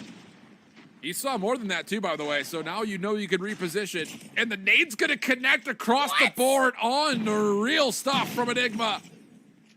But never say never, because let's be candid, when it comes to odd man situations, Enigma's win percentage is not as high as it should be, but this would be egregious. 1v4, no bomb, tons of clock, but it's just Sam's versus the world, essentially. ASP has to try to cut the distance as well. Nino, Vex, and Ghost. They know exactly what they have to do. You can see the buddy system starting to manifest itself between both Vex and Ghost. Maybe just watch that back alleyway. They're going to trust that Minio will be watching this AS&D all by their lonesome. Here comes Sam through the middle of the map. We'd assume that somebody needs to check this, especially over by the tank, and yeah, Ghost sure saw him. Yeah. Sneaky, sneaky, sneaky. But only so much the slithery Snurpant can move. So here we go. 4-2 through the first half. Now it's Enigma's time trying to attack. I'm just really curious to see what does the Bees want to try to challenge early with this scope. Looks like our observers feel the same way. A little jump over the fence line. Looking for actually just try to counter the jump spot. Not going to be able to find anything initially. And with that, the defense gets set up for Vitality. Again, we're back to what gave Enigma so many good rounds on their offensive attempts back in Hacienda. Just play the slow roll, play for the information. Maybe Abiz gets a pick, but it's constantly trying to rewrap their positioning, try to get a different angle. Vitality more than aware of the situation at hand. Just post up, try to hold off the flank on the backside of Grandma's Alley. You have players just inside of square and over by the AS&D. How greedy does Minho want to get here? Looks like he wants to try to check the corner. No utility to do it for him, so he's going to have to throw a shoulder. Bees, top window. Jokos gets baited out, tried to peek it. Good first blood, but okay, there is the play off screen. Minho tried to get aggressive backside deli. Nothing there. So we go 4v4 early. The Bees hoping, praying, trying to connect with something. There's a player nearby, but they go prone, trying to avoid any possible collateral. And with 45 seconds, you got to make the decision, and it's going to be over towards A. Minho. Or pardon me, Bees over the top. No problems there. Pistol in hand. Reads that there's a second contestant nearby, but also has to be worried about the flank. Especially as Saksham falls on the long side of this play.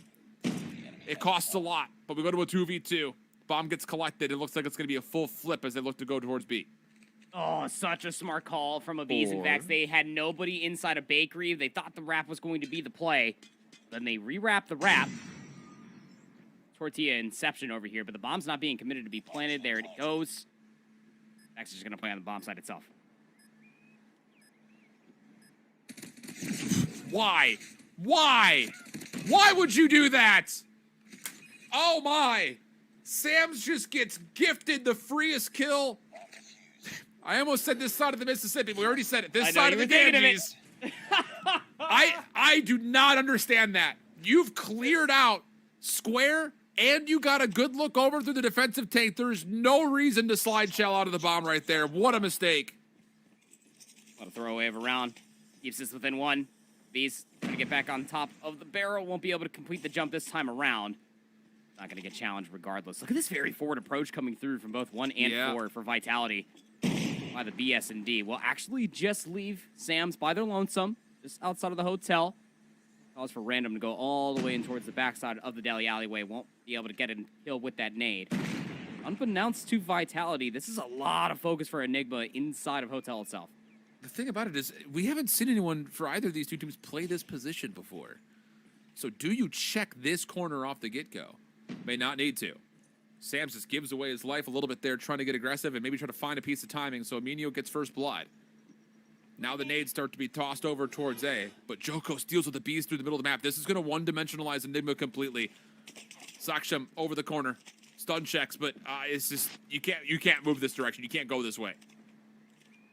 There's just really no point of entry back there. I mean, even take a look at the angle that Jokos is watching with the sniper. Yeah. Not exactly an easy angle, but it doesn't exactly mean that it's inviting for an offensive team to move their way forward. Still have players inside a square over by the AS&D. In the middle of the map is very much so in control of Vitality at this moment. Interestingly enough, they've gotten free hotel control here. Yeah. The thing, though, is that this is not enough to get a plan at B. You need to clear out Deli first and foremost. And as gunshots start to fall over the A site, Vex sneaks into square, looking for brief fire, but it's Random and Eraser to find the follow-up eliminations. But the long flank from Minio, he's able to absolutely entrap Vitality on the site. Here comes help from his teammate Ghost. It's Minio, 1v1. Long shots versus Eraser, but no, it's the top of the bomb heady that Eraser's able to use to put that one out of reach. And Vitality go to 5. Answer pack in kind. 4-4 we go. They are answering everything that Enigma has attempted to throw back at them. Barring some very interesting decisions. Slide challenging in the post-play situation. But here's a crazy call coming out from Vitality. 5 players push past Deli. There's no way Enigma expect this. Not good news. But actually, how about this? Enigma are turning for this. They say, wait a second, we're on for free. And a nade connects off the long flank route to Vitality's defensive retake. Sam's for 1. Clears out Bakery. Key position to use as you're going to need it to try to get this retake going. Through the window. Sam's another 1v1, but Vex takes him no problem this time. Joko's next one to make a move. And once again, why are Enigma giving away these positions? Vitality's now given space to work this retake. 2v2 we go. Through the middle of the map with the scope out. Not going to hit the first shot. Minio playing off the car. Shots not still finishing off the kill. Now help around the back. It's Ghost to take now Enigma to 5. Man, again, Enigma really trying their best to make you and me both grow gray hairs than what we're probably early intended for. These very interesting chows in a post-plant situation. They had the read, they got the nade, they knew it was all coming from behind the bakery. Still trying to challenge out. Still, 2 rounds away, completing the reverse sweep. Very slow roll again for this hotel control. And this is a very default setup minus anybody inside of A, but it seems that player number 2, Argon, gonna try to rectify that, make sure that nobody's getting over towards A for free. Yeah, this is just such a weird tempo change. You have to imagine from Enigma's point of view, just simply due to the fact that Vitality have now essentially given away no information after their aggressive play last round. These are as passive as angles we've ever seen from their defensive setups. And we've got a double sniper setup. I wasn't sure about it initially, but Saksham had this a couple of rounds ago. He's going to be running this with the Bees. So as much as Vitality are giving away space, Enigma 6, Enigma, gosh, Freudian slip. Enigma not able to take advantage because they're running double scope. They have to try to find at least one pick, find some value, and then wait for the SMGs to try to encroach forward over by A. But again, look at how much respect Vitality has given. They are giving them no angles, no free entry towards one of these sites. And if they try to get themselves over by A, you would assume that Argon would be right there for the challenge. A key position for Mino to get into. This should allow the bomb to be planted. And now all of a sudden your post plant should feel very confident. You've got 2 scopes watching over this. So the onus is on to Vitality. How do you break in to try to get a retake going? Well, that'll help. Vex will find one through the front side of Hotel. Ghost responds. Saksham. Yeah, wonderfully done. One more over the corner, but it's responded to brilliantly. And now Vitality can start to play off the corner. Argon even getting a little bit further forward, over towards Statue. The last one left, playing around with his food a bit as a Bees, as he already took down Jokos, and over the top of Bees gets the job done with the pistol. Map point. Series point goes the way of Enigma Gaming. 1 round away for the reverse sweep are Enigma. And again, Vitality, when push came to shove, they try to retake AS&D the moment that the bomb came down. But as you said, Mino was in that very coveted position of square. Now they're putting a lot more focus on Vitality inside of that AS&D. And these more troubles to try to get on top of the barrel. There we go. This time around, no. 4 times the charm. All right, here we go. The thing about it is Jokos checked this angle. You saw it from a Bees down low that Jokos did take the jump. So it would have paid off if he could hit. Doesn't matter. He still gets the wall bang off. Jokos drops for first blood. Massive advantage towards Enigma. But you still have to get through a defense that has set up a little bit more aggressively around A here for Vitality. They can still fight back from these positions, but a nade, that's deep behind Deli that lands. And now a 5v3. Enigma's game to win. They know they're going to try to execute over towards A, but they're going to expect player number 4 in blue for this flank. It's Vex around the back. Oh, the timing is perfect. Gets the kill. No worries. Bees follows up. One more to find. And no problems here. You have to feel like a Razor stuck just pre-firing, guessing. Nothing to be done. Vitality falls into the last chance qualifier while Enigma secure themselves a 2-0 in the Swiss and a spot in the top 4 double Elam bracket tomorrow. We had some questions. Would their run from stage 3 provide more vulnerabilities than full-on answers? The answer, those vulnerabilities have been fixed, friends. A reverse sweep here in a very tight 5-map series. That was only the 3rd match that we casted. What a banger we were just treated to there, Alan. That is absolutely absurd. A reverse sweep, yes. But Enigma, I mean, I'll go ahead and call a spade here. I mean, that is technically at least what we have seen in recent affairs between these 2 teams. They finally get the bounce back. They get the revenge that they were looking for in such a tight affair. Those hard points were just minuscule moments away from swaying the decision of either or teams. Here are those stats coming through from the standoff search and destroy. And of course, it's Mino and Abiz at the top for Enigma. 14 kills for Mino, 13 for Abiz. Their nades are, so good, yes, dude. Rehearsed, but just disgustingly and absurd. And how accurate they are, and just understanding the default setups and positionings that Vitality were putting themselves in. Jokos really did try their hardest to try to play these different angles, to try to go 1-for-1 versus the Bees, and they did find 13 kills themselves. But when it came down to the retakes itself, it just was not fully there. The coverage was just so yes, sublime from Enigma. Yeah. Unreal stuff, man. Yeah, there had been, what, 4 kills by way of nades off the rip for Enigma? At least. I mean, that just provides, I mean, as much as we kind of, started to build the layout for a potential meme when it comes to Enigma giving away numbers advantages, the fact that they're finding that much success off of opening snipes and opening nades is a treacherous setup for anyone who's going to be going up against them in the search and destroy. But you see the series layout here, double overtime in the Hacienda search and destroy, finishing 9-7. That was after a near Slums hardpoint comeback. They just cut a touch short, 250 to 236. I will say for Vitality, great final 2 hardpoint hills to get that win. But then the control. Vitality was a fraction away from possibly taking the round 5 in that control. You say, darn, oh well, we'll get him on Summit hardpoint. No, you won't. Enigma, too clean on rotation. Even better, more polished there in the search and destroy. Enigma, as mentioned, will move on in advance to tomorrow's top 4 double Elam bracket. And they worked their butts off for it as well. Again, you know, walking away with a very decisive win. We'll just put it plainly versus Fenrix. It's one of those things again that they were going to be tested, maybe, especially in the search and destroy. They kind of got pushed back a little bit, but this was the true test on the day for Enigma. We talked about it, especially in Swiss. You're gonna go up against another 1-0 team. It's gotta be the top 4, top 5 seeds, surely. But Enigma, I mean, they bounced back in spades. Again, their rotations were just on point, even through slums, which is very difficult to do. It's what inevitably ended up winning them out on that Summit Hardpoint to push it to that Standoff Search and Destroy, which you and I were dissecting like a 6th grade science project. Even when they did end up winning their map number 2 in our second series of the day, it's just absurd about how cleanly it did come through, even with a top-notch performance that was at least trying to be executed from a top-notch team, Team Vitality. So with that in mind, we've advanced 1 team so far. 3 more will join them by the end of the day, including one of the 2 teams we have coming up next. It's taken a minute. It's taken about 6.5 hours, but Godlike Esport will grace us with their presence on stream next, as they'll be squaring off versus a very tried, very true, and looking pretty solid Revenant Esports squad. They'll see. It'll be an interesting test, that much is for sure, and we'll move on with that when we come back on the backside of the break. Don't go anywhere.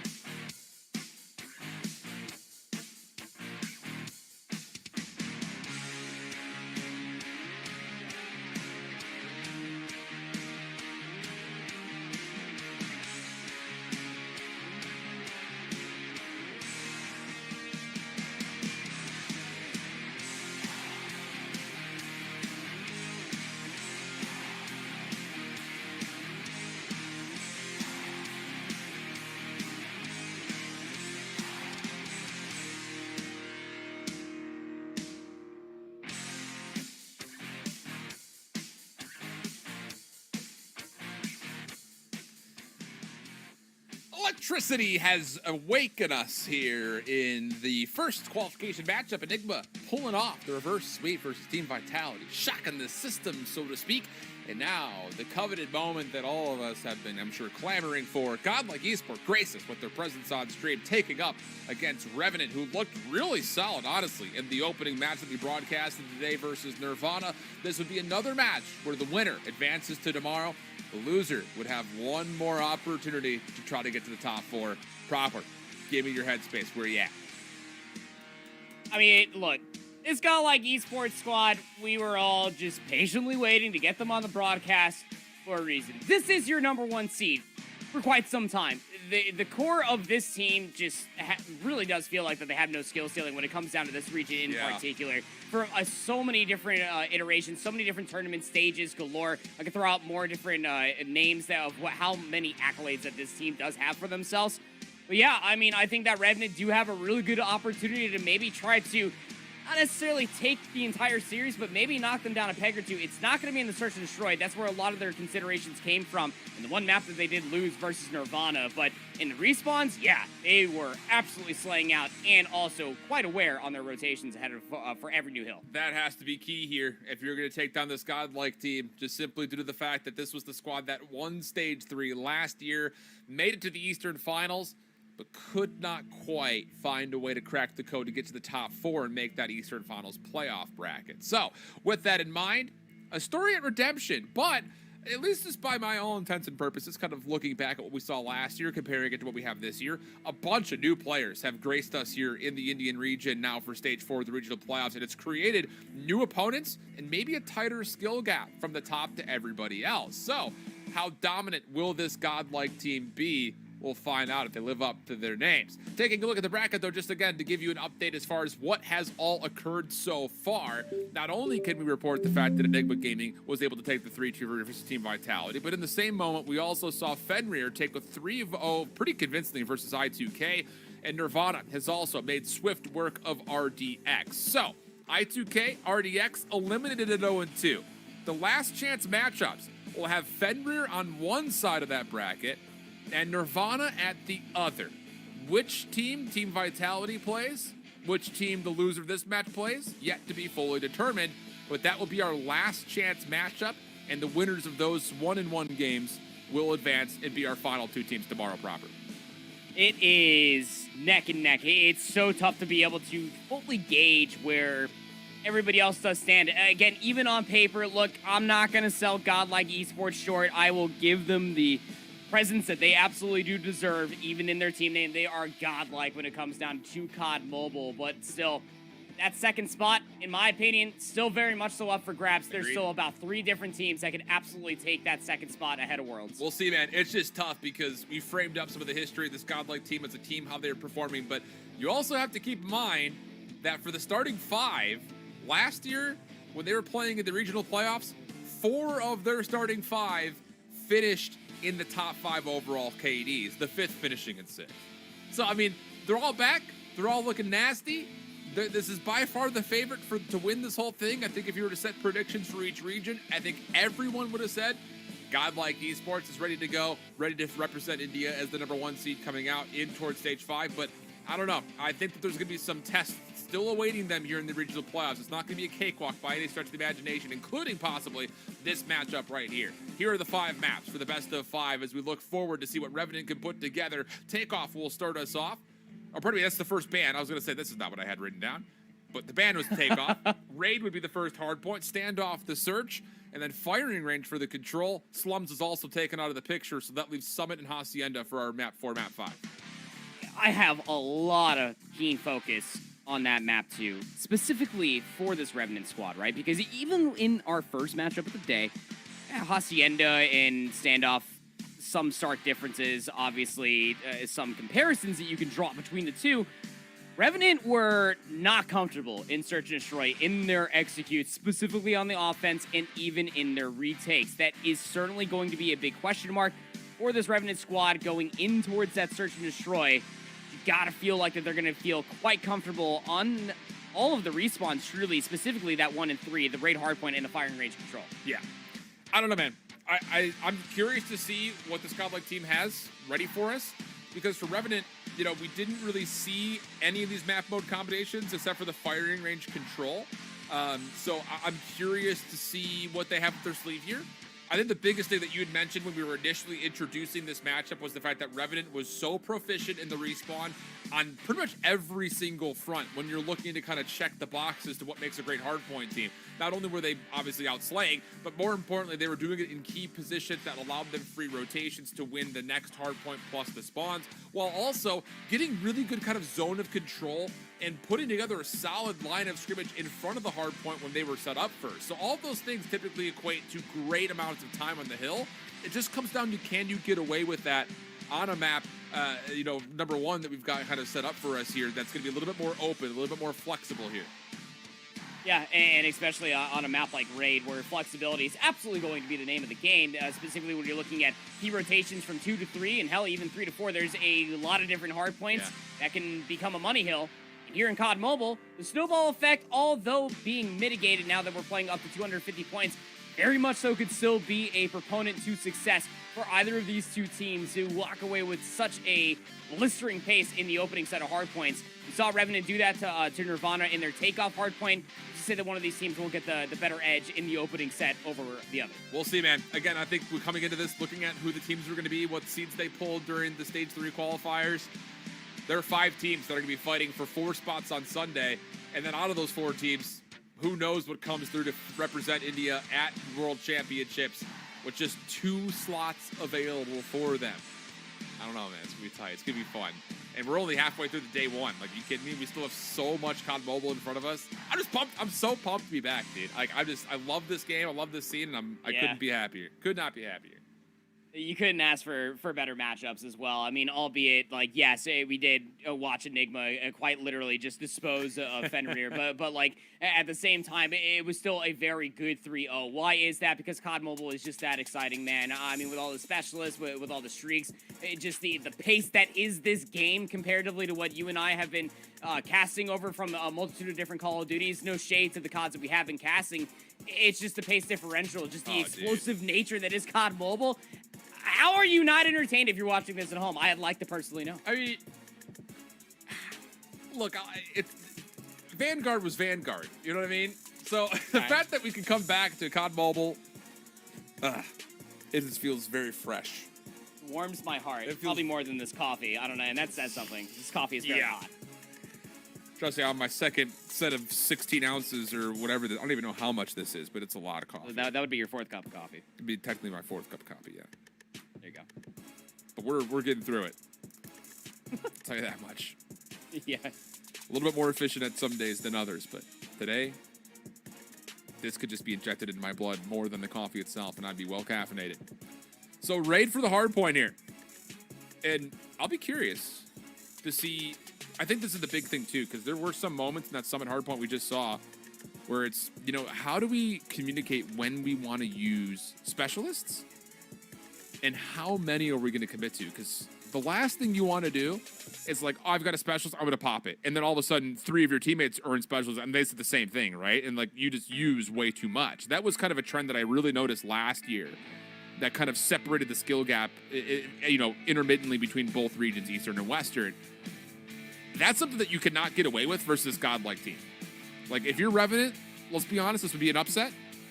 You have to be perfect in how you're using specialists and score streaks, especially on Raid. And you have to punish godlike for when they're misusing their streaks and specialists. That is also within the same file cabinet of the perfection that needs to be this Raid hardpoint. Look, within the map pool that we have, Raid is probably as standardized as they come. This map has been around for quite some time. Again, rotations need to be there, obviously, specifically on a map like Raid Hardpoint. You'll typically see teams chalk about like the 10-15 second mark, so that way they can set themselves up in the middle of the map. But I'm right there with you, man. I want to see when we're going to start seeing some of these score streaks, or the kill streaks, when we're going to start seeing some of these specialists come out to really snowball, maybe even try to break up some of these money hills that could be set up for either one of these And I think the thing is that where I'm starting to notice this the most, and this is something just to kind of keep our eye on here, is when the team that's down starts to finally earn their specialists, do they panic and pull them out because they feel like they have to make a comeback happen. You know what I mean? Like, I think that that's probably where I really noticed it the most last year as we are remaking Lobby real quickly. Teams that would find themselves in the back foot, and granted, last year we only played to 150, so it would be like 125 to 40, and you all of a sudden get your specialist, and you're like, oh, here we go, we got to make a comeback, and everyone will spend right when they earn it because you feel like you have to. When that's not really the case. Like, you have to play those intermittent chargings and timings, which that was one of my most fun moments about like reading Black Ops 4 was like back in the day when we saw specialists come through. It's just like, yeah, they're down 80 points, but you've got TAC Boost coming up, you've got Tempest coming up. Depending how you use those, you're right back in the game. Same things could apply here when it comes to things like Purifiers, the Death Machines, or even things like Gravity Guns, depending what we get. Man, I miss Black Ops 4. Me too. What a good time. Me too. What a good time. Yeah, like P3 frequency. It's like, oh, he's got a grab slam. I mean, you can just break this here if you really want to. Yeah, no, I'm right there with you, man, because we cannot see Desperation offset any tempo that is being set up for so many different teams. Through so many different iterations, through so many different regions. You've casted, I casted last year as well, that we've seen Goliaths be earned and it be misused. That cannot happen here from either of these two teams. Well, we'll see how it goes. It's going to be Godlike in their representative yellow, and I love that everyone's playing with the same profile banners. It always nerds me out just a little bit. Throws the backside. Denied. How about Revenant? First 4 kills come through, and cleanly at that, they control inside ring, outer ring, a little bit of high ground control to come with it. Take it as you'd like, but off the respawn. Here comes Godlike right back. Able to get the response they need, and it's just as clean as the initial off the break was for Revenant. Yeah, I mean, the opening rip was so good for Revenant, but it did set up a little bit of a split spawn situation coming through from Godlike, and well, that little pinch situation will absolutely be the benefactor to work their way back in. So a lot of time here on P1, and I mean, you can see how Revenant are kind of setting themselves up outside of Art, trying to one-dimensionally push themselves up through driveway. They're just walking into the blender. Yeah, not great news here for Revenant. Would have loved to have seen them off that opening break. I think they maybe kind of surprised themselves with how quick they got the kills. You have to control one side of this hard point. Typically, you want it over towards Laundry, but they weren't quite able to make the move after the first kind of piece of the puzzle was put together. So, Godlike punish. Still come away with 38 seconds on the opening hard point with a chance to still 50-50 fight 2 here for Kitchen. Once more, we're still kind of determining who's going to spawn where as the hard point opens up. At the moment, it's Revenant in the favored positions for the most part, but it is being contested. Blocked at the moment by Neutrino, who's able to find another kill to kind of further the pressure on. And now the hit from the front comes in by way of stun. And Godlike clean on the break as they start to initialize this inevitable hit. Yeah, this is exactly what you want to end up seeing, right? Being able to win the rotation just completely outright, getting those close spawns on the backside of Kitchen, but still have a little bit more scrambling to do. Got to be able to deal with some of these players inside of the hardpoint itself. And how about Trunks to find the last 2? Find out with Neutrino, that'll be a 3 dead, 25 seconds. Looking like Godlike will soak up every last bit of it as the rotation looks like it should be on momentarily here for Revenant. You feel like Trunks has definitely got to be that one player to keep your eye on. He was the #1 KD last year throughout the regional playoffs in India. Followed closely by his teammates, but I mean, he had a 2.53 overall. Insane numbers out of a very competitive region. So we rotate over towards Garage with a convincing lead starting to be built by Godlike. Revenant looking to fight back. And from the front, it's really clean. Really good timing on this break attempt. The hard point not open yet, but the spawn's looking pretty solid, you would think. Numbers are good. The rotation locked in. Just have to pick up the side of glass. And at the moment, really nobody's looking at it. This is too slow for Revenant. You got to be able to clear these spaces off. You can't just sit in the hill, and Godlike will punish you for it as they do. Early operators have been earned. Kills still coming through by the more traditional way, and that'll be Godlike with the break and the setup. Yeah, there's just no reason whatsoever that your setup here on 3 should be within Garage. You need positioning to be a little bit more forward inside of Waits, get a little bit more positioning over by AC.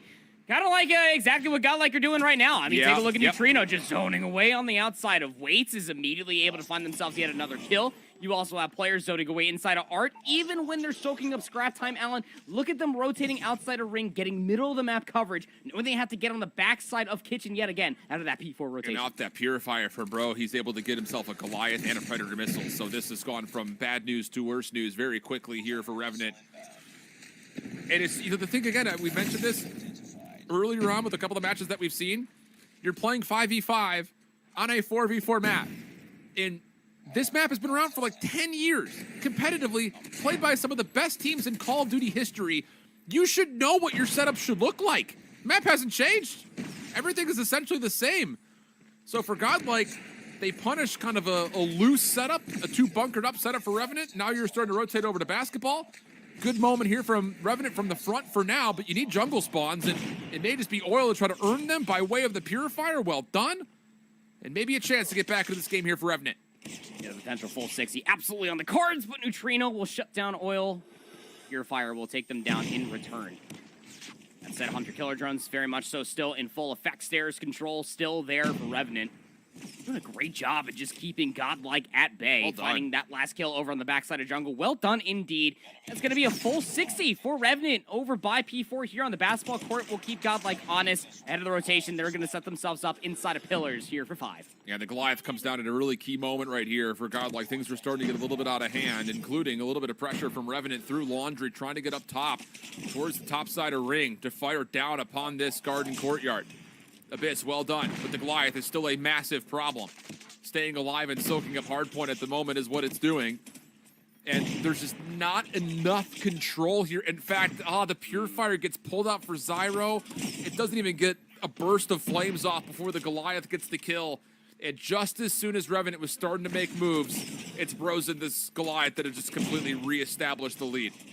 I mean, it's like you said, just such a crucial time to call out the Goliath. It's like what we were framing up going in towards this raid hardpoint map number 1 is that these are the crucial moments to call out said Goliath to be able to swing the hardpoint truly in your favor. 152 to 79, still counting up. Hunter Killer Drones also being called up should keep Revenant honest on this break attempt.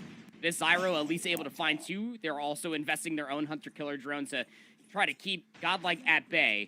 These last 10 seconds should be conceded here for Godlike as they set themselves up in Ring. Also have players inside of Laundry trying to keep Revenant at bay ahead of the second set. This is too individual for Revenant. I get that you're trying to hit a couple of cheeky routes. G-Sots right now trying to make a play through Art, but I mean, you cannot solo Chow into Laundry like this. And I feel like for Revenant, it's just they're not making a decision of where do we want to try to control to be kind of like our headquarters. How do we want to set up for this break attempt? Finally, the individual 1v1 start to come through as they will get control through pillars. Revenant with the break, but they're down big. And there's not a lot of specialist or score streaks to speak of right now from Revenant's point of view. And as Godlike come off the spawn through driveway, kills start to follow behind it. Really well done, and it's just once again, just like the same thing we saw off the break. Revenant good for the initial break attempt towards Ring, but Godlike off respawn, just too good to respond. It's always those returning gunfights, specifically on Hardpoint. It is the testament of Raid Hardpoint ever since Black Ops 2 had been coming out. It's those returning gunfights on the backside of driveway. Just Godlike way too good. And look at how they just flooded continuously. Although the backside of Laundry, they're going to have the rotation ahead of 2. Take the scrap time. Say Godlike, we have ourselves a 70-point lead, and we're setting ourselves up in kitchen. And they've got 4 specialists that could possibly pop here just to try to lock in this time. Haven't been called out as of yet. Finally, Trunks makes the call, but he's a little bit lost in the sauce as the smoke will completely encapsulate him, and that will only be good for 1 elimination. Now 4